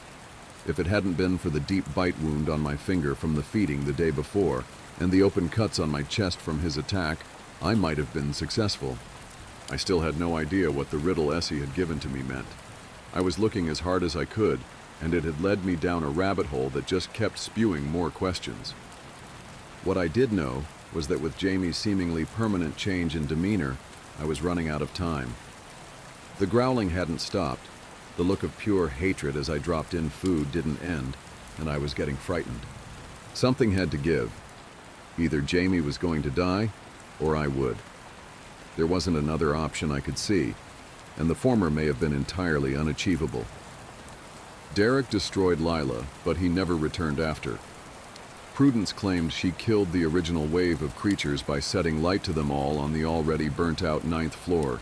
Again, something entirely unachievable without Derek's presence. I had to find him.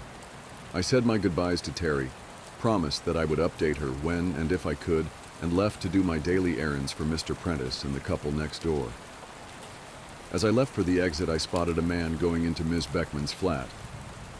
I recognized him as the son that I'd always seen visiting, eyes glazed with tears.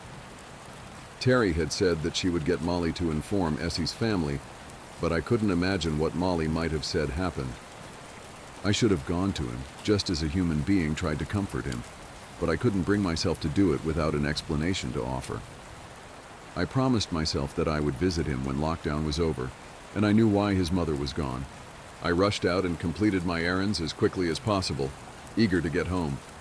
Even having the name Albert Miles might have been helpful if I just kept digging on the internet. After I dropped the bags off at Percy and Sylvia's door, I turned the key in my own, entered and shut it behind me like I always would.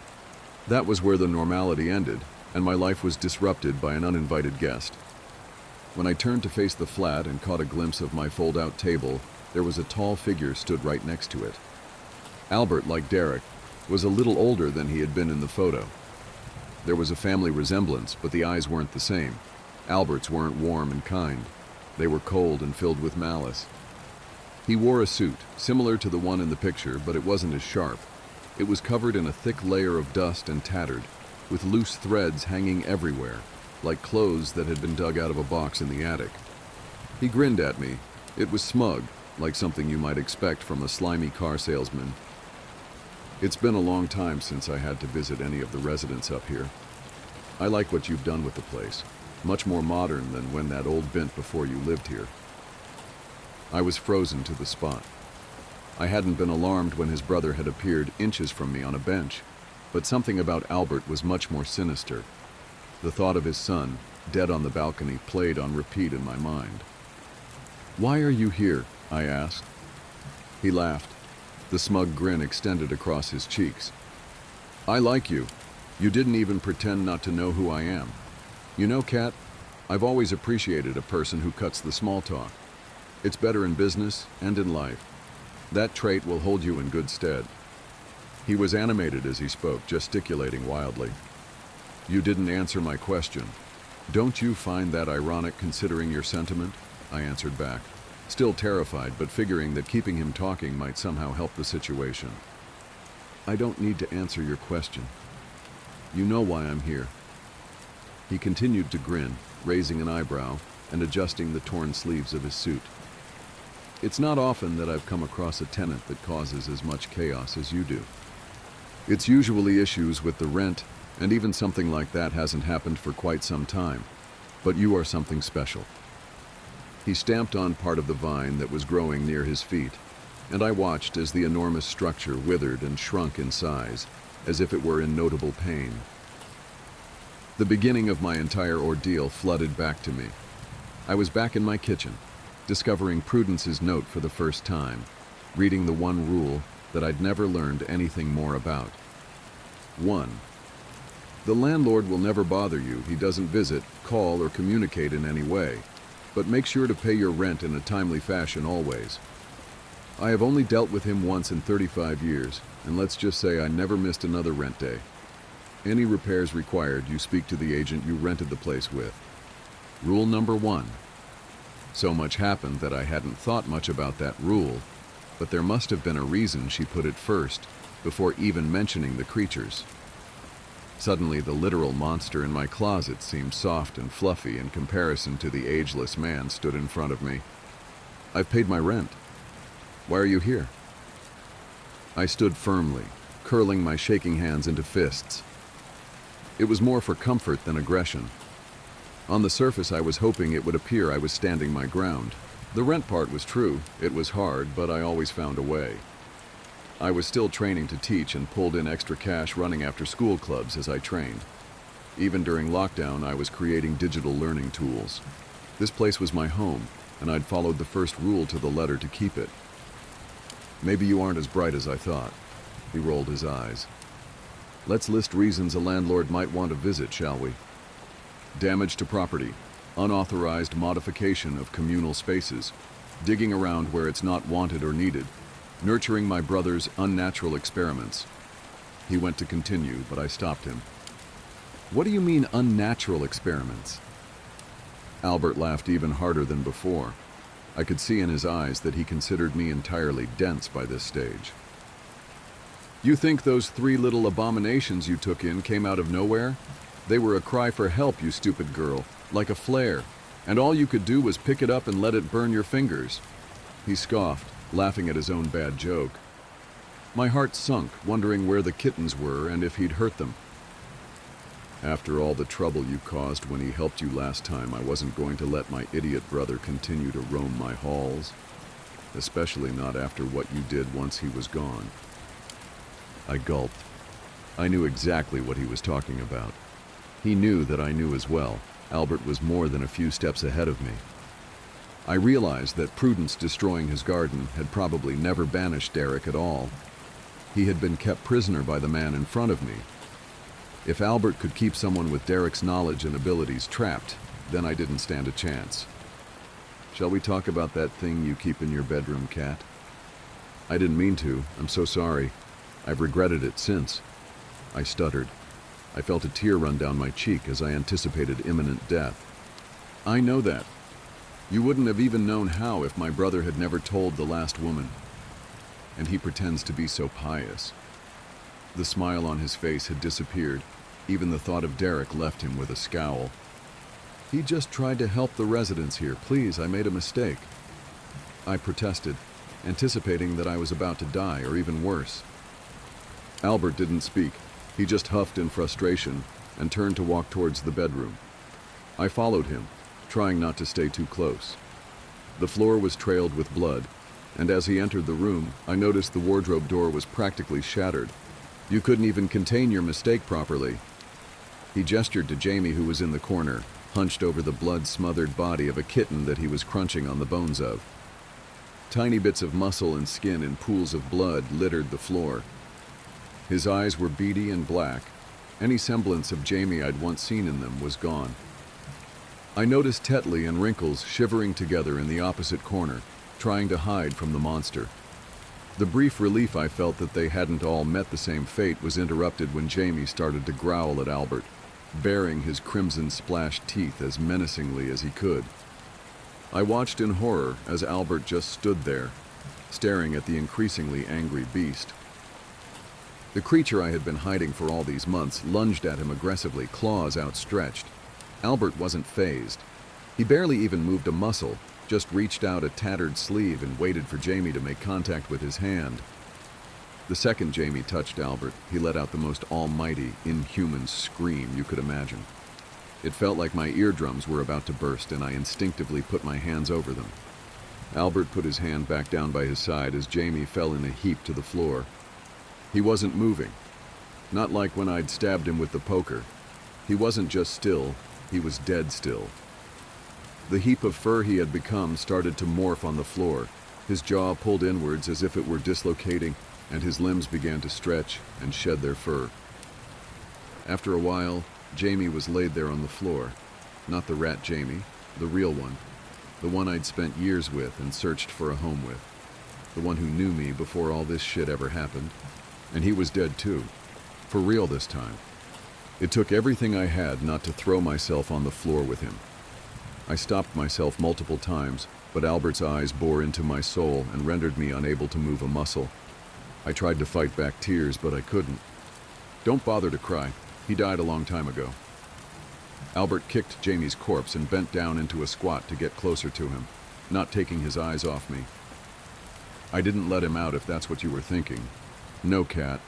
You did when you locked an angry animal in a cage. Eventually they all get free. I whimpered a little as he inspected the remains of my boyfriend, intensely taking in his hair and eyes.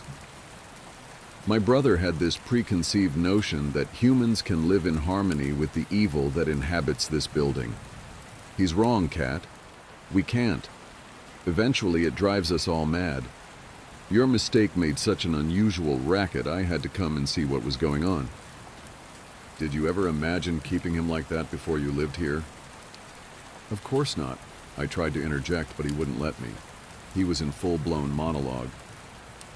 This place fucks us up, Cat. You can't make it any better, regardless of how many shrubs you plant outside. He stroked Jamie's cold, dead face gently, barely touching it with his fingertips.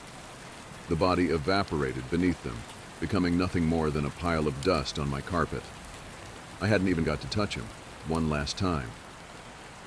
Albert stood back up, salesman grin plastered back on his face, and brushed his sleeves. I've cleaned up your mistake. Aren't you going to say thank you?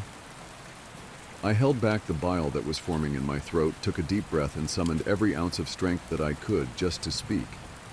He was right, this place had fucked me up. But losing your partner like that would do the same to anyone. I thought of the little boy in the mirror, Mr. Prentice, even Ellie and Eddie. This wasn't for me. You're wrong about this place. Not everything here is evil. I made a mistake, but it's you that's evil. You killed your own son. What I did came from love. I blurted, trying to organize my thoughts. You don't know a damn thing about my son, and you won't. This is your only warning, Cat. Stop digging into my family. Consider my brother dead and keep quiet. He spoke sternly. I didn't dare try to talk back again. Despite knowing I'd hit a nerve, everything about him set me on edge. He took another vicious stamp on part of the vine as he exited the bedroom.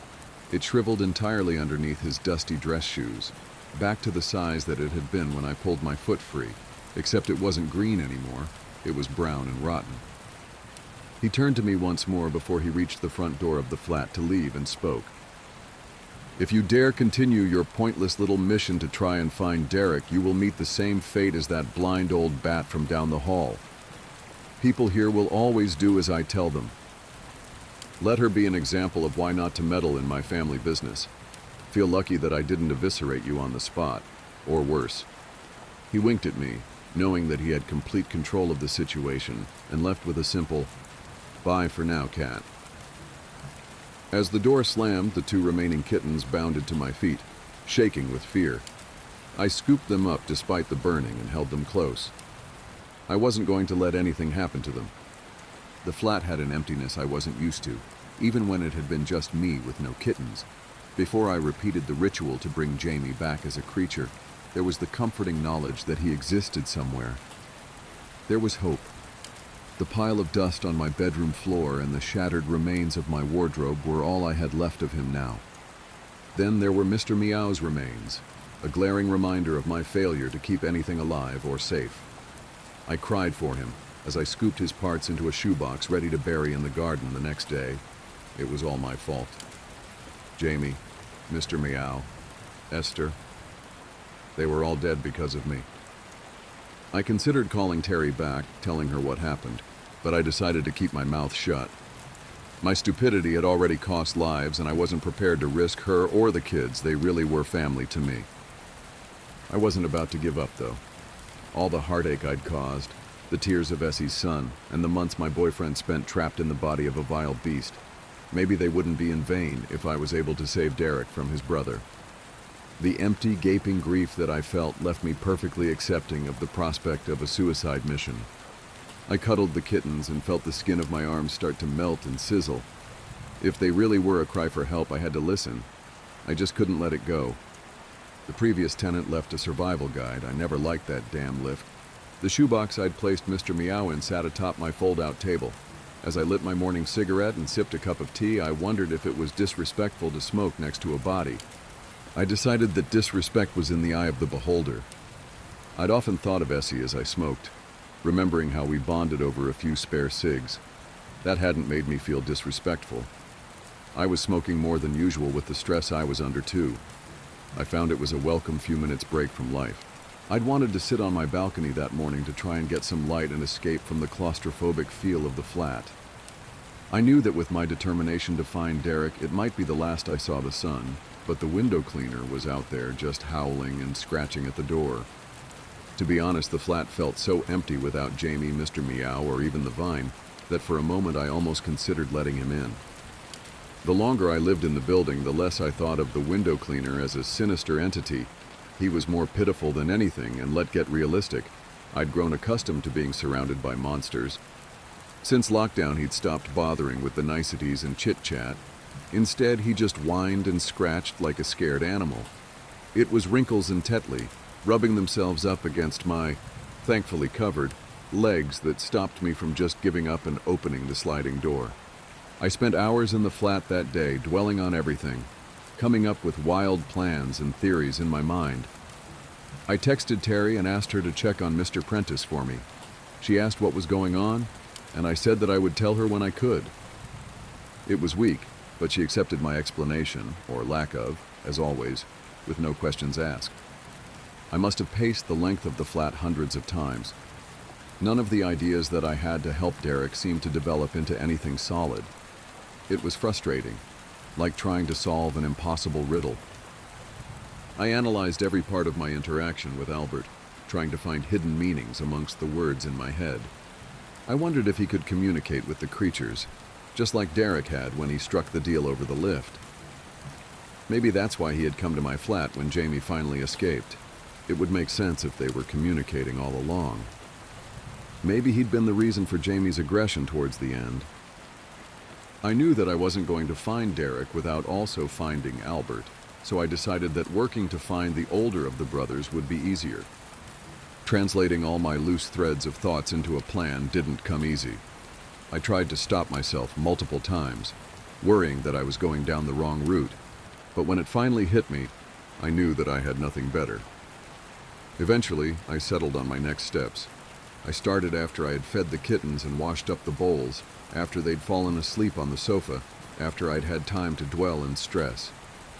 After it got dark outside and no human residents were left in the dimly lit corridors, I had little faith in my plan and didn't want to risk anyone getting hurt as a byproduct. I made my way down the stairs carrying the shoebox coffin in my arms and a small bag of the dust that Jamie had left behind in my pocket, shovel wedged in the gap between my arm and torso. "Good evening, Marcus." I greeted the man on floor 5 with less enthusiasm than usual. He responded the same way he always did, not at all. The boy in the mirror blew more raspberries, making moose horn antlers with his hands and giggling. I waved back and tried to understand how Albert could consider every single special resident evil. These beings had become my family over time. The outside of the building was empty again. A city that usually never slept was taking the nap of a lifetime. I felt peaceful in the garden with the breeze blowing my hair around. The park opposite was eerily mystical under the stars. It was warmer than it had been a few nights before when I'd first discovered the kittens and the grate.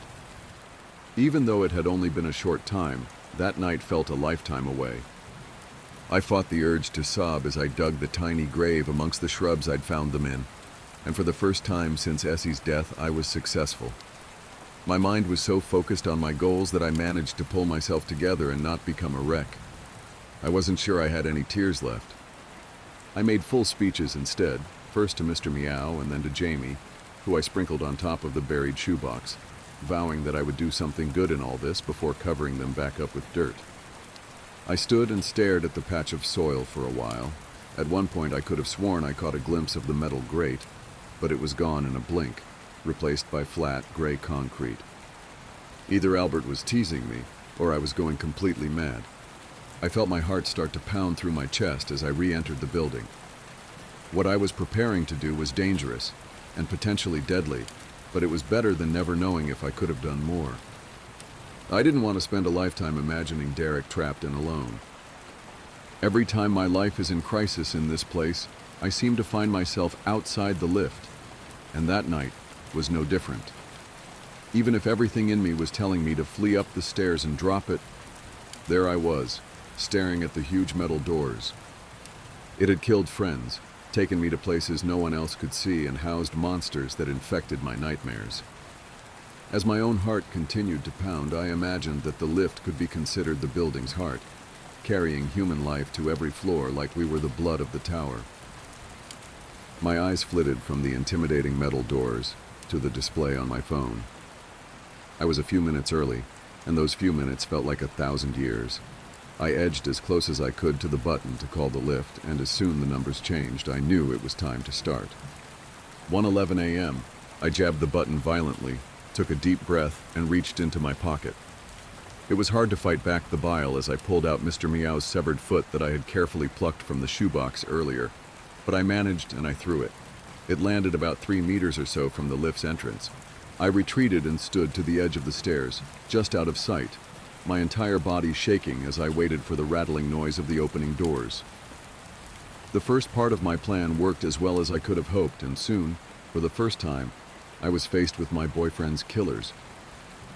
I had only seen Jamie and Prudence's granddaughter Lila's iterations of the monsters in person. The creatures that they were spawned from had remained largely a mystery to me, and I had never considered they could be different from what I'd already experienced. They were larger, much larger, than Jamie or Lila had been. I remembered what Derek had said about the survivors strengthening with each one that dies. They were probably the same height as a fully grown adult male with fur-covered, defined, muscular limbs. They maintained the posture of a rat and had long, razor-sharp teeth protruding from their elongated jaws. Their eyes were different to Jamie's, too. Instead of being a beady black, they had a bright daffodil yellow sheen. I thought what was living in my wardrobe had been frightening, but he was nothing compared to them. The two huge, rodent, humanoid creatures skulked out of the lift. They were on their hind legs, but their backs were hunched over in a way that would have allowed them to break into a four-legged sprint at any moment. They started to edge towards the kitten foot, sniffing at it intensely. Knowing I had moments before they smelled me too, I left my corner by the stairs and started sprinting towards the open metal doors. I hoped that releasing the creatures during their frenzy would be enough to summon Albert. He didn't seem to appreciate a scene. If I could just hide in that awful metal box for long enough, He would have to come, and if they weren't in there with me, then I would be safe. My stress and sleep deprivation had got to me. I knew my plan was severely flawed, and I hadn't properly considered the risks. When I finally made it inside the doors, I was confronted with worse consequences than I could have imagined. Unsurprisingly, they spotted me. As I hammered on the button that should close the doors and lock me in, I could see them snarling, long strings of saliva stretching from their mouths to splatter on the floor as they prepared to run towards me. I was ready to die. I was almost certain that it was going to happen in that moment. That was until I spotted the tiny figure weaving through the creature's legs. It was fast, and I could barely make it out. It was growling and making noises that seemed to genuinely frighten them. Long claws slashed at the rat creature closer to reaching me, and it yowled in pain as it fell to the floor. Horns first, the figure managed to enter the lift just before the doors began to seal themselves. It hissed at the uninjured creature, keeping him backed away just enough for us to hear the thud of the metal doors closing. Most would be terrified of anything that could frighten off their worst nightmares in an instant, let alone being locked in a 4-inch by 4-inch space with them. But not me. As the figure became clear, I was both proud and devastated. "Ellie, what are you doing here? Your mom's going to kill us both."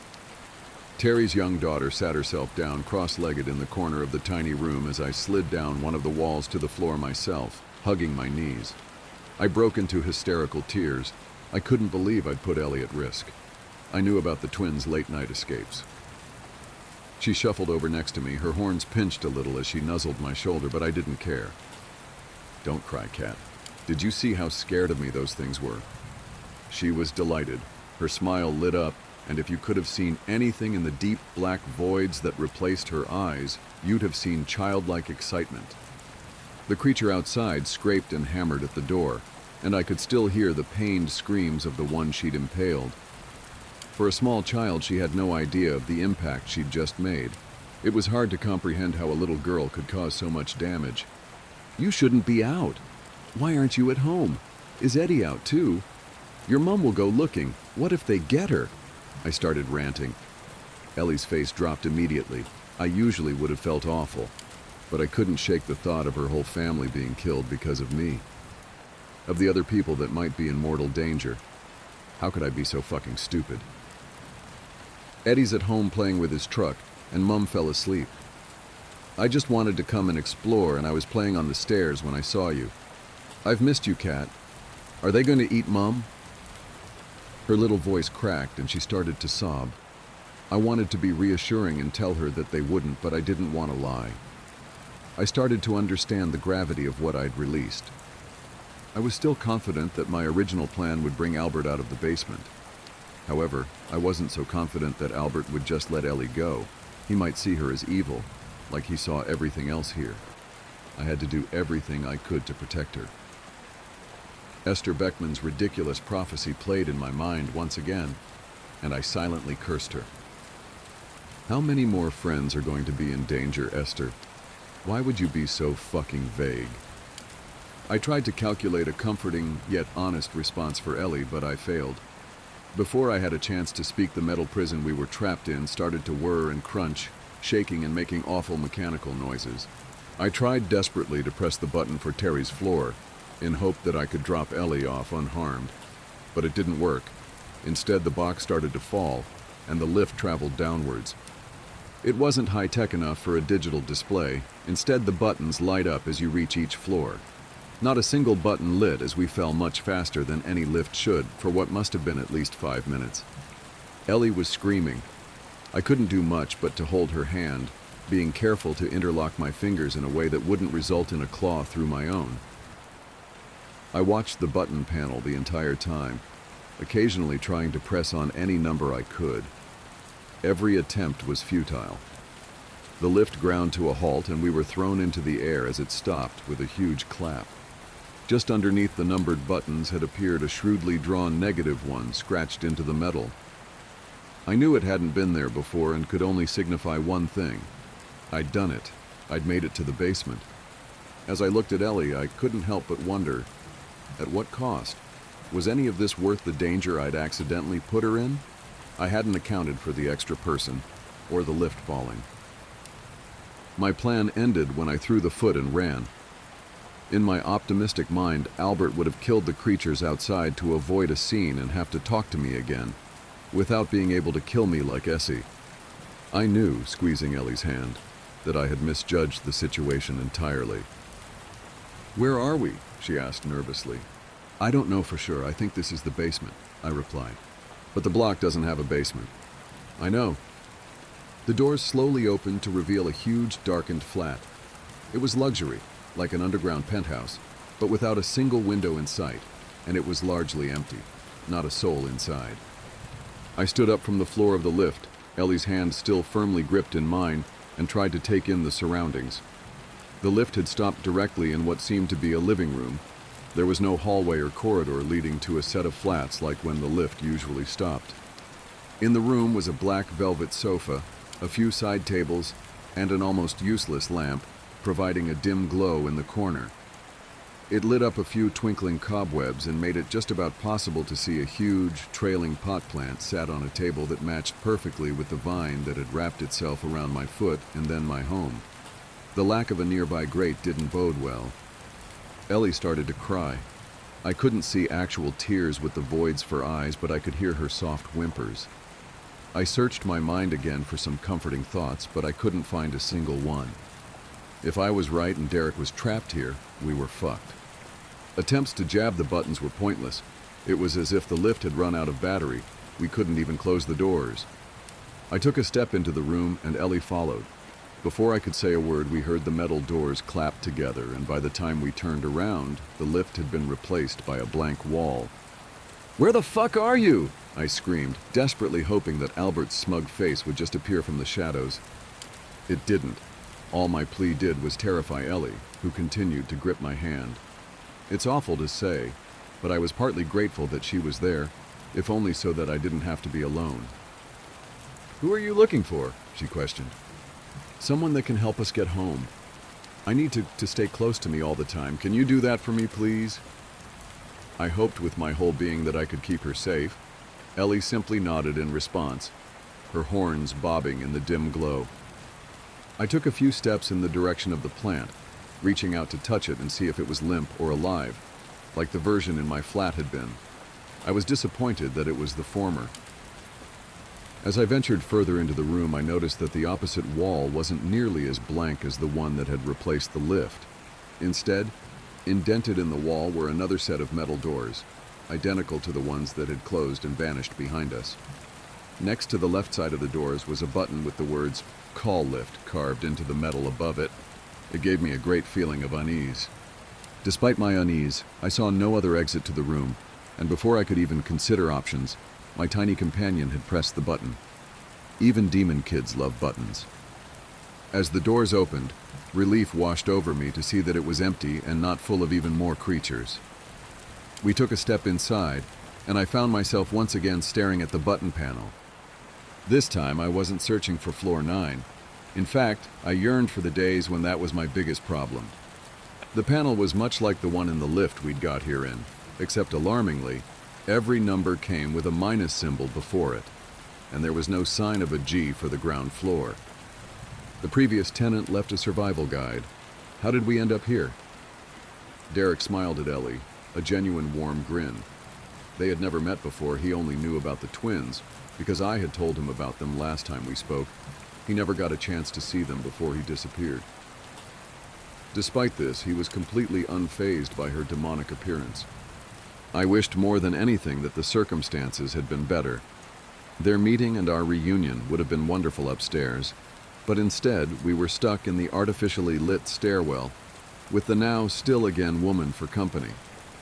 I'd missed him. I hadn't realized how much it was possible to miss a person I barely knew until Derek. He represented everything good about the block to me. He made it feel like home, even in the bright, windowless underground layers. "Pleased to meet you too, sir," Ellie answered in the poshest accent that she could muster, giggling. She radiated a light.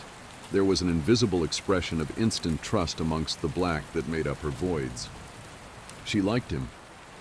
When this nightmare began, with the prophecy and subsequent death of Esther Beckman, I never would have imagined I'd be witnessing that moment between Ellie and Derek, to see an instant connection. I hoped he would get the chance to see her in the sunlight too, with her brown puppy dog eyes in place of the voids. The whole scene filled me with my own warmth. Sounds were still muffled after my brutal attack by the mangled people, and I was disappointed that his voice wasn't clear, but the arrival of Derek gave me great hope. Even the presence of the woman who was still stood by the stairwell couldn't break that. Besides, we were safe from her now. He took his kindly eyes away from Ellie to look at me. "Why are you here?" "How?" he asked, disbelief in his tone. There was no anger, just disappointment, which was arguably worse. It was the first time I had ever seen Derek not look calm and collected. "I'm here for you. I couldn't let you rot down here. I got the kittens and the vine.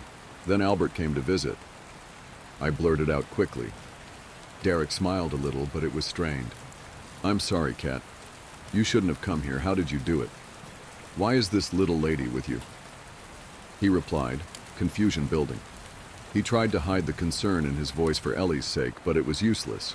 She'd already seen the danger we were in. I explained what had happened right from the very beginning, after he went away and Mr. Prentice trampled Prudence. Ellie stood in a frightened awe as I spoke about my monstrous boyfriend, how I'd bought him back, kept him locked away for months, and how he later murdered Mr. Meow. Derek looked worried as I described Albert's visit and threats. I covered everything, from Essie to the vine, to the window cleaner, and his inability to hold it together in lockdown. I tried to reason why I had thought that my plan with the lift would work, but saying it out loud made me realize how stupid I had been. Ellie continued to listen intently. She looked a little smug when I told him how she had saved me from the creatures, and again from the mangled people just a few floors above us. I could see that my explanation wasn't complete enough.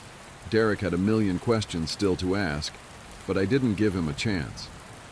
After months of dwelling on his disappearance and the events of recent weeks, it was my turn to ask questions. "Where are we?" I asked, starting as simply as I could manage. Little did I know I had just opened Pandora's box with 3 words. Derek began to speak. "I call it the Undertower, or the building below. It's still a part of the building, but most residents never see it, for good reason.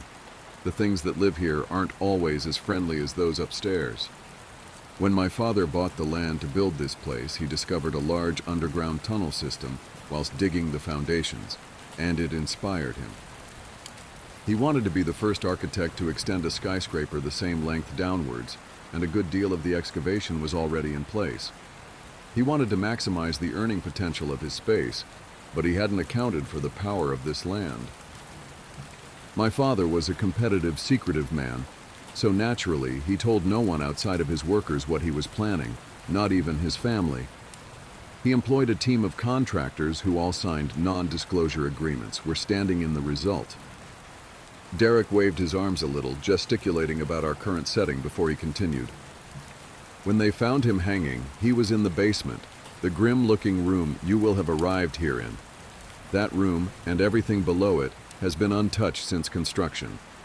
They gave up on expanding that particular floor, and when my father died, the underground project was abandoned. As is the nature of this land, the contractors started to report strange happenings across the entire tower. There were at least 5 unexplained deaths, and although it was unreported to the public, those were all amongst men working below. Those that worked on this hidden part of the building were especially superstitious, and after my father's death, they sealed all entrances to the basement, entombing an entire tower block underneath the city. When it came into his possession, Albert tried to convince the builders to unseal it and carry on working. He was just like our dad, you see, ambitious and money-driven. None of them would agree to it. They claimed it was cursed. The upper tower was completed just before my father took his life, so Albert abandoned his negotiations with the contractors within a few weeks and focused on opening the place up. He wasn't going to continue to miss out on any money arguing over these lower floors. He said that our father's death would only explain the grand opening being delayed for so long, and he had to move forward. We moved in a week later, the first residents to live here. He paused for a moment, and a sadness clouded his face. His kindly eyes welled up a little as he thought back to life before the building. "You must be really old if your dad built this place. Even my mom isn't that old," Ellie interrupted. I laughed. Her childish thought process was the only thing that could lighten the mood. Derek chuckled, and the woman next to him remained unmoving. "I am quite old, I suppose. Don't feel it, though," he answered, chuckling to himself as he adjusted his flat cap and winked at Ellie. "Don't look it either," I chimed in. Derek stopped chuckling and continued, shooting me a look. "That isn't something I can explain, Kat. Albert and I weren't close to our father. We didn't really know anything about this place until he died. The project was mostly completed, and we only got to speak to a handful of contractors who told us wild stories we would never believe to be true at the time. We couldn't have imagined how our lives were going to change. The only clue we have to our extended life is his note. To my boys, if you stay here, you will never die. That was all he left us, on a crumpled bit of paper that had to be given to us by a builder named Keith. My best guess is that he made some kind of deal with the spirit of the place. I don't know. Maybe it was just a special resident I haven't met yet. Maybe the building itself. It took us years to realize we weren't aging normally, and by time we noticed, there was no one left to ask. We had to navigate every supernatural, unusual, and strange occurrence in the place, alone at first. I remember exploring, being in awe of everything I met. Whenever I would cross paths with Albert, he didn't look mystified like I was. He was scared. My brother and I were never the best of friends, and it's my deepest regret that I didn't use that time we were alone here to build a relationship with him. Maybe I could have made a difference. A difference to what? I asked, trying to take in each of his words. To his son? Derek looked at Ellie, letting his eyes linger on the little girl and then back at me. He shook his head. Not now. There's far too much to discuss. For now, we need to find a way to get you home. I considered protesting, but I could see the sadness in his eyes, and I didn't want to press. He was right. I'd put Ellie at risk for long enough, and I needed to get her back to Terry and Eddie safely. Have you been here this whole time? If you can't get out, then we have no hope. I whispered to Derek as he put an arm around Ellie's shoulders and prepared to move. He sighed a little. You met my brother, Kat. The consequences of my escape would be huge for the block. He's not appreciative of the way I conduct myself. He prefers to take what the building gives and make it harmful, twist it into something bad. I prefer to live with it. I don't believe anything here is evil, except maybe him. I tried to let it go. I wanted to keep moving, but things weren't adding up. But Albert said, the kittens and the vine. He said they were a cry for help. He lied. It's in his interest to keep me away. Yes, I helped them live. It gets lonely down here. When he discovered the plant, he took it off me immediately. Albert bought down one of the cats to feed to the thing he keeps on floor -10. I stopped him. He let me keep it because I suppose somewhere deep down he pitied me. I nurtured that little cat until out of nowhere the kittens were born. It was amazing. Love created new life. The cats were great company, and I would have freed them if I could, but I never let them out. I didn't have a clue how they got out until you mentioned a grate in the wall. He looked me up and down as he spoke, eyeing me unusually. It wasn't an entirely mistrustful look, but suspicious nonetheless. So how do we get out? Ellie asked. Well, last time your friend's garden got me out of here. He crouched to speak to her on eye level. We planted a garden for you, but you never came. She huffed in retort. I know. My mean brother told me how beautiful it is. I hope I get to see it one day. He's made it a bit harder this time. He stood up and addressed me again. I used to go through the basement. There's a stairwell. It's just sealed up. You have to break it. The lift will only bring you down. You can't get home that way. So let's go, I urged, reaching for his hand. Then I saw it. I hadn't noticed. I had been too focused on his kindly eyes. Derek was missing all 4 fingers on his left hand. He looked at the floor as I struggled not to stare. What he did to Jamie. If I even just enter the basement, it will happen to me. I tested it. You can see the results. He lifted his stumpy hand. I don't know how I got that cat to give birth. And I don't know how Albert does anything that he does to the things that live here.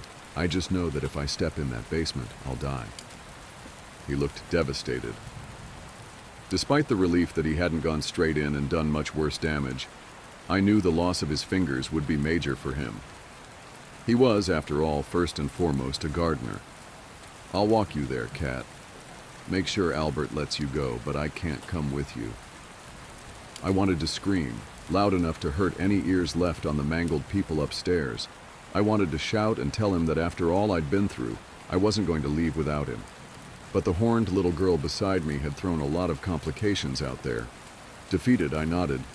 Derek turned to the still woman. I'll be back to visit Angela, I promise. But please let these ladies leave safely. He leaned over and kissed her cheek gently before ushering us towards the stairwell. Another single tear rolled down her face. We trudged upwards, fairly silently. I wondered if all my questions would ever be answered. I knew from before that Derek was mysterious, but after all I'd been through to get to the undertower, it didn't seem fair that I would be marched back so unceremoniously. Derek may have known the way to get home, but no single person has complete control of this land. I was coming to really understand that. The building would always win. So I shouldn't have been surprised when we arrived at the large black -7. Cat, they skip. You know that. There's nothing for you in there. Derek put his stumpy hand on my shoulder as I stared at the different yet familiar corridor. He could see the curiosity filling my eyes as I was confronted with the counterpart of my home. Would it be filled with more mangled people, or was it a true reversal, a place where me and Jamie lived happily, Mr. Prentice didn't have to deal with his affliction, and Essie was alive? Or was it home to something entirely different? Noise suddenly became more than just muffled. My mind was actively blocking it out. The knowledge that Derek was with Ellie took away some of the responsibility that I felt as I edged towards the familiar, yet very different main entrance. Cat, please don't. Derek followed me, cautious to keep hold of Ellie. I think had she not been there, he probably would have grabbed me, but he didn't want to spook her. I continued forward in a trance-like state. -42. The numbers were blurred, and the minus symbol stood out. I stroked the wood and the handle. It didn't feel like home, not even a little. I was curious about what was inside, but I somehow knew that it wasn't good. The only seemingly positive thing about the situation was the lack of mangled people on the floor. I didn't know what was behind the doors, but it wasn't them. I had already created enough noise to draw them out if they were there. No, something else was there. Instead of trying my key after a sudden epiphany, I turned and ran, straight towards number -51 and pounded on the door. Essie, I screamed, realizing that if I hadn't died in that lift, then maybe she hadn't either. I banged hard on the door and could almost smell the familiar cigarette smoke seeping out of the flat. Cat, stop! Derek screamed. Out of the corner of my eye, I could see him covering Ellie's voids in grim anticipation. Then the door squeaked open. There she was. Essie hadn't died at all. Her fate had been so much worse. My friend was stood at the door, face twisted into a horrifying expression, her mouth lulled open much wider than should be possible with a functioning jaw. More alarmingly, her eyes had been entirely removed, leaving red, bloodied, gaping wounds central to her face. Tufts of hair had been yanked from her scalp, leaving raw skin in its place. The dress that's neatness I had previously marveled at was torn and distressed around the edges, barely covering her swollen, deformed limbs, bones jutting out of open wounds in all directions.